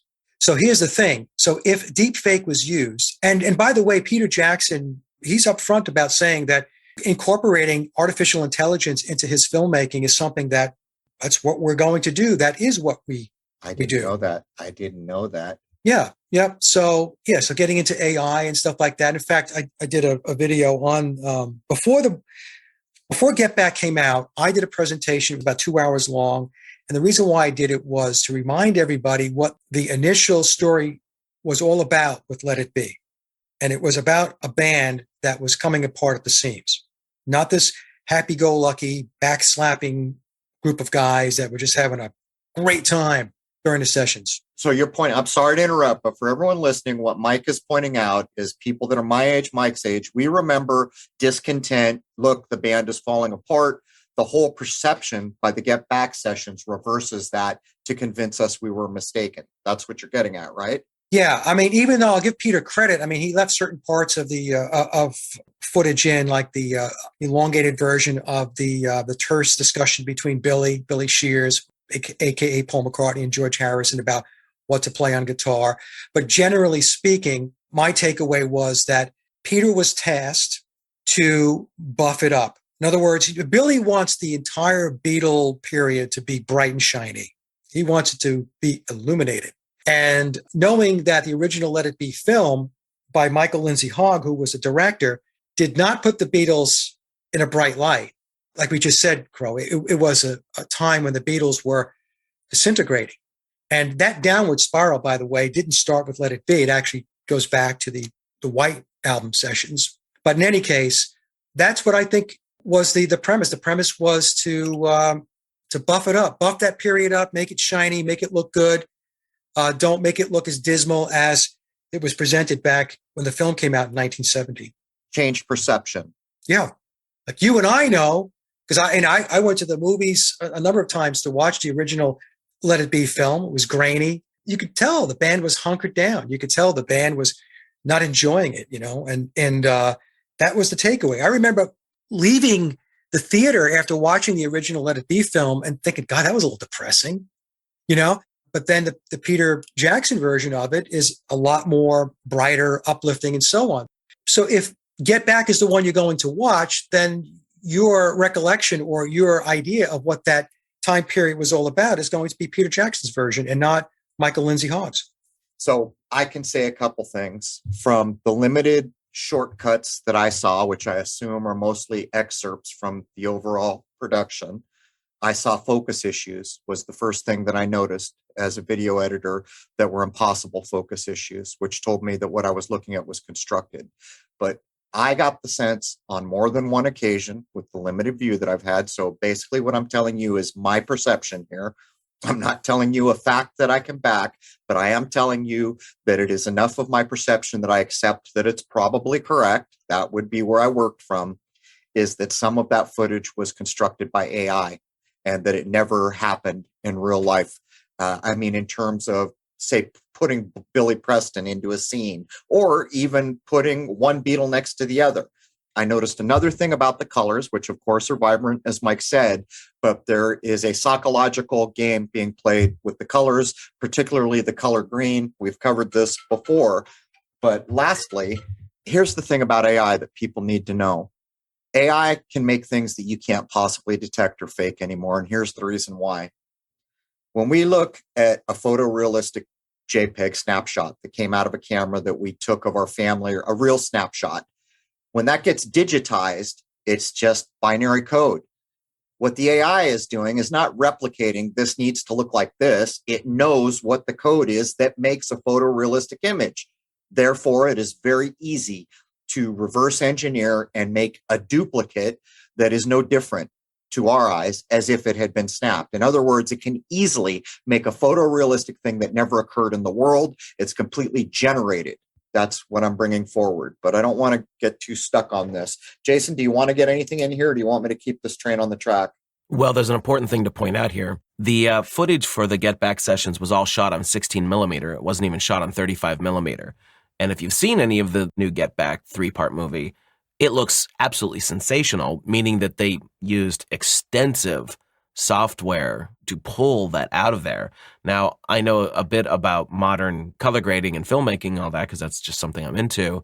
And you can make the colors anything you want. So if they wanted to make it look vibrant and popping, once they had digitized that 16 millimeter film and sharpened the hell out of it, which they did, they can make it look any which way they want, which is exactly what Mike is saying, that they're trying to give it a shiny new look. They're trying to skew the look of the 60s because at this point, so many people are no longer with us, and they can start rewriting history by putting out these newer films based off of the older works just by tweaking it like this.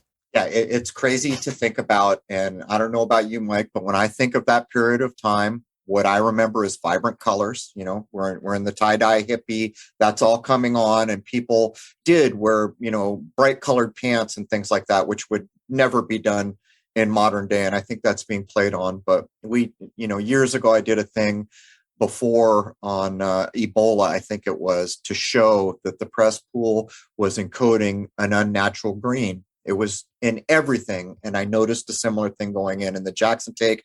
And you just told me something that really furthers my idea for myself. I didn't know he'd openly admitted that AI was going in on this. Well, no, he didn't say about the film itself. He was saying that in his filmmaking that utilizing AI was something that was definitely on the table.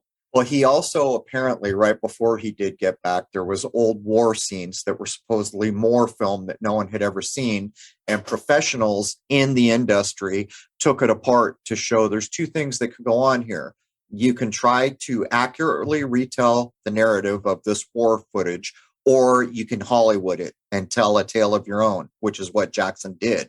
So there is evidence immediately before he does Get Back that he told a tale with war footage, not even being sure which side that he was portraying that the footage was showing or what nation the ship was. These things matter because the color of the uniforms, because, you know, all the things that would identify what you're looking at in war footage. So in other words, he's already been outed telling a Hollywood tale using old war footage. And to me, it almost seems like a test run because from what I understand, he did it right before he did Get Back. Well, also in the film, They Shall Not Grow Old, I was watching a video by a channel that they major on AI and repairing old films and stuff like that. And they said that in that film, They Shall Not Grow Old, which was a film documentary Peter Jackson did back in 2018, that there was a couple of scenes that were doctored. And I remember the channel saying, you know, there was no need to do that because as soon as you do that, then what you're doing is it's no longer History, an accurate historical record. Right. You know, so I just want to point that out too. So in any case, I saw my gut feeling rang like a cracked bell when I saw They Will Not Grow Old or whatever the name it was, to the point where faces were completely constructed by AI. I mean, in the one I'm referring to, I don't even know if it's the same set, but it's supposedly war footage that hadn't been seen for 50 or 60 years or whatever they're claiming. They actually even changed the background where the trees were in the mountains, the buildings, a bunch of things. And I think it's kind of like a test run to start running out the AI. But, I know one thing. I want to bring up Harry Nilsson because I actually saw footage of Harry Nilsson saying I was the unpaid fifth Beatle more than once or something like that. But the studio time, that's another thing where the Beatles kind of break the mold, right? I've heard accounts where, you got all your songs together and you had an hour or 2 or 3 hours and you went in and whatever you got down, that was your studio time. All of a sudden with the Beatles, that's all out the window. They have unlimited studio time. Right. Unlimited studio time. But that doesn't mean somebody's not picking up the tab, right? Point is someone, even if that's true, someone is. And that, you know what I know. So many tales of bands saying, you know, the studio time is expensive. And how many tales have you heard about, everyone's partying in the studio and someone in charge has to say, you guys better knock this off. This is a hell of a bill we're running up here. We're supposed to be making music. We've heard this over and over and over. But the other thing I would point out too is the LSD. And that's what ties to the United States. I've mentioned before the George Harrison, I think it's a clip, pretty sure it's either a voice recording or a clip where Harrison's saying, I'm going over to Haight-Ashbury to see all this big movement. And I get over there and there's all these spotty, drugged out kids.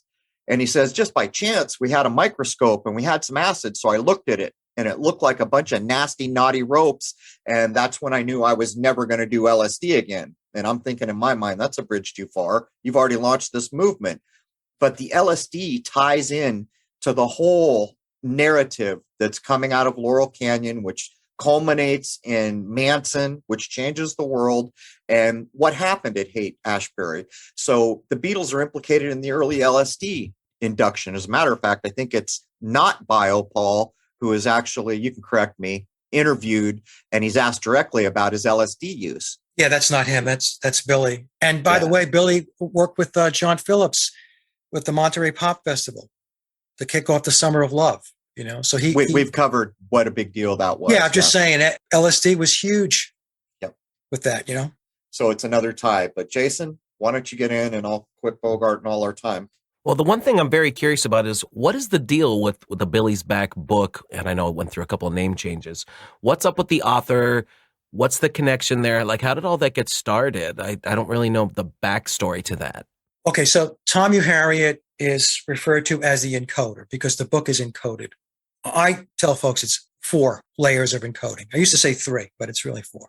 So I spoke to Tom. I actually didn't speak to him, but it was email exchange. And I email periodically if I have questions to reach out about something I read in the book and I'm looking for clarification and whatnot. But Tom told me going back, maybe about 3 years ago or so, that earlier in his life, and he didn't tell me when in his life or how early, he was trained to do this encoding. And he said to me, Mike, at the time, I had no idea why it is I was being trained to do this work. And this is very typical of how the Masonic system works. It's just like a corporate system. It's a pyramid system. And so certain work has to get done, initiatives, operations, and so on.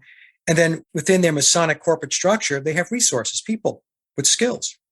And Tom's a Freemason. He told me that he used to be a Mormon and said he left the Mormon church back in 2009 when he released the memoirs of Billy Shears. And his email to me said, but I can't say the same thing about Freemasonry. So yeah, I thought they met on a beach. Yeah, that's the story in the book. And the book also says that if you get the later editions, the footnote will say that that is a fictional account. So Tom is tied in, at least from the standpoint of having an important skill as a Mason, this encoding. And so when I'm giving you my take on this thing, okay? So when Billy made the decision, along with the people that he reports up through, that he was going to release this book, they had to look for the proper skills. And Tom was tapped to do the encoding. And in another email where I had asked Tom a question, I don't remember what it was about at the time. Maybe it had to do with Phil Ackrell, but Tom wrote back and said, I have to go back to the boxes, Mike, and let me take a look at what I have there. So what that told me was that he received boxes of content, which told me that Billy's life was chronicled. Every detail about Billy was organized. And that is what Tom was working with. So it must have been a very extensive, I think, system of documenting Billy, different periods in time and different events and so on, that Tom had to pull together. Do you know how they met? Is it later stated? Because what I read, well, it's all claimed to be fiction, but I breezed through it. They by chance met on a beach. Is there an actual story they claim is correct how they met? No. I did ask Tom. I'd asked him at one time, again, this is going back a couple of years ago. I said, have you ever spoken to Billy in person via the phone? And he says, I can't answer that question, Mike. But it does say in the book that there are email exchanges. Billy will talk about that. The net of it is the book is a Masonic book, and the people that are involved in the book, Tom, Billy, and whoever else, they're all in the club. And Billy claims that he's putting this book out because he wants people to understand who he is, because for 56 years that we know of, people think that a guy that passed away in 1966 is who they're looking at and is the guy that wrote all of this music, when in fact, a huge chunk of it was him. So I guess he wants us to get to know him a little better before he heads out. The big send off. But yeah. So I got to ask, when the book that I got, and I'm assuming the other ones, you're told a couple things. This is fiction. That's how you know it's true. And of course, in a nonfiction book, I'm sure people would not be making the statements. But here's the point. You're told right up front, this book is encoded.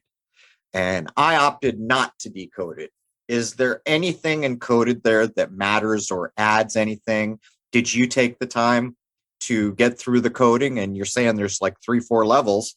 Yeah. So the first layer of it is just read the book like you read any other book.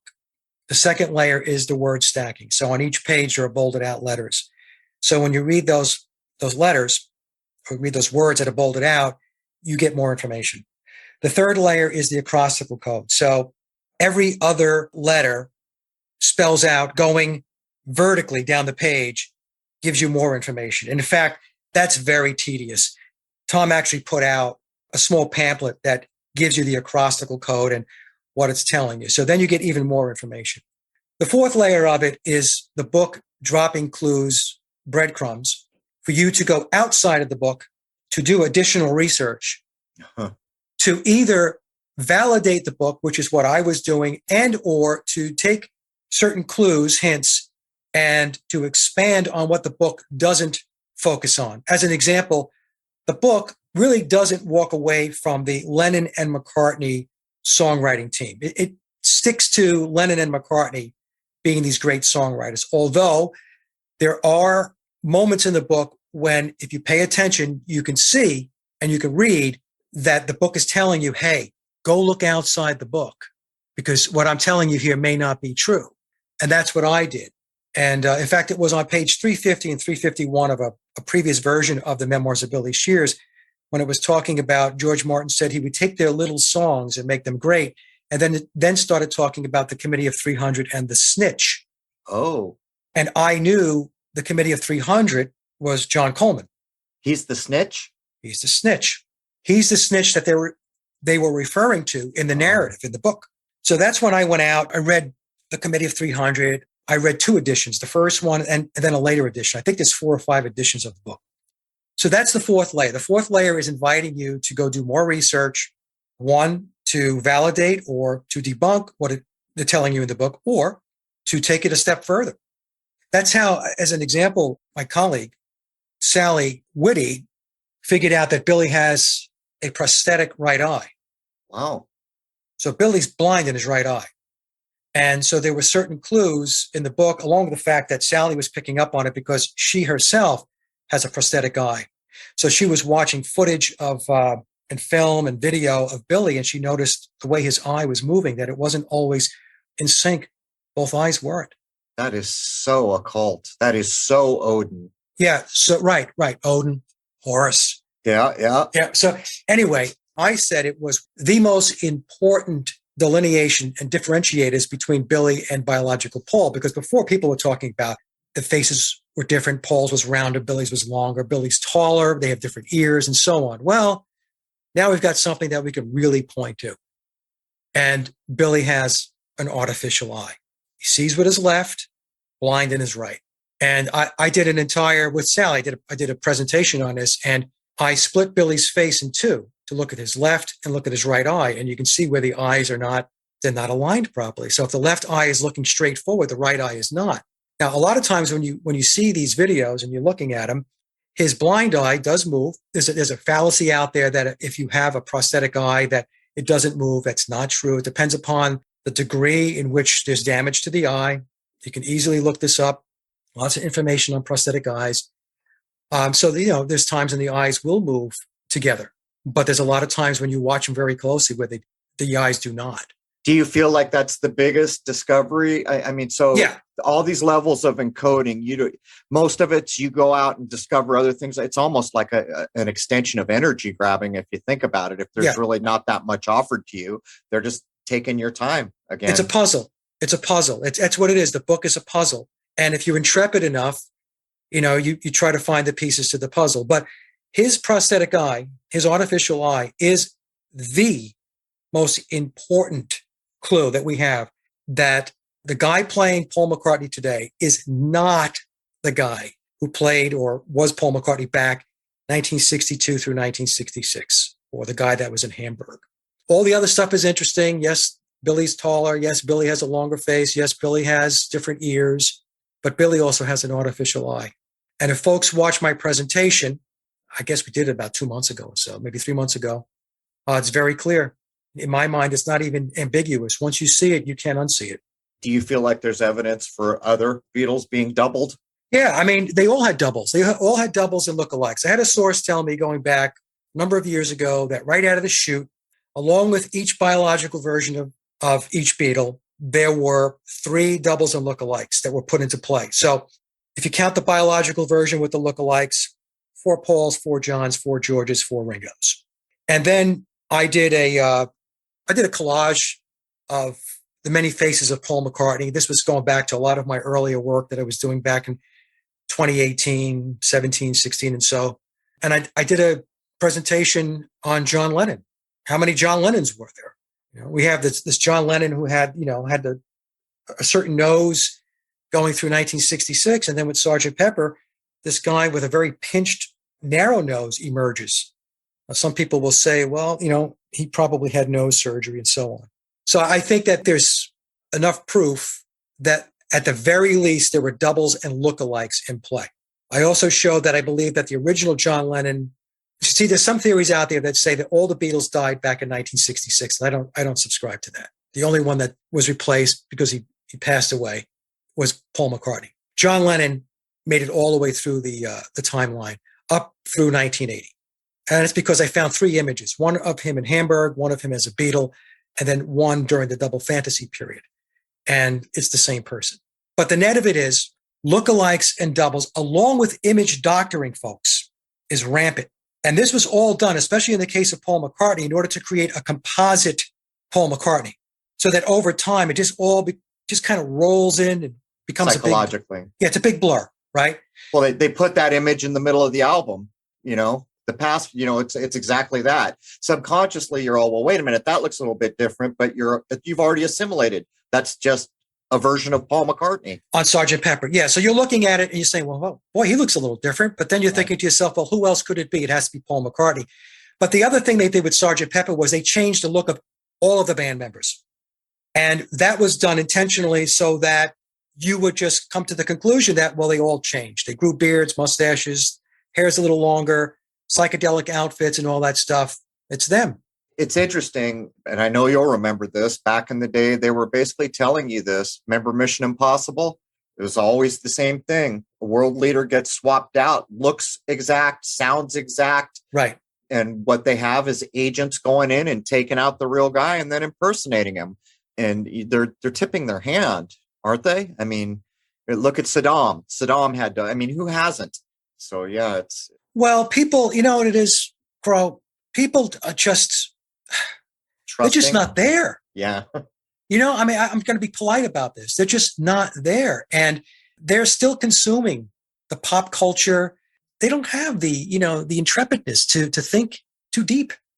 How many people even realize that in Bewitched, Darren was switched out? Right. Dick Sargent. What was it? Dick York? Yeah. Yeah. 2 dicks. Yeah. I guess, there are people who notice, but did anybody lose any sleep over it? No. They just kept rolling along. One of the biggest feathers in the cap of Tavistock had to be that they gave to themselves was after they swapped out one of the most famous identifiable entertainers in all the world, Paul McCartney, and swapped him out and really nobody noticed. A big light bulb had to go off. They had to think, wow, this is good. I suspect it go. I saw, of all places, on TCM, it got to the point where I just couldn't watch modern entertainment. It's too violent, too program ridden. Not that the older stuff is free of it, but it's less harsh, less violent. They did this, I think it was MGM, if I remember correctly, in the 30s. And they were doing this backstage thing. And I always remembered, how good the makeup was in Wizard of Oz? All the way through the 80s, most of the makeup jobs don't even approach the makeup job that was done on the Wizard of Oz, right? Right. So then they were backstage and they're showing, we have latex masks of everyone who's ever worked for us. And they're showing all these Mission Impossible style. And I'm thinking, why do they have that? And then I began to realize this is in the 30s. And then I began to realize not only have they had this for a long time, not only are they employing actors and doubles and all these things, they actually, in the 80s, downplayed what was possible for special effects. But they're, like I said, go look at Wizard of Oz. the makeup is really good. And you're thinking, oh, that was all the way back in 39. But I think this has been a known quantity since, well, clearly before even Mission Impossible. What's that? That's the 60s, isn't it? Right. Yeah. So people just have no comprehension. Like in the example you gave about latex going back to the Wizard of Oz, we're talking 80 years ago. So it's crazy. And it was, at first, and what was weird is they were showing this massive, not quite cavernous room, but the number of masks was insane. And they made some comment like it's all the major players that have ever been, under contract with us. And that's when I began to realize that like a pope or a king of Spain, or I began to realize this is how they do it. They need a double. They want to swap them out. It's just crazy to think about. Anyhow, yeah. Jason, you want to get in here? So I have wanted to know, has there been any updates or anything figured out about what would have happened to James Paul McCartney, about when it would have happened, whatever it was, and who was Billy? What was he doing before the switchover? Okay, so biological Paul McCartney, according to memoirs, says that he died at 5 a.m. on September 11th, 1966. And what's interesting is the prevailing conspiracy narrative says it was a car crash, and memoirs in later editions starts to pull back from that, which is alluding, at least in my mind, to the fact that it was a ritual sacrifice. Did you say September 11th? Yeah, September 11th, 1966. I mean, there it is. I'm sorry. Go ahead. Okay, yeah.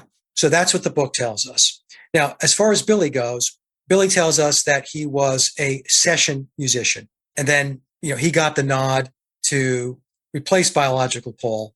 And this took place after Paul's death on September 11th of 1966. But that story to me is part of the fiction in the book. I believe Billy goes back way before 1966 and his involvement with the Beatles, because during the course of the book, he tells us that when he was with the Diplomats, with Denny Lane, and so on, that he was introduced to Paul McCartney, I think, back in 1962.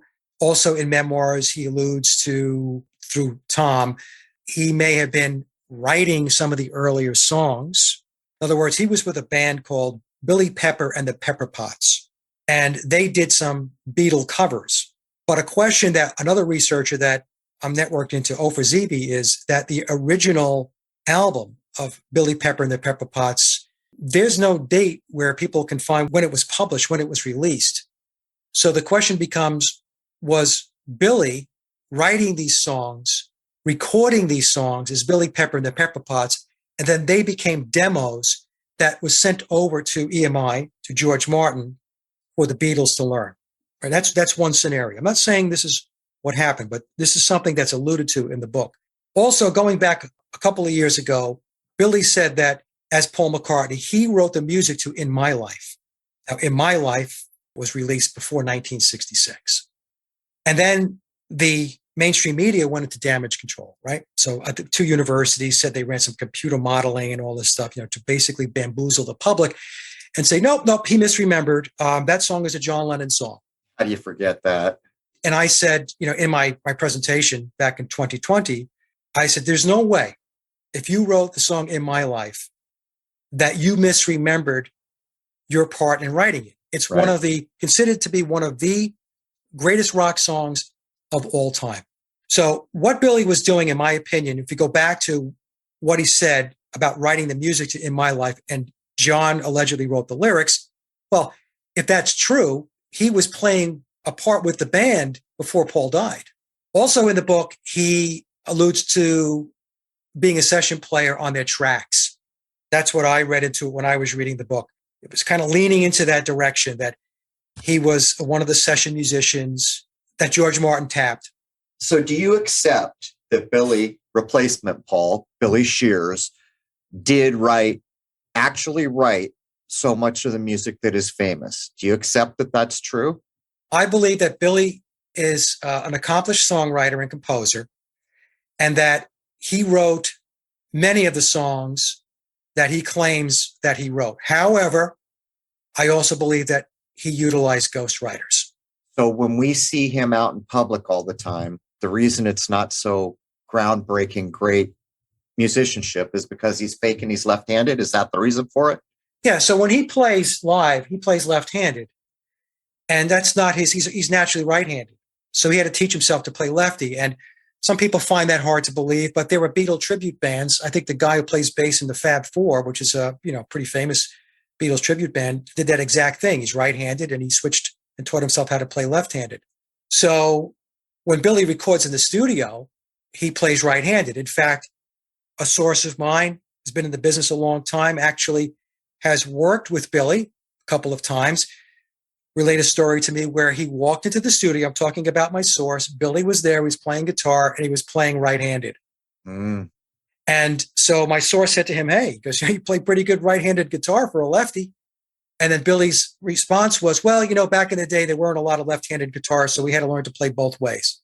It's a ridiculous story, right? Jimi Hendrix, all you do is just turn the guitar around and restring it. It's or not, don't. Some people play upside down and backwards. So I believe Billy has written a lot of his own music, but he'll claim that he's written everything. In fact, the book will say that. Right. He's the king. He's the king, right? But it's, Crow, that's not how the music business works. You always have to have a pipeline of material. And the only way you can really ensure that you have that pipeline is to have others contributing to the content. So here's my problem. What I got from the early version of the book, and not all the blown out stuff that you read, is that Billy's basically saying, hey, man, I did all the hard work. I snapped the whip. Everything that was made was because I'm great. So how the heck come? Look, if you are a stonemason, if you are a carpenter or a carver, as long as your body works, you get better and better and better the longer that you're in the trade. It's not true of so many musicians, and Paul McCartney is one of them. So you're telling me you wrote all this great music on Sgt. Pepper's or wherever you want to claim you wrote it. What about he comes back, he's always switching instruments too now, showing up with a weird guitar or a ukulele or something so he could fake it through, maybe lefty. But the point is the music doesn't hold a candle to what was done before.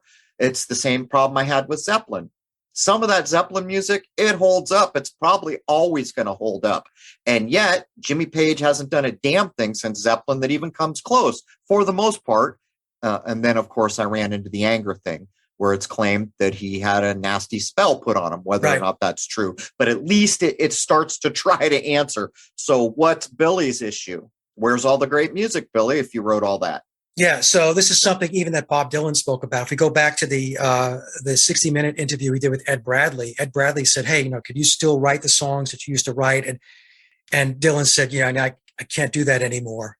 There was a moment in time, and now, no, I can't do that stuff anymore. And, you can see Ed Bradley was a little perplexed, like, why not?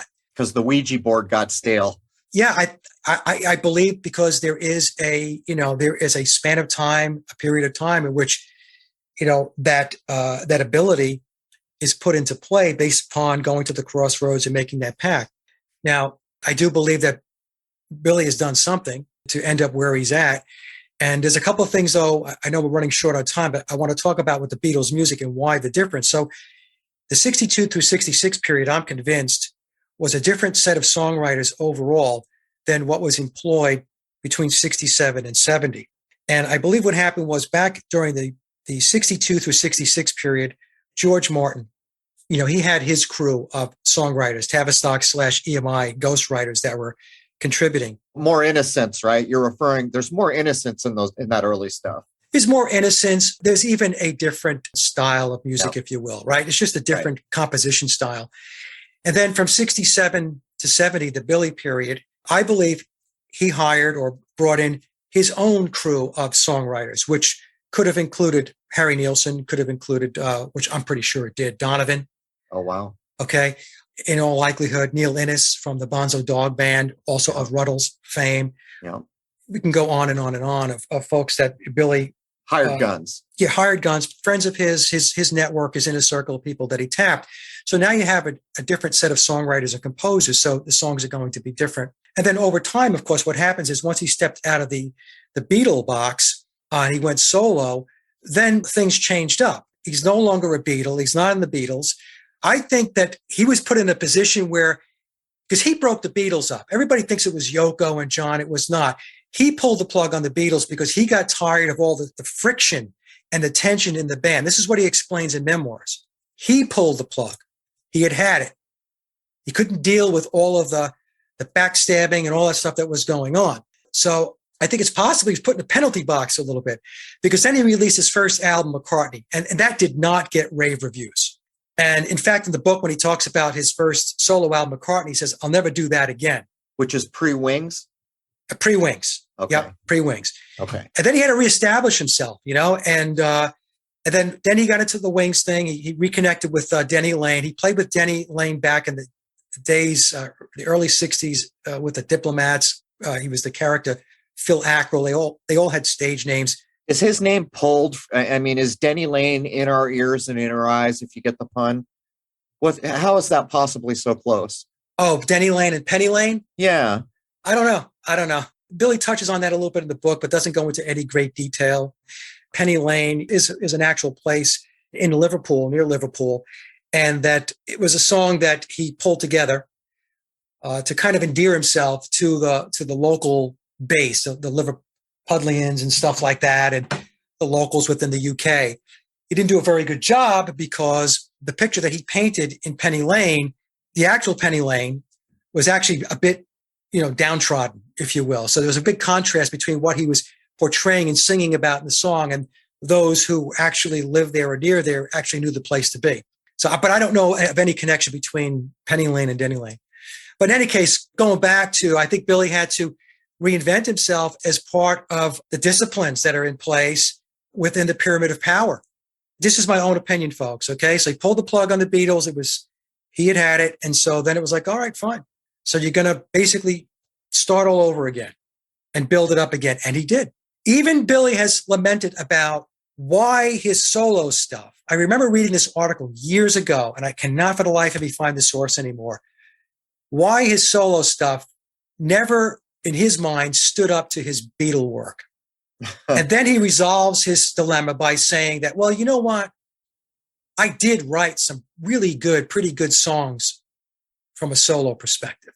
And so I shouldn't be so hard on myself. And in fact, there are solo songs that, in my view, are great songs. I mean, Live and Let Die, Band on the Run. Yeah, but what about Wings? How much of Wings do you feel like is because I've heard interviews where McCartney's saying, I put this band together, I'm the king, it's like his idea of he did everything for the Beatles.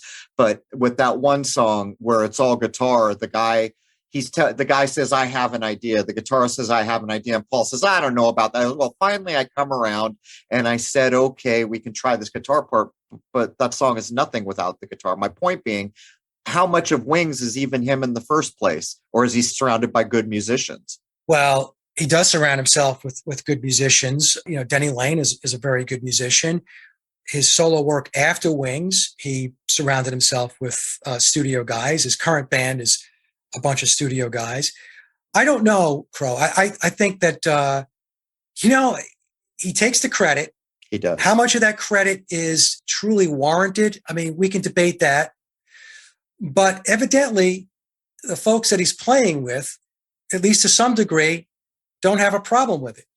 And it's probably because they're paid really well, they're in the club, and they understand at the end of the day, this is all for a much larger cause. Where's the great music, Paul? Remember the one he put out where the postman, there's a video, the postman comes and delivers a weird looking guitar. I forget what it is. And there's death everywhere. There's ghosts in his house. There's ghosts by a car accident on the side of the road. Remember, do you know what I'm talking about? No, I'm not. It was a later release. The music is just not there. But I mean, we're getting close on time and there's so many. Let me get these last few things in. Yeah.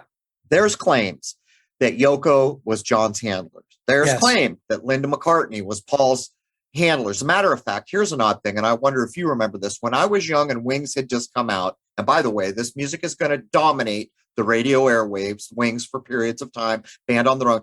They used to say that there was a joke that used, and I'm not trying to be rude to someone, I'm explaining what the public perception was. There was a joke that said, what do you call a dog with wings? And they would say Linda McCartney. In other words, the perception was not very favorable.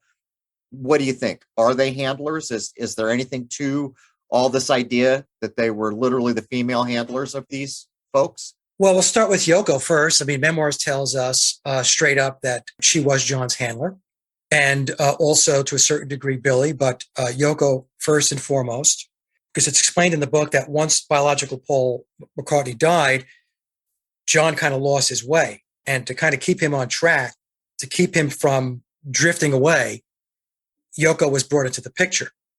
Now, as far as Linda goes, I honestly, I don't know. In the book, he talks very, very fondly of Linda and his love for Linda and his children. I don't know. I could tell you the thing that bugs me with Linda is her dying at 56 years old. 5 + 6 is 11, right? Right. I don't know. I don't like saying things like this because it's opinion and it's pure speculation. But I wonder if sometimes if Linda was part of the deal. I have doubts. That she departed early because of of his pact, his whatever his agreement is with what Dylan refers to as the chief commander. I don't know. I think it's too much to overlook, but I'm with you. I don't want to badmouth. And well, before we run out of time, so early on, like whatever it was, I had my issues with something was wrong with a lot of my music, but it centered on the Beatles and whatever it was, 2012, way back sometime, I realized it's true. They did swap the most famous face in the world out right in front of us, but there was a whole story that developed at the time about the importance of the big guy. What's his name? Mel or Mal? Mal Evans. And they tried to say things at that time, like Mal was writing a bunch of this music. And that part of the sidetrack story, because that's when it was first starting to become a public thing again, is that he was killed because he was tired of all the music he'd written being attributed to someone else. Do you have any opinion to share with who or what or why Mal was? Well, there's a story out there that Mal contributed to 2 songs on Sgt. Pepper. I don't know about any other songs other than these 2, Fixing a Hole and the title track Sgt. Pepper, which he assisted with. This is how the story goes. And allegedly, he was supposed to get credit for his co-authoring or his involvement in writing those songs. And of course, if that story is true, that didn't happen because if we look on the record, it says Lennon and McCartney. Right. Now, his death, the story behind that is, and again, folks, these are stories. There's no way of really knowing. He was writing a tell-all book, and he had a manuscript, and he was going to spill the beans. This story also applies to John Lennon, by the way, which there's speculation that Lennon was doing this as well, and that's what led to his death. But again, this is speculation, and I think it's... What about George? Is George, because people claim that was true of George. I don't know about George. I could say that between Lennon and George Harrison, after the Beatles broke up, the 2 of them dropped a lot of clues. Right. Lennon in particular was in a early 1970s Rolling Stone interview. He called McCartney a myth, the Beatles a myth. He called Dylan a myth. And then, of course, he wrote the song How Do You Sleep? And that is probably, the Paul is Dead song, where he just took a big shot at Billy. So I don't know. I think that these guys, especially, Ringo too, because he did Back Off Boogaloo and so on. I think that they had gotten to the point where they just, I don't know, they got tired of. There are it's almost like in modern times, last 10 years or something, I'm guessing, whenever the remaining Beatles that were there at the time got together, particularly with Ringo, he is constantly dropping stuff. Like they're going to an old theater, the theater where they supposedly broke in America. And Paul goes off on this whole thing and Ringo says something like, "What are you talking about? I was actually there." And then when he at the Rock and Roll Hall of Fame, well, thank you for all that, Paul. Some of what you said was actually true. There's all these examples of people kind of backing him off. Well, during the Rock and Roll Hall of Fame, George Harrison said, "We loved," right, past tense, Paul. Right. We loved Paul. So there's that's referred to as masterfully speaking. Yep. Within the Masonic circles, where they can speak encoded and they can tell a lot of truth by doing that. It's like, Denny Lane did that in an interview going back a number of years ago. I have a guy that I interviewed who was a friend of mine on Facebook when I was on Facebook 2 or 3 years ago, Walt Schnabel. And Walt used to work at a venue. And Denny Lane played there. And so after the band wrapped up, Denny was packing up his guitars. And so Walt said, hey, he said, Denny, what about Billy Shears? What about Billy Shepherd? And Denny said, who? And so Walt said, come on, Denny, you know what I'm talking about. He goes, oh, you mean Billy McCartney. So this is what they do. They all know, and they can drop their clues in their own little way to put it out there. Jimmy Page recently did basically a verbatim masterful speak about this. Well, when he was at Oxford, he did a speech at Oxford, Jimmy Page. They asked him about the backmasking on the songs. Right. And Page denied it. But of course, if you play Stairway to Heaven backwards, I mean, it's very clear. It's not even ambiguous. They're praising Satan. During that response to the gal who asked the question, Jimmy Page said, and Paul is dead. It's the way he emphasized. And he says, I'm serious. He says, Paul is dead. I'm serious. Right. And he said, I just want to be part of all things shiny and bright, which is Lucifer, right? That's what he says during that Oxford. That's what he says during that Oxford lecture. It's right there, but it's the way he called out, and Paul is dead. I have that in a presentation as well. But Crow, people watch that stuff. It goes right over their heads. Or if you point it out, they think you're a nut job. They think you're crazy. You're just reading into things, Mike. Because they don't know how to think yet. They want things to be the way they want. Masterful speaking works on a mind that wants things to be the way they want it to be. Right. Because if you actually type out what's just been said and you divorce yourself that you ever saw it and just read this back, then you can see how it works. But the problem is then you go watch it again and you're back to, that's not the way I want the world to work. Right. And so it's crazy. So look, by the way, I want to invite you back again. We'd love to have you back again. I wish we had more time than we have, but as a cap on what we've just done, the reason I've gone at this so many times is because it was damaging. The overall result of what happened has paved the way for where we are teetering right now. It's all there is no separating any of it. And if you want to be honest, can you think of something that changed the world culturally and just take the yearly off that? So you say cult. If culturally there was a bigger change than the Beatles, what was it? And even if you can think of something, you've got to admit this is big and it's mostly worldwide, even to the point where they're attributing the fall of the Russian Empire was partially because of Beatles music. On and on it goes. That's right. Billy said he played in Russia, right? So that was first band in. And by the way, we helped knock communism down. Right. When actually what we're looking at is a version of communism coming on now. It's openly stated. But my point is, this was damaging. And we paid. There's two kinds of programming that went on. And in an episode we're about to do that's going to be about Moon Manson and Woodstock to show how a programming timeline is put together over time, there's the programming you pay for, which is what we've been talking about. I love the Beatles. I paid to go see their concert. I paid for their T-shirts, their merch, their albums. And then there's the programming you don't pay for. That's the evening news. That's other things that, and by the way, the ones you don't pay for tend to hit like a bomb and change things much more rapidly, where the things you do pay for have a huge effect over time. What would you say? Do you agree with me that this was all a psychological operation and it succeeded more than can be dreamed for? Absolutely. Absolutely. What was it that we lost? What we lost was we lost being grounded, having that foundation of traditional values. When we talk about traditional values today, Crow, a lot of people just shrug it off. Oh, that's just so old fashioned.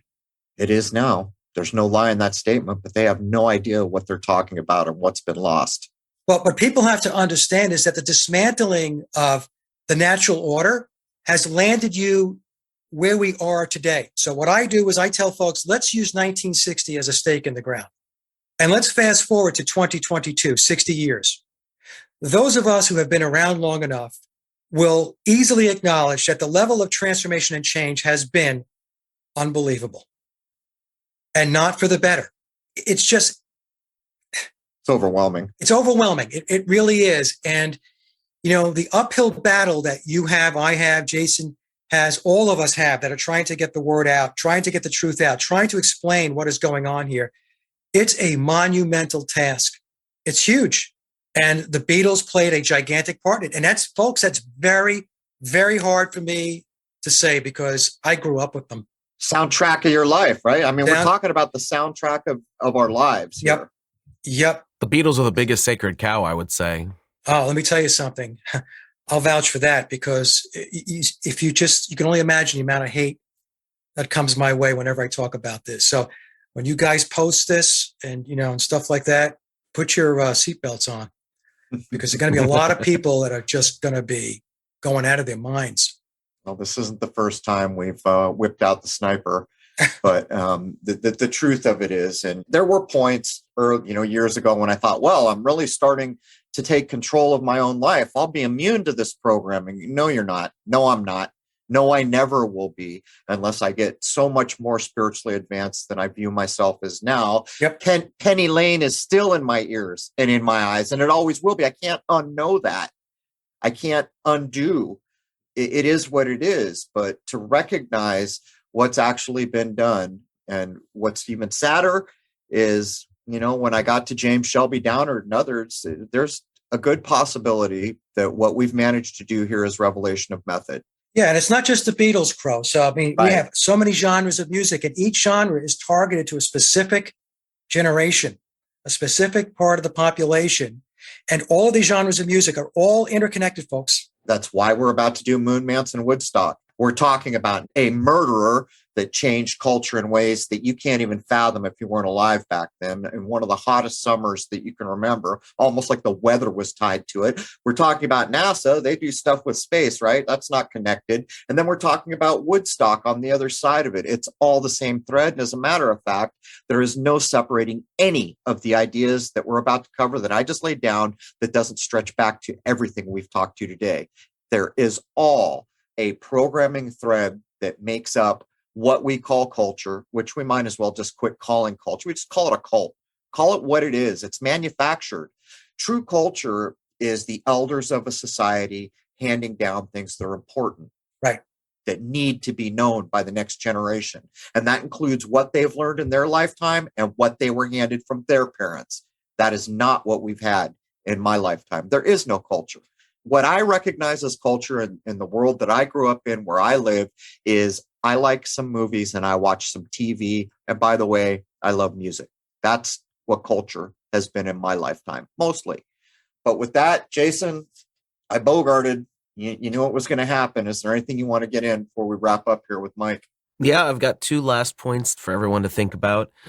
There's a short clip you can find easily on YouTube where Graham Nash says something to the effect of, "There are people who think that Paul McCartney was in Wings."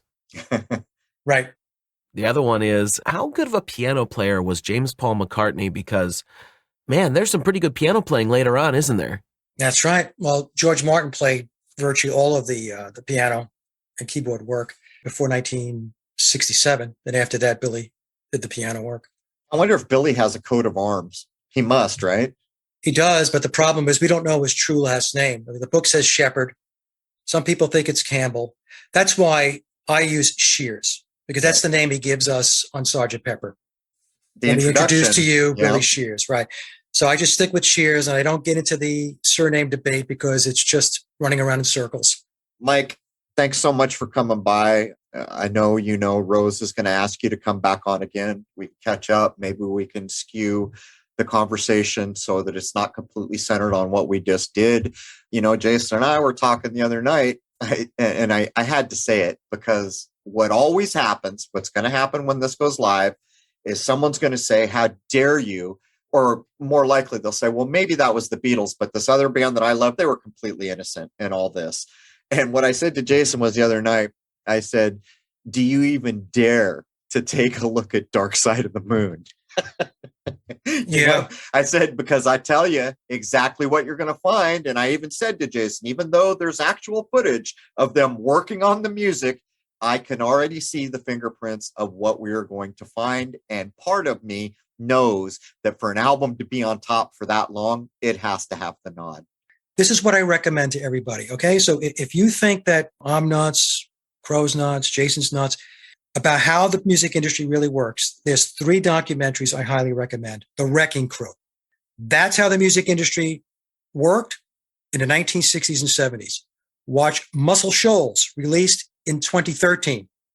Muscle Shoals was doing in Alabama what the Wrecking Crew was doing on the West Coast and in some cases on the East Coast.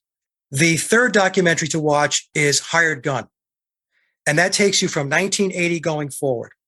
You watch those three documentaries and you will have a very good understanding of what the music industry is really about and how it really works, how those records get recorded. I would make another bold statement. I don't know. Jason's heard me say it. Here's another construct band constructed from the ground up called Lynyrd Skynyrd, who invented basically or is credited with the Southern genre.